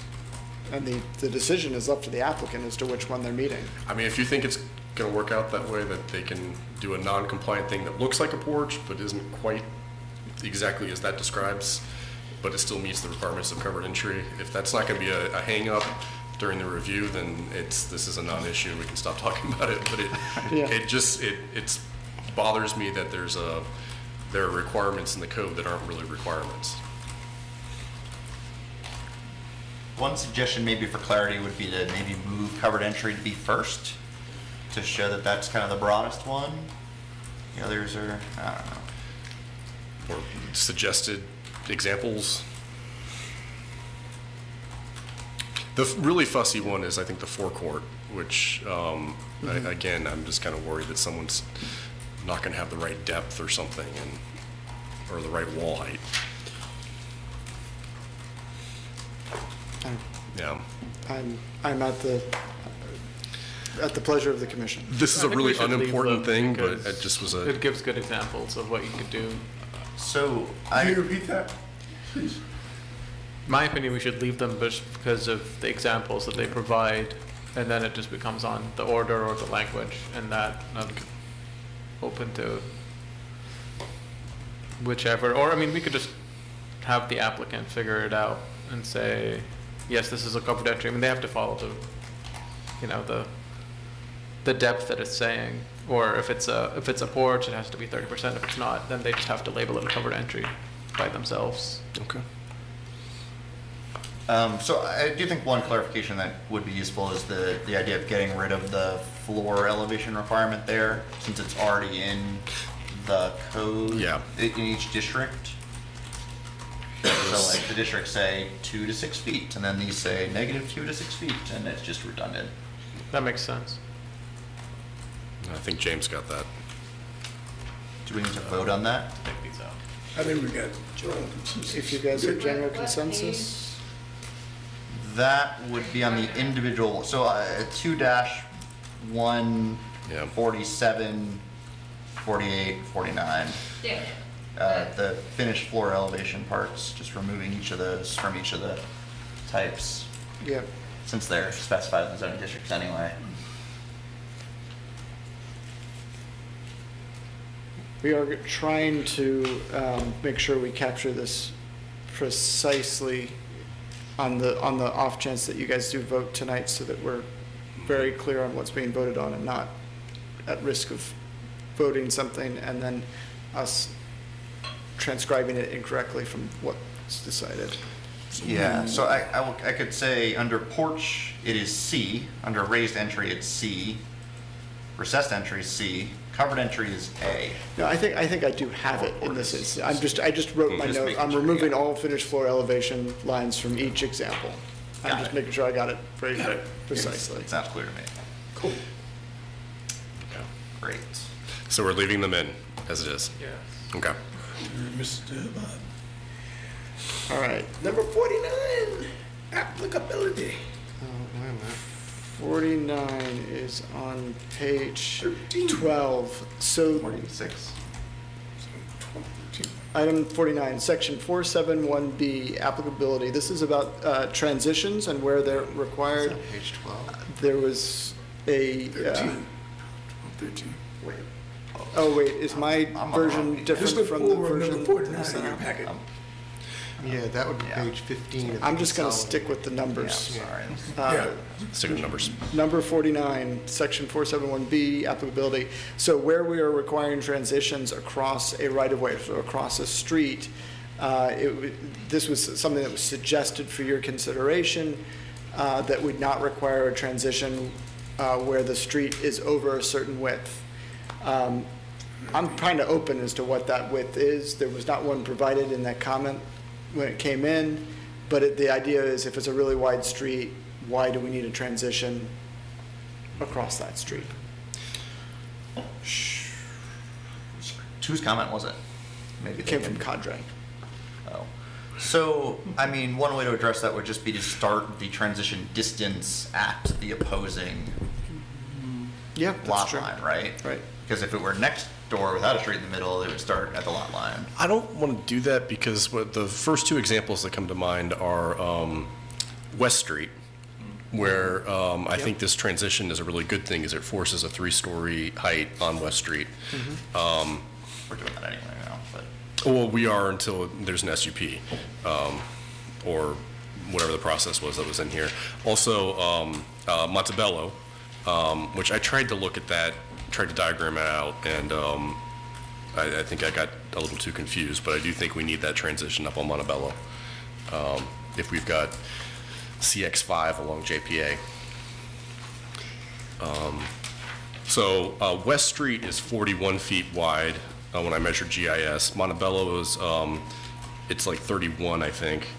So I don't know what streets Cadre was worried about. I know one person on Cadre who would have been worried about West Street. But yeah, I don't, and for further reference, I think JPA is about 70 feet wide.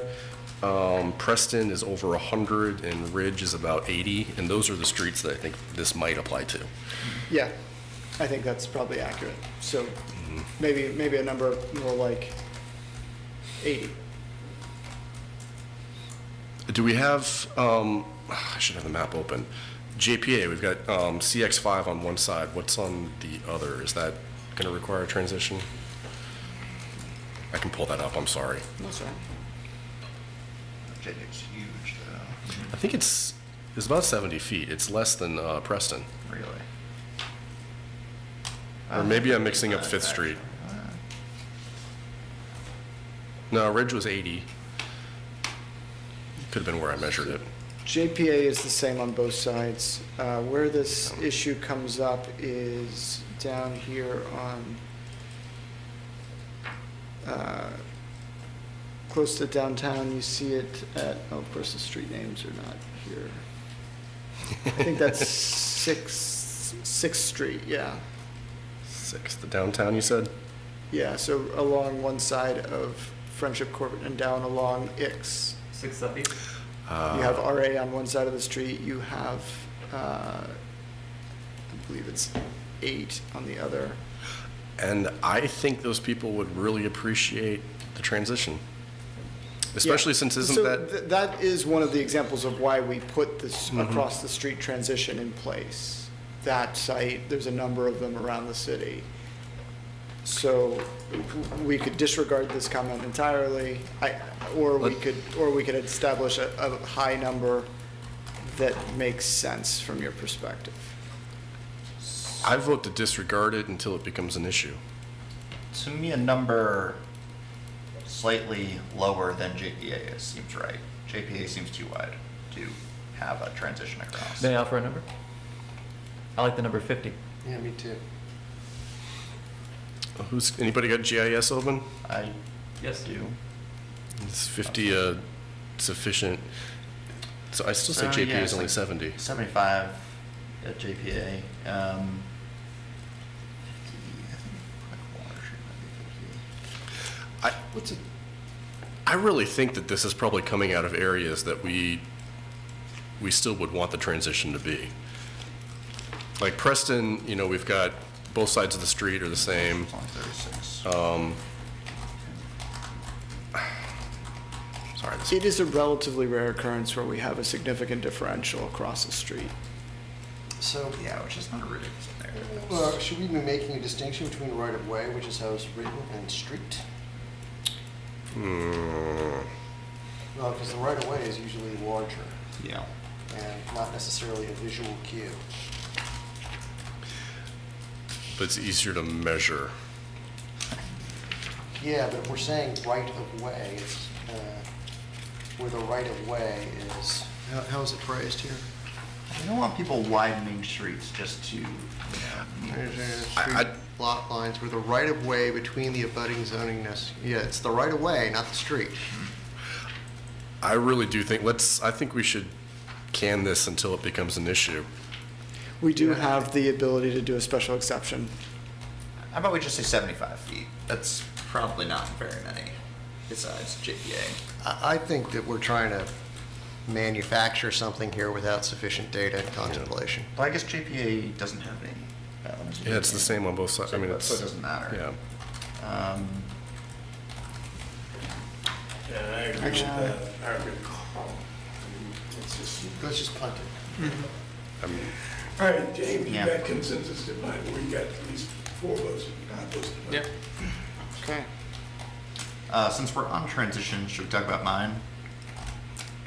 Put that in there. Sure, that was the last of mine, so we're on to those from the commission.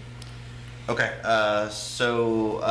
we spoke briefly last time. There's a church that wants to expand. It's in CX3 or something. And it's next to RB over in the corner.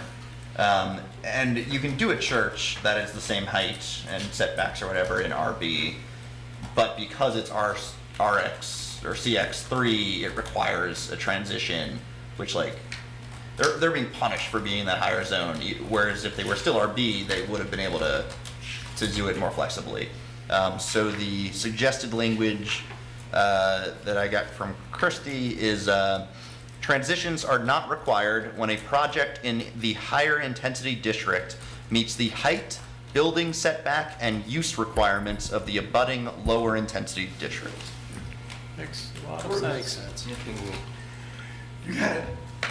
Hold on. Cool. All right. So I'm going to insert that right where we were gonna insert the other one. And Yep. we're good with the language that, so I'm gonna insert it, just to be more specific, in 471B applicability, so it'll be item number 3 under that table. Yep. And read the language again for me just one more time. Sorry, you already turned it off?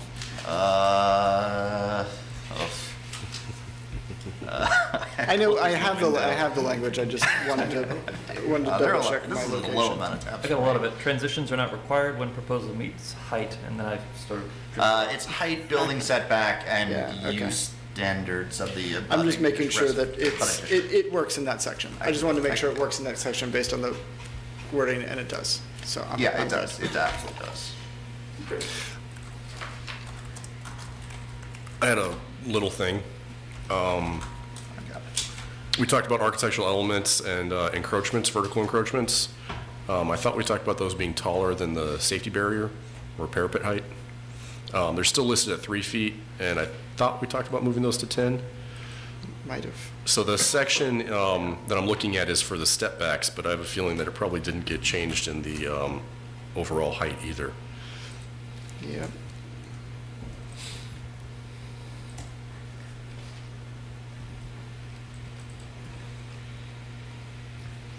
Did I misspeak? Did anyone misremember that? That's my recollection. All right, so you were looking at the step back section, so let me start there. Are you looking at this document, the step back section that's being added into item number 50? I was looking at I had my notes on the board document, but yes, item 50. Architectural elements should be what? Rather than 2 feet, it should be? No, the vertical encroachment should be 10 feet instead of 3. Oh, right, thank you. And to carry that change as well into the Then I need- encroachments to overall height.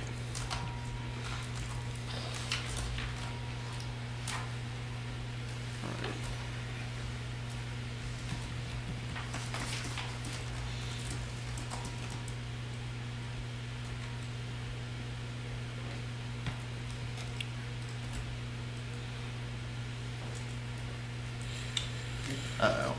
No? You said if you have an elevator overrun, it's going to need to be more than 10 feet. Oh, they got that. That's vertical circulation. Oh, that's separate. Yeah, okay. This is architectural elements. Never mind. So what are we doing now, James? We're going through individual commissioners' issues, or? It sounds like it. Phil, you had a question about outdoor dining. Didn't you? No, I didn't. You have a question about item number 35. 35, right? I don't know what 35 is. Outdoor dining and not encroachment on any streets, this isn't mine. No, I put that in there. That was the horse cyclist thing. It's just because cycling isn't allowed on sidewalks. Okay. so it doesn't make sense to Yeah. say you have to let cyclists through. when it's not I allowed. got something on. Oh, but they took it, okay. Yeah, You had something on temporary parking too, Rory. Yeah, the carnival thing. 3.6.2.c.5. That should be in here. Oh, yeah, it is in there. Yeah. Okay. Yeah. Yep, going out. All right, 38. So this was one I came up today, and I provided some language, and Oh, it was 38, sorry, I can't read my writing. yeah, James said, please don't put that in there, because then we have to define what non-arm's length means, and fair market value, and bona fide, and ratified, and all of that. So I would suggest the following change for section 2. First sentence stays the same. Second sentence, through nonprofit organization, a right of first refusal to purchase, because it may not necessarily be repurchasing, the home upon its first resale. Delete the last sentence there, and all of my language is out, and then continue the second sentence in accordance with the requirements of the ADU manual, essentially. Could you read that again from start? So, all right, first sentence, stet. Second sentence, nonprofit organization right of refusal to purchase, not repurchase, the home upon its first resale in accordance with the specific requirements of the ADU manual, period. So we'll define all that nonsense in the ADU manual. Will define, Yes, or but has it been aren't defined? It will have to be done. And remind me how we're approving the ADU manual, because I recall it was going to be approved at the same time, but is that just going to be council's? It will have to be adopted by council. We don't need a recommendation from us, so we could take the time to. I think we can take the time to deal with that, yes. So we would review it and then forward it on as being, this is our ADU. Yeah. So it would be essentially a second approval process. Yeah. So our initial, should we make an approval tonight, we're going to say approved with the trailing ADU manual? Yeah, let me let me check. We have Ms. Pandek online, right?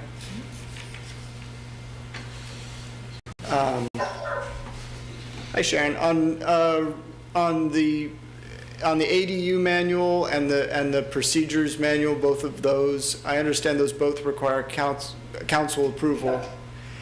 Does Planning Commission need to also be making recommendations on those, or formally as part of their recommendation? Not tonight. I think your point is well taken that they don't have to be in this particular resolution tonight, but I do think it would be useful for them to make recommendations to council. Great. Okay.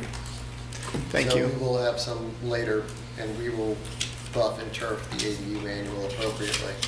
What about taking up any other possible things like this possible amendment, this possible overlay we're talking about? That's tonight. No, yet another one. I'm sorry? The overlay we spoke, yeah. The neighborhood overlay, yeah. So, well, let's, Or I guess we're calling it a new district. And can we make a recommendation with a new district? So this is another good question. Sharon, while we've got you on, I met with Commissioner Duranzio in his capacity representing the Housing Advisory Committee today, and we talked about a new district that would, whether it's overlay or a base district, I think my preference is a base district, but it basically mirrors the R8 district that we've proposed, but kind of tamps it down for these anti-displacement areas. It is consistent with what was proposed in the comprehensive plan for those areas. The question is that we don't have language for that yet, though we outlined it in pretty good detail today. For three guys yelling at each other and scribbling madly, yeah. So is that something you sent to me? Because I've No, not seen I have not sent it to you yet, no. It was a conversation today at lunchtime where and what we're trying to address is really the comments raised by council at the last meeting. So I think the question is, does Planning Commission take action on this conceptually this evening and provide a recommendation on the council based on the conceptual? Do we wait and put together the language and put this as part of the Planning Commission's recommendation tonight? Or does the Planning Commission simply move forward? And this is actually a decision just as much for you guys, but with legal guidance as to what is allowed of my three options. Or does Planning Commission simply move forward with the resolution you have before you this evening and council takes this item up?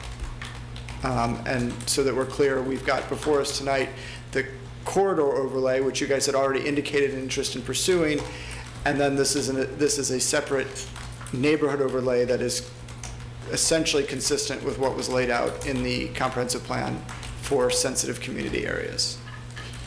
Okay, I think to the extent I understand what you are saying. I appreciate it was difficult to follow, and I apologize. And I tell the commission, this is a conservative view based on procedural and notice issues, is that I think you could approve recommendations tonight with respect to the zoning ordinance and the map, much along the lines of your attachment A, as I will call it, that you just discussed. And then you could say, in addition, the Planning Commission makes the following recommendation conceptually about the district, and send that up. But I'm thinking that that's probably the best way to proceed with it. There's going to be a question, I think, once we get the language written, whether it's within the provisions that were shipped down to you by the council when it initiated, and whether it can go forward or whether that particular item maybe has to come back to the commission. Are you following me? So I think you could make a recommendation, but on conceptual language, but I'm not sure whether it will be in a form that the council can take it up without taking further action, including perhaps sending it back down to you. I just have to see the language. I'm familiar with the language, and we've worked on the language on the neighborhood overlay district, so I have a better feel about that one. So, so we could make a recommendation on Consensual. moving forward with this, no, I'm backing up, on moving forward with the zoning ordinance as being presented, and almost as in addition, we've got a new zoning district and/or overlay that we would like you to consider as well. Stay tuned. It's not stay tuned. You would. No. Here's the idea. I'm sorry, Sharon, go ahead. You were saying? Yeah, you're correct. I think what you're going to say, James, is we need to flesh out some of the concepts in this. Simply saying we have also this new district, in my mind, is not sufficient to do anything more than take it up later. So it would at least, we would describe what the contents are, even if we don't have the language, if we were to act this evening. I think the other option is that we schedule another meeting for next week. Just a reminder, we're discussing material that none of us have reviewed or considered. Because it doesn't exist beyond a conversation that was had. Yeah, Yes. I'm just saying conceptually, I'd have a difficulty saying, let's move forward with this with a pending district and/or overlay, which might be a significant portion of this. And just to be clear, what you guys are talking about is basically the comprehensive plan, sensitive areas. Yep. Allow one by right, allow more with affordability. Yeah, with some modifications based on the conversation today. Okay. That we would describe here. Well, why don't we talk about it tonight, and if we're comfortable, we move on. If we are not, we don't. Well, the problem is, what are we moving on with? We would give a conceptual recommendation.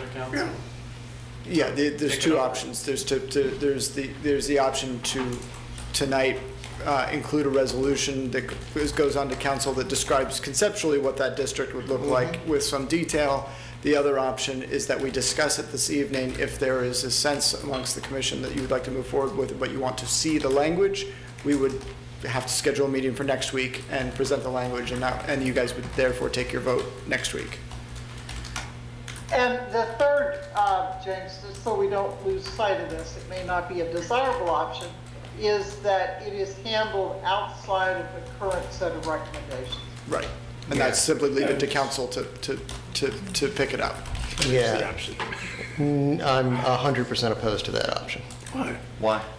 I don't, we're going to send a conception of a zoning district and/or overlay to council, having not reviewed the precise language. We're going to recommend that they do something about it. They're going to take it up from the word go, develop it, build it, and approve it or send it back to us for consideration. I just think we need to get ourselves straight. I want a whole code, not a code full of holes.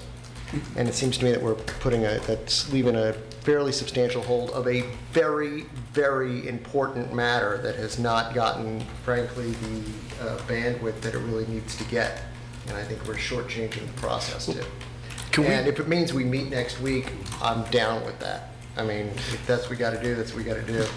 Can we go through the rest of the items on this, and then at the end, if we can at least hear what the idea is?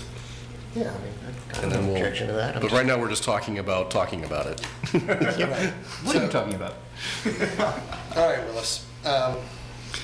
So number 30, all right, so fine. Did we decide, did everyone make happy noises about my number 38?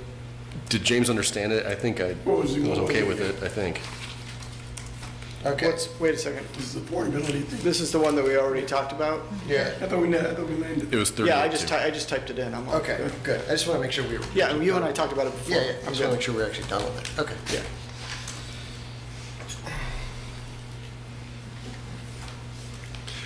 Next. Any others? Should we be doing this page by page? Where are we at? Does anybody else have any? I mean, I read through the whole thing. I had no other concerns. Did anybody see anything else that was I've missed? gotten down all the concerns you guys walked us through, and We've done everything that was sent by email at this point. Those are all checked off. We've got one additional item, which was a good catch. Thank you. I've noted that one, which was the architectural elements from 3 to 10 on the encroachment. I've noted that one. We've got the one here that we just did with the ADU ordinance. Are there any other ones that? The only one we may not have gotten to was one of the Carls, and I thought. Uh-oh, did I not catch one of my own ones? I thought you had a question about number 70. 70. Hold on. The architectural design control district. Or did we already talk about that? I incorporated that one. Oh, yeah, okay, we're good. Yeah, but let's go ahead and confirm it. Good. If we can get to 70. I added, oh wait, it's not in 70. It's in, this is the one about the comp plan. 69. No. Where are we? Somewhere in here. We're right here in the council chamber. What number is it? Or is it? 73C. So on 73C, Yes. James added in, due consideration will be given to the cost of compliance with proposed conditions, which was already in there, as well as the goals of the comprehensive plan. Yeah. Yeah. I'll take your word for it. Basically letting people. Item number Change 73. the massing and height. Yeah. Okay. That's all that I had. Okay. Should we talk about the map? Oh, I had the one issue. Yeah. On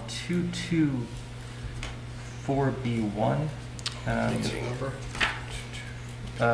in the document I'm looking at, it's marked page 2, but it's actually page 4. What's the number? No, number 9. Number 9. There are so many different ways of talking about things, don't you find? Yes, bonus affordable dwelling unit. I recall from our discussion, and my notes are garbage, and my apologies for that. Whenever I talk, my writing is terrible. I thought we agreed the base would be 3.5. Is anyone else remembering this? Yes. Number 9. I think it was your idea. Yes. What district is this? This is RC.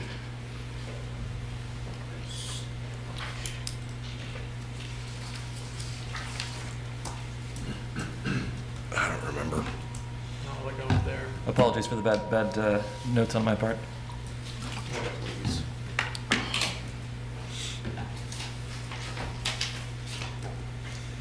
The discussion, as I recall, was there was concern that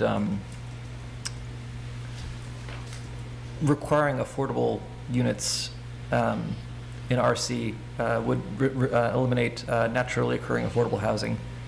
And the compromise was 3.5 by right to allow some naturally occurring affordable housing. Right, this was also connected with the stacked townhouses issue. Yeah. This was also connected with, yeah. Sounds good to me. Well, Bill was paying attention then. Yeah, 3.5 Sure. back, yep, 3.5 is what we were gonna do. All right, so we said 3.5 rather than 4. Thank you for. With the same height? No, the No. base was 3.5. The affordable dwelling unit was 4, was that not, yes. Oh, I'm sorry. The base is 3.5. And I don't remember what the base foot height was for 3.5, I'm sorry. It was 40, Well, we changed it to 40 yeah. to accommodate flat roofs, which you wouldn't have with the halves. But, so I guess it's fine in that respect, I guess. Yeah. So 9 base goes to 3.5, the rest of it's fine.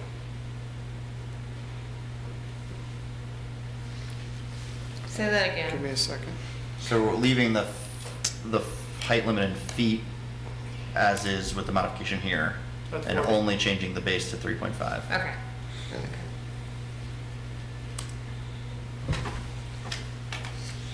That's the only thing I've got. Good catch. All right. The map. Okay, let's do the map. All right, so the first several pages of that document are the ones that you guys discussed in previous meetings. Just opening the document myself, so I'm looking at the same thing possibly that you guys are.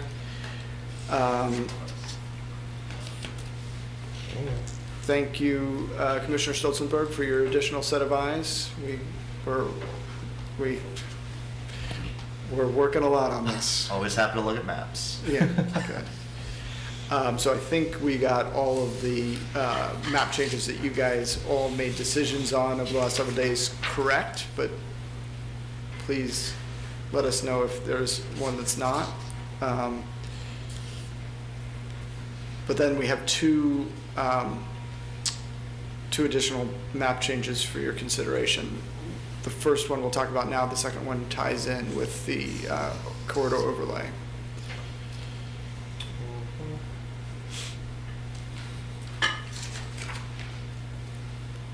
So what did we went? Hold on. I'm trying to find the difference between these two. The difference? That's 8 and that's 10, slightly different. Oh, no, I'm sorry. I can't read that. I'm just looking at colors. All right, now you see the numbers, right? 8 and 10, right? Okay. They are different colors, but, you know. No, marginally. Yeah, the Harris Road piece.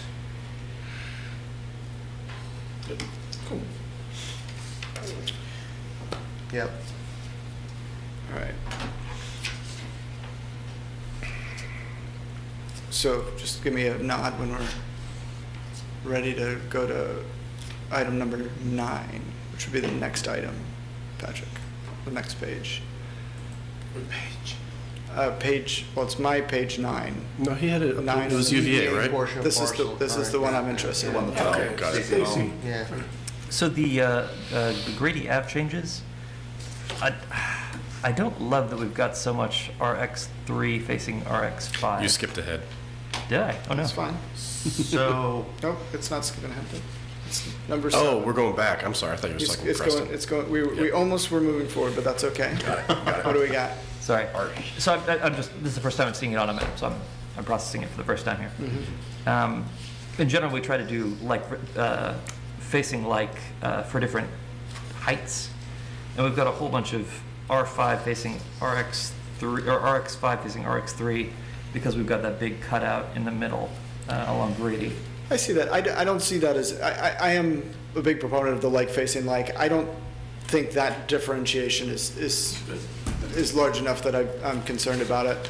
if it makes you feel any better, the historic and large Preston Court apartments are right in the middle there, and smooth that out, I'll say, I guess, at like 3.5 stories. Yeah. What I would propose is on, and I'm sorry, I can't see the names of the roads here, but where there are long roads facing RX5 to RX3, just make it all RX5 on both sides of those long roads. So you want that to be RX5 as well? What's this? Yeah, just this row and that street and that street. So this one, you're gonna leave that R3? And leave the inside is all R3. Just whittling away at that neighborhood. So that it's like breaks it well, like I mean, 5 to 5. Yes, it's I would already. not call KA part of the neighborhood. So why wouldn't that be RX5? Mr. Schwartz was concerned that it remained 3. Why? I don't know. It's just that. But So maybe the that's me. Preston Place Circle Yeah. is like a historic neighborhood with some owner-occupied houses in the sort of northern part of that. I recall we haggled over it, and he wanted to add the Cap Alpha House on the corner on Rugby and the other one behind it, and a couple along Grady too. I mean, it was a simple shape, but it seemed to make a nice, it made sense. We can start going parcel by parcel if we want to, but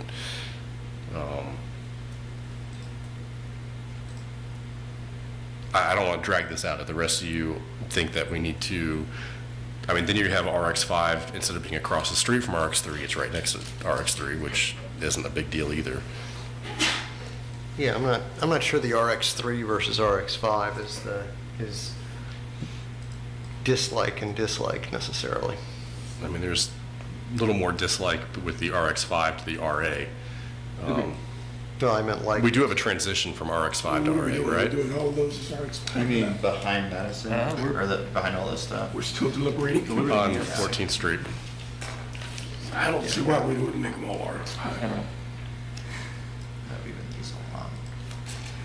I mean, what's special about that Little circle? Oh, don't say that though.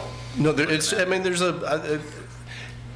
some owner-occupied houses in there, so it's an intact neighborhood that hasn't been overrun by students. Okay. That said, the corner, right, like the parts on Rugby are not. Okay. No.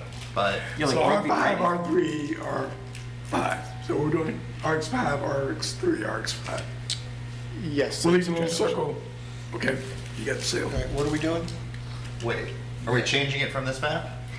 That's my proposal. That's what, yeah, so what you got? Which specific parcels? Well, maybe the first decision is, do you want to make a change? And if there's a consensus in the committee to make a change, then let's dive into specific parcels. Is that fair? That sounds fair. Right. That makes sense. So I do not. Rory, would you like to? I don't have strong feelings. I didn't argue the point last time too much. I feel like the Cap Alpha House and the one behind it on Rugby would be perfectly fine as RX5. That is where I'd make a change personally, but it doesn't matter. So They're not going to tear down a frat house. So, I mean, are we discussing the RX3 portion on the side of Grady Avenue, and does that go to RX5? Is that the decision we're trying to make? That's my proposal. So it's like facing like instead of Yeah, gotcha. Yeah, I. This area right here, right? This is what we're talking about. Yeah, it's probably easier on the other map though. Yeah, that right there. And specifically the ones right adjacent to Rugby and Grady? Is that what you're suggesting? No, he's suggesting that this We're all- and this are RX5. And I'm suggesting I'm asking why we're leaving this alone if we're gonna make these RX5. Yeah, well, I mean, the one in the middle of the circle is the one that most should be RX5 because it's already taller than 3, but Yes, thank you. So why don't we just change all these to RX5? Be done. Carl felt strongly about it. And I let him I'm have fine. it. I mean, if you guys want to change it, we'll change The it. parcels we're talking about are largely Yeah.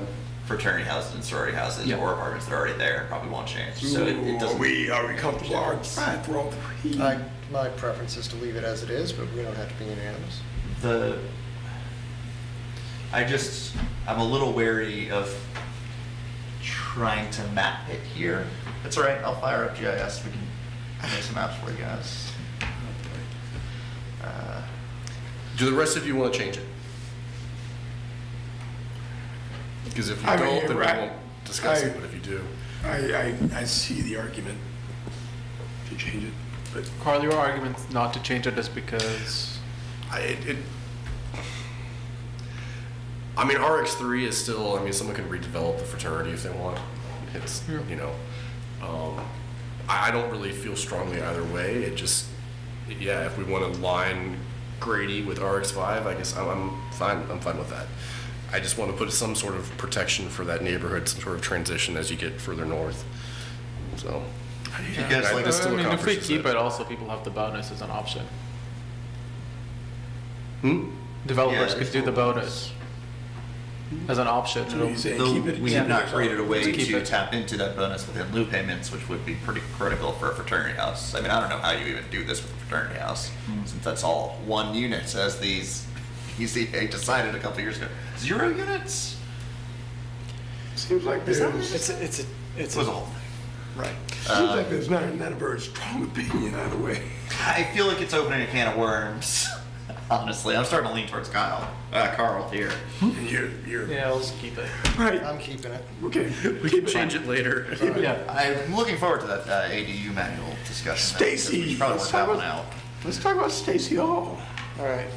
So this is a proposal. There's a, as you all are well aware, there is a parcel that is, that the university has identified for construction of affordable housing at the intersection of 10th Street and Wurtland, and that property is all going to be transferred into the UVA Foundation, and therefore subject to our zoning. The campus district, which a portion of that parcel is currently in, is intended for the university.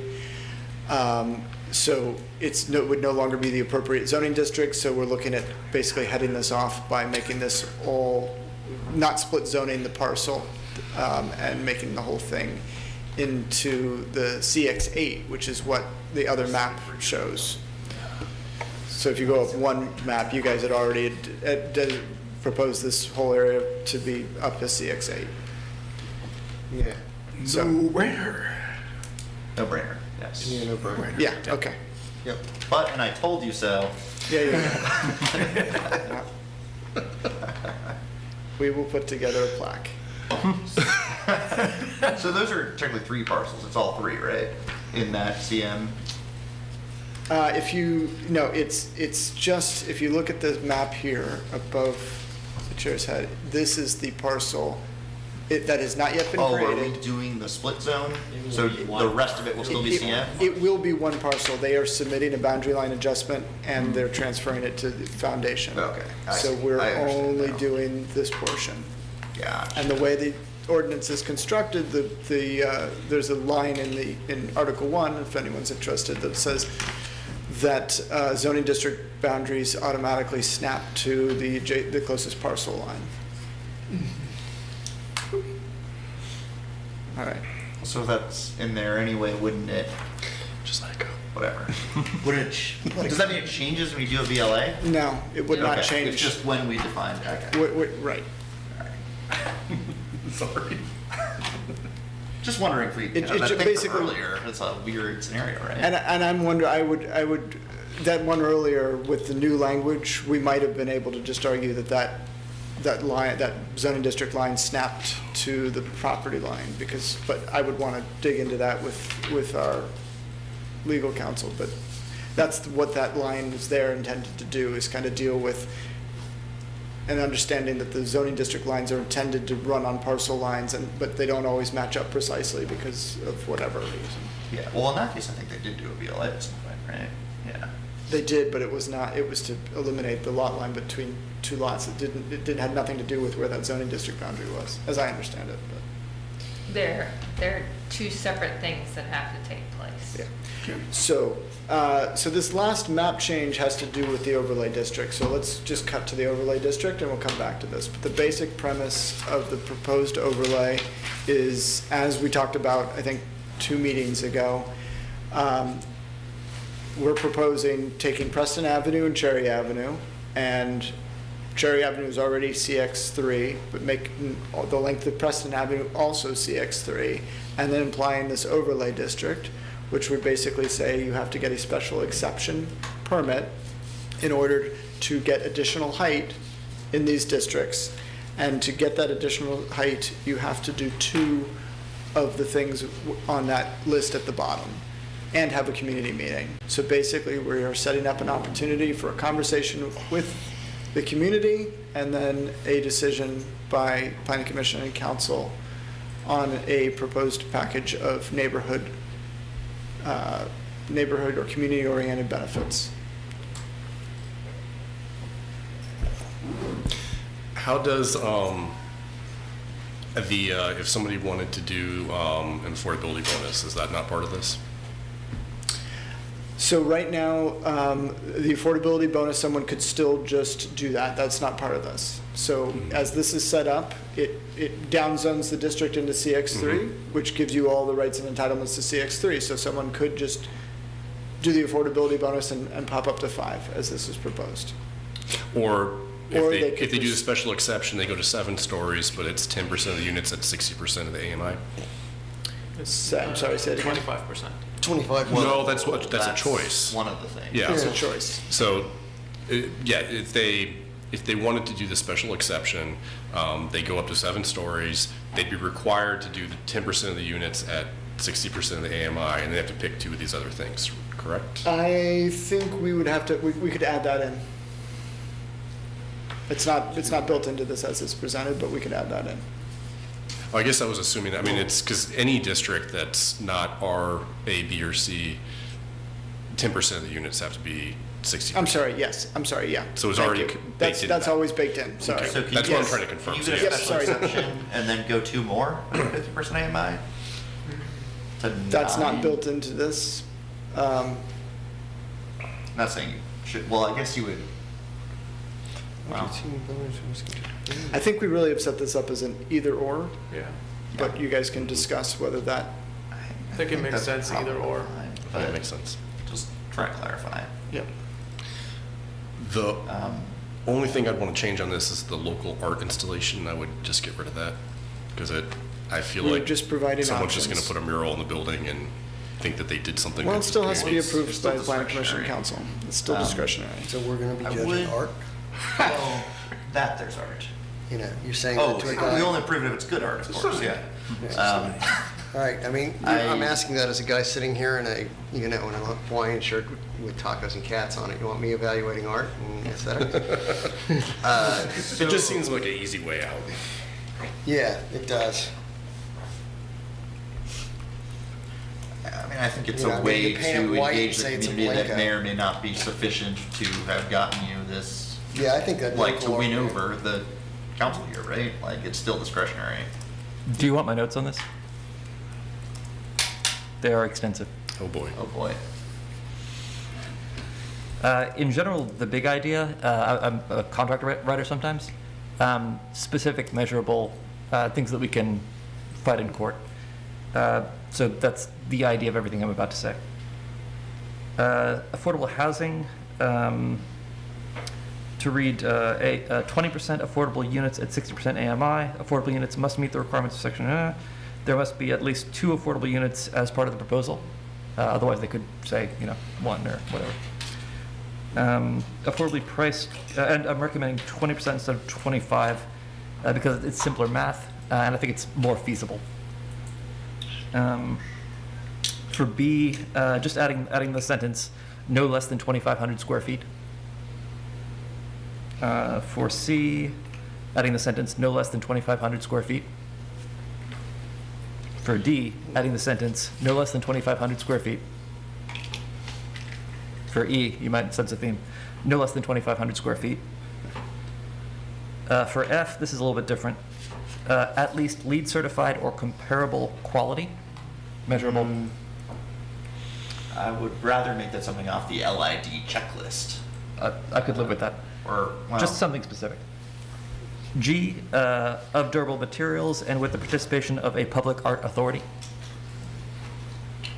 do we have a public art authority? We have many. Locally, state, and federal. For H, of similar quality, cost, and/or condition. The only thing I'm a little confused about is F. It looks like you, what's the guy's name? Rory. So, yeah, I sort of take back what I said. Well, I think actually in this one, a vague reference to including LEED certification, passive house, low impact design elements. Because so you're thinking the building like envelope is sustainable. Right. I'm thinking stormwater things are sustainable. Both good ideas. Those both sound good to me. Agreed. So, what Such would you like? as. So such a, including but not limited to LEED certification, passive house, low impact design. Do we still have? Are we getting rid of all the low impact design references in the code? So can I still reference low impact design like the current checklist? Or is that all in 34?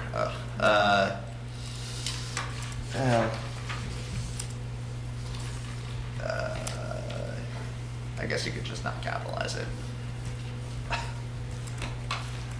I mean, you could say green roof, stormwater treatment. So, James, are you comfortable with what we're giving you on that? Yeah. Really? Good for you. So we still have the right to, if we didn't have these square footage requirements in here, we would have the right to determine that, what they're providing is insufficient, correct? Yeah, but I like the specificity. I mean, Okay. that's SADM the right direction to move. has low impact development standards. Also development, not design, sorry. At least I'm assuming it does based on reference to the code to the SADM standards. I think most of those are good. The H clarification doesn't seem strictly necessary to me. The coster, because costing all these things is a little ambiguous itself. And I think the idea is just to give council a little flexibility there. I'd also revise G too, maybe. What would you like to do, G? The public art authority, I feel like that should be up to the community. If the community like benefit and they want something, they should be able to say that's what we want instead of us having to rely on some certifier. Yeah, I agree with that. I agree, yeah. Then we're gonna make art for the ages. I mean, I'd still like to. build this with your building that's gonna stay there for 100 years. This art installation? Art, yeah, I'm done. Sure. Do we want it to go away? I still would like to get rid of. I might We want could it just to go remove away it. after one day. I mean, depending Sure. on what it is. Hey, big bridge. Yeah. I mean, I just delete. It could be just part of the other features. Yeah, that's what I was thinking, is Yeah. it would fit under category H. Yeah. I think it's fine as is. I would are we, I don't know, do we wanna, I wanna raise one thing on affordable housing, if we're done with the art argument, the argument. I would like to add to probably a B and push everything else down. So 20% and 60% AMI, but I would also like to have an option for deeper AMI, or deeper affordability levels. So, I don't know, 10% at 40% AMI, off the, not quite top of my head, I've been thinking about it all day, but roughly is twice the difference between market rate and 60%, and gives you that incentive for deeper. Sure. So it's certainly possible. I can check in with RKG, our consultant for this work, to run these permutations through the model real quick, just to see what spits out. I mean, I imagine they will say 25% and 60% AMI doesn't spit anything out. It may not. But we're pushing people, I would assume the idea is, we're pushing people to incorporate some LIHTC element or a Right. PHA element or something into their project. Right. And at that point, you're probably, When we got a friendly amendment to 20% on Yeah. that here. To allow deeper affordability? No, No, on you said the 20. 20. Yes. When you went through your list, you I did say upped it 20. to 20%. and I was yeah. actually going to suggest the same thing. You're a smarty. So just based on the level of discussion we're at, I'm kind of inclined, and I know Mrs. is probably going to hate me for this, but to say that we need to go ahead and capture all of this and bring it back to a subsequent meeting. I don't know how you all feel about that. I think that's the right thing to do. Let's just get it right and set it up once. I know you guys hate me for that, but That's okay. I'm the one that wants to play more than anybody. Are you thinking about that on this item or because of Phil's item or? Well, yes, a little bit of both, to be honest. Because yeah. on this one, I feel like the changes we just made were pretty non-substantive, not non-substantive, but not huge, right? I feel comfortable with this item getting to a conclusion tonight, I guess is what I'm saying. I don't know about Phil's whole thing. Well, that's why I'm suggesting that if we can just like do a conceptual recommendation on Phil's thing, cool, but I didn't get a sense that y'all wanted to do that. Yeah, I don't know what it is. I am utterly opposed to that. I'm ardently opposed to that. Again, I think we need to give them a whole ordinance, not an ordinance full of holes. And this anti-displacement is a big deal, it's important, and I think just sort of slapdash saying, and we've got this other idea, is not the way to go. I think that's... So why don't we attempt to meet one day next week for 1 hour just to crank out that last piece before we make a recommendation? Yeah, I mean, or maybe 90 minutes, but yeah, I get your point. 90 minutes? How hard would that be? Look, I mean, if Rory's going to be absent, we'll do it in an hour. Could we just talk briefly about what it is? Yeah. We absolutely should do that before we leave today. You guys want me to make that Rugby Road map for the... What's that? No, we're not revisiting anything we talked about today. Well, once it's behind us, it's behind us. Yeah. This meeting this week will be... Send a note to council. All right, so it would be helpful, because I did not catch all of your edits. You were did them really quickly. So I can send them to you. Yeah, that would be very helpful, so that I can get that in writing, and I think we need to look at some of those too. I mean, again, I agree with the direction you're going in, but I want to look at some of the numbers that you suggested.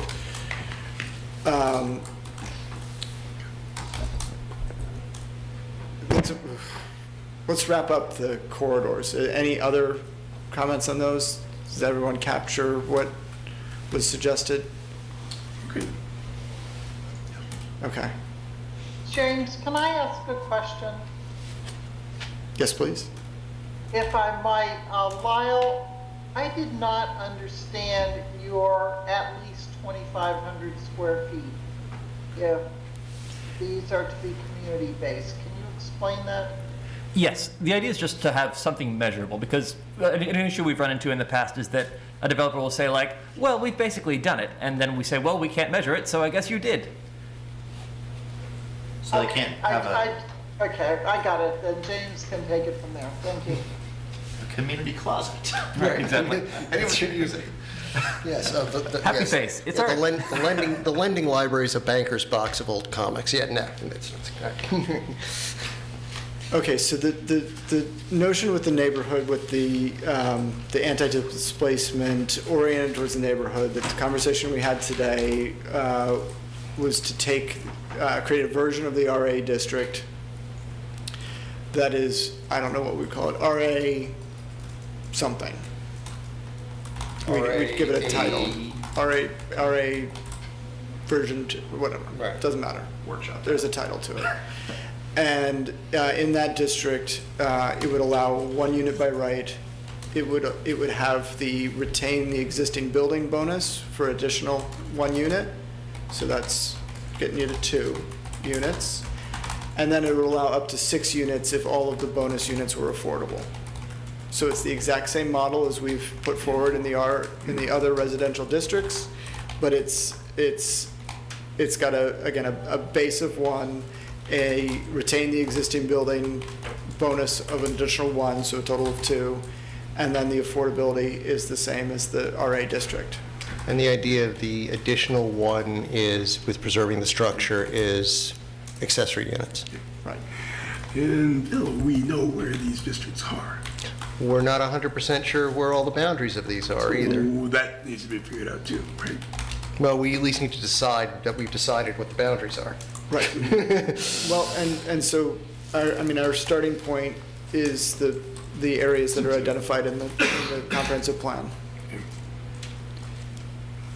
Yeah, in a nutshell. So the objective is to agree on the verbiage and agree on the boundaries next time we meet. It was also suggested that some of the dimensional standards that define the massing of buildings that can be built within this district might also be tamped down. So like footprint or width or something along those lines. Anti-McMansion.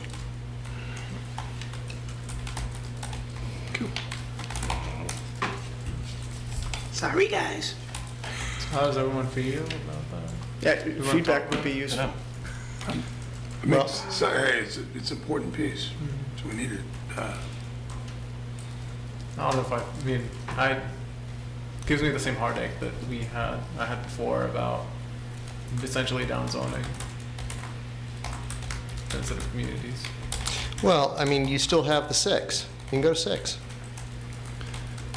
But it's a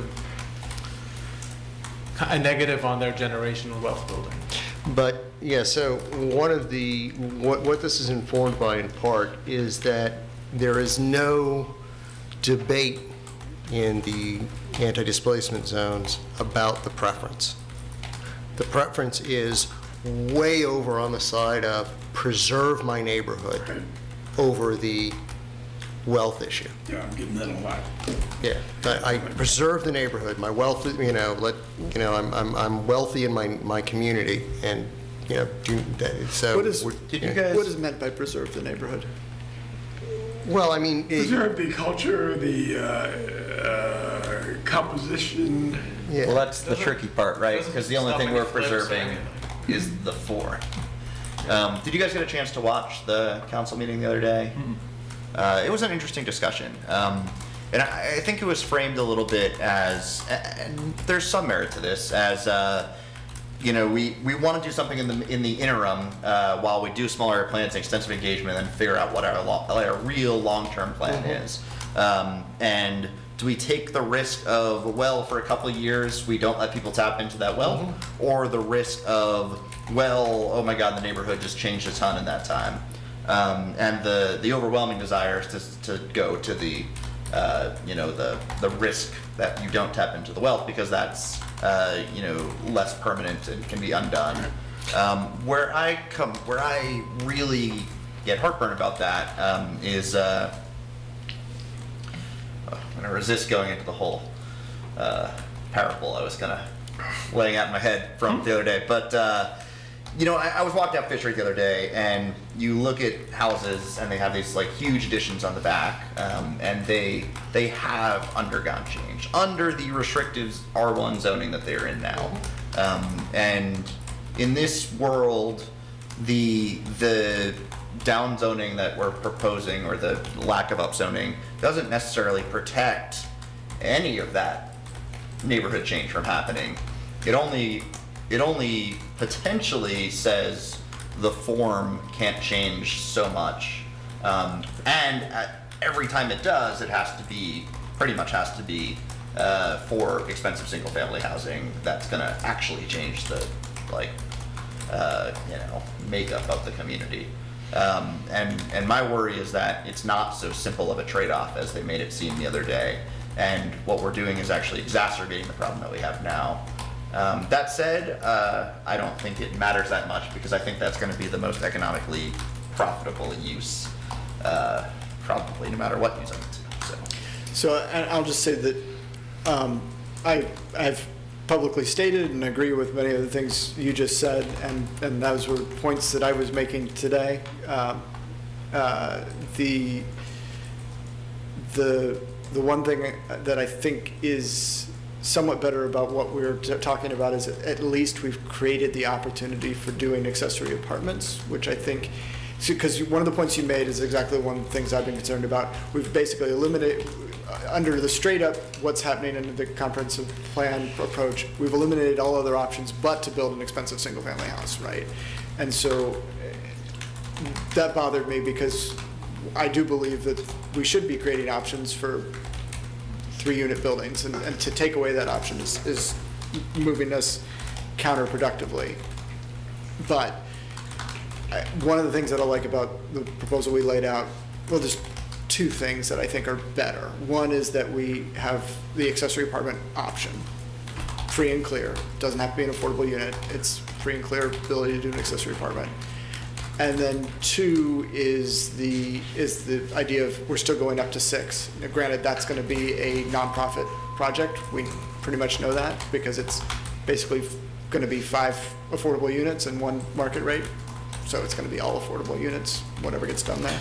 But at least it's in there as an option. And frankly, I mean, this will provide the breathing space for us to go neighborhood to neighborhood and figure out the exacts of what, you know, and over the next X period of years, we'll adjust it. Building up a toolkit that's broader than zoning. Yeah. I guess the last thing I will say on the issue, since again I don't think it matters too much what we do, but I would feel I would feel a little bit better if it were 2 accessory units. If it were up to 3, which if we tamp down on size standards, like are going to be by nature small and more affordable, and it's still less than you would get in the. It would still be requiring the existing dwell and stay, so it's less than you would get in RA. So 2 bonuses for preserving the existing building. Yeah. But that's The 1 is basically what it is now. You can do One an is what it is accessory dwelling now. unit anywhere. but with no owner occupancy requirement. Yeah. Mr. Chairman, if I might, just one fine point. Please. As an attorney, I get real nervous about the use of downzoning. To my knowledge, you're not downzoning any property that is currently zoned.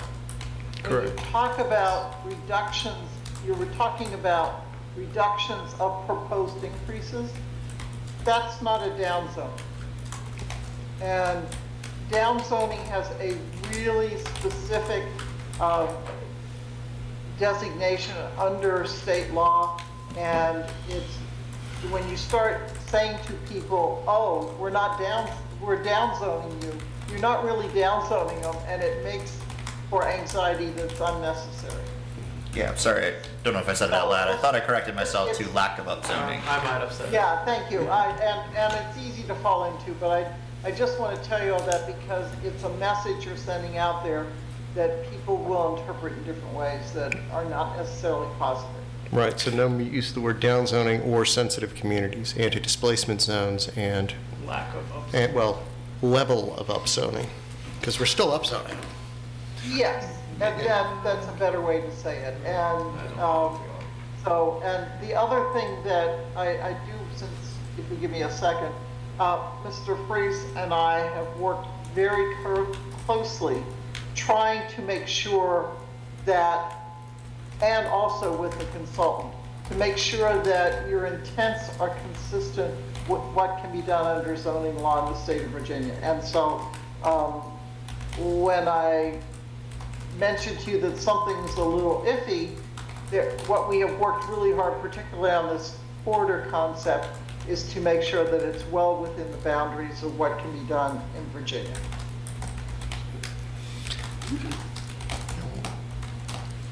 Can I make a suggestion? It's probably not gonna. Well, so the change is to go from 1 to 2 if you've got the existing structure up to 6. What if it was 2 as a base to 3 with the existing structure up to 6?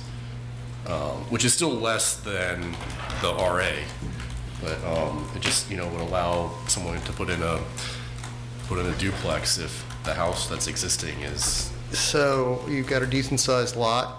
I buy the old house. I leave the existing structure, and I build a duplex, 1,500 square foot a pop, and start charging $3,000 a side. You'll find few decent-sized lots in Yeah. the areas we're talking about, unless Really we're aren't. doing the For- meadows, which I hope we're not. But At least 10th and Page, I mean, it's gonna be a struggle. Well, I mean, just as a for instance, I mean, the point is to be anti-displacement. Again, I mean, I think we need to write it up and take a look at it. Right now, we're, right. Well, they sold the property to a third party for that purpose.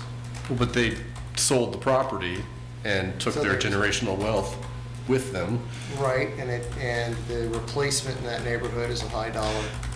Or they're gonna Yeah, sell but the it's property people's and choice, someone's right? gonna You can't flip the force house as a people single to family. stay. You're not neighborhood. forcing anybody, I'm just saying that you're providing a And I'm concerned with predatory behavior. I think we're gonna get that no matter what. Yeah, I know, but that's like saying you're gonna have why bother wearing a seatbelt on, there's a certain amount of car crashes every year. I just want to throw it out there. It seemed like we're taking this back a little too far for my comfort, but But yeah, and the other concern that I have is we're hoping that we change it in the future. And what if that doesn't happen and then 30 years down the line, it ends up in a negative, we're just not guaranteed. Yeah, well, what I would suggest is let's write it up, take a look at it, and argue about the text we actually have in front of us. And then that way, that gives us a time to let it cook a little bit, to get some data on it, and get it organized in a proper way. Since we've already decided we're punting, we might as well. But I'd like to only punt for one more meeting, so. Well, let's get it right. We need to get it written up, and we need at least a day to look at it. Yeah, as opposed to, yeah, right. So if we're gonna meet, we probably should meet on Thursday, maybe. Yep. Give staff a few days to write up and get it to us maybe on Tuesday, so we can mull it over and send emails back and forth and. Yeah. Well, we're down to the last, so at least for this section, it's, at least conceptually, it's pretty simple and we're already laid out, so we should be able to get it to you pretty quickly. Right. And we can get everything cleaned up and look at a clean something that we're sending, too, for that matter. Yeah, I mean, it seems like the map is going to be the biggest thing to work out. The others is just copy and pasting RA and changing the numbers and then arguing over the numbers. Yeah. So I am required to ask if we are ready to make a recommendation. Can we agree on a date too? Because whoever makes this motion is gonna have to indicate what date we're How having the about meeting. Thursday next week? We don't have a location No location for on Thursday? Both are booked. We were thinking Wednesday. All right. Wednesday, the 18th? 18. Yeah, why not? I can do Wednesday. Everyone available? I'll have to reschedule something, but I can do it. Yeah. That's fine. Are you available? What time? 5. 5? Yeah, we do it at 6. I don't have to reschedule anything. I mean, if we can keep it quick, I can do a lunch break meeting, but 5 works for me. 5, okay. I mean, I said we would do, yeah. 5. 18th, 5 p.m. All right. I can try. We're so close. All right, so is there a motion to, are we ready to make a recommendation? again. Chair, I do not believe we are ready to make a motion tonight. I move that we reconvene on Wednesday, the 18th at 5 p.m. to wrap this up and make a motion then. And what venue will we be meeting? No. Now, may you use the No. word continue, Yeah. please? Oh, sorry, continue. Sorry. Let me rephrase that. I move that we continue this meeting to Wednesday, the 18th at 5 p.m. at what location is available to us? We will be, hold on, let me just make sure. Continuing the meeting or the deliberation? The deliberation. Third time's the charm. It's late, come on. I'm trying. Council chambers. Great. All right. In council chambers. We actually behave better in here than we do outside because we're comfortable. Is there a second? I second. All in favor? Any opposition, any abstentions?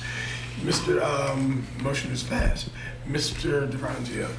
So I'd just like to point out, as we continue this process, and as long as it's dragged on, here we are at the 10th of October, there's an actual city in Cuba named Diez de Octubre, 10th of December.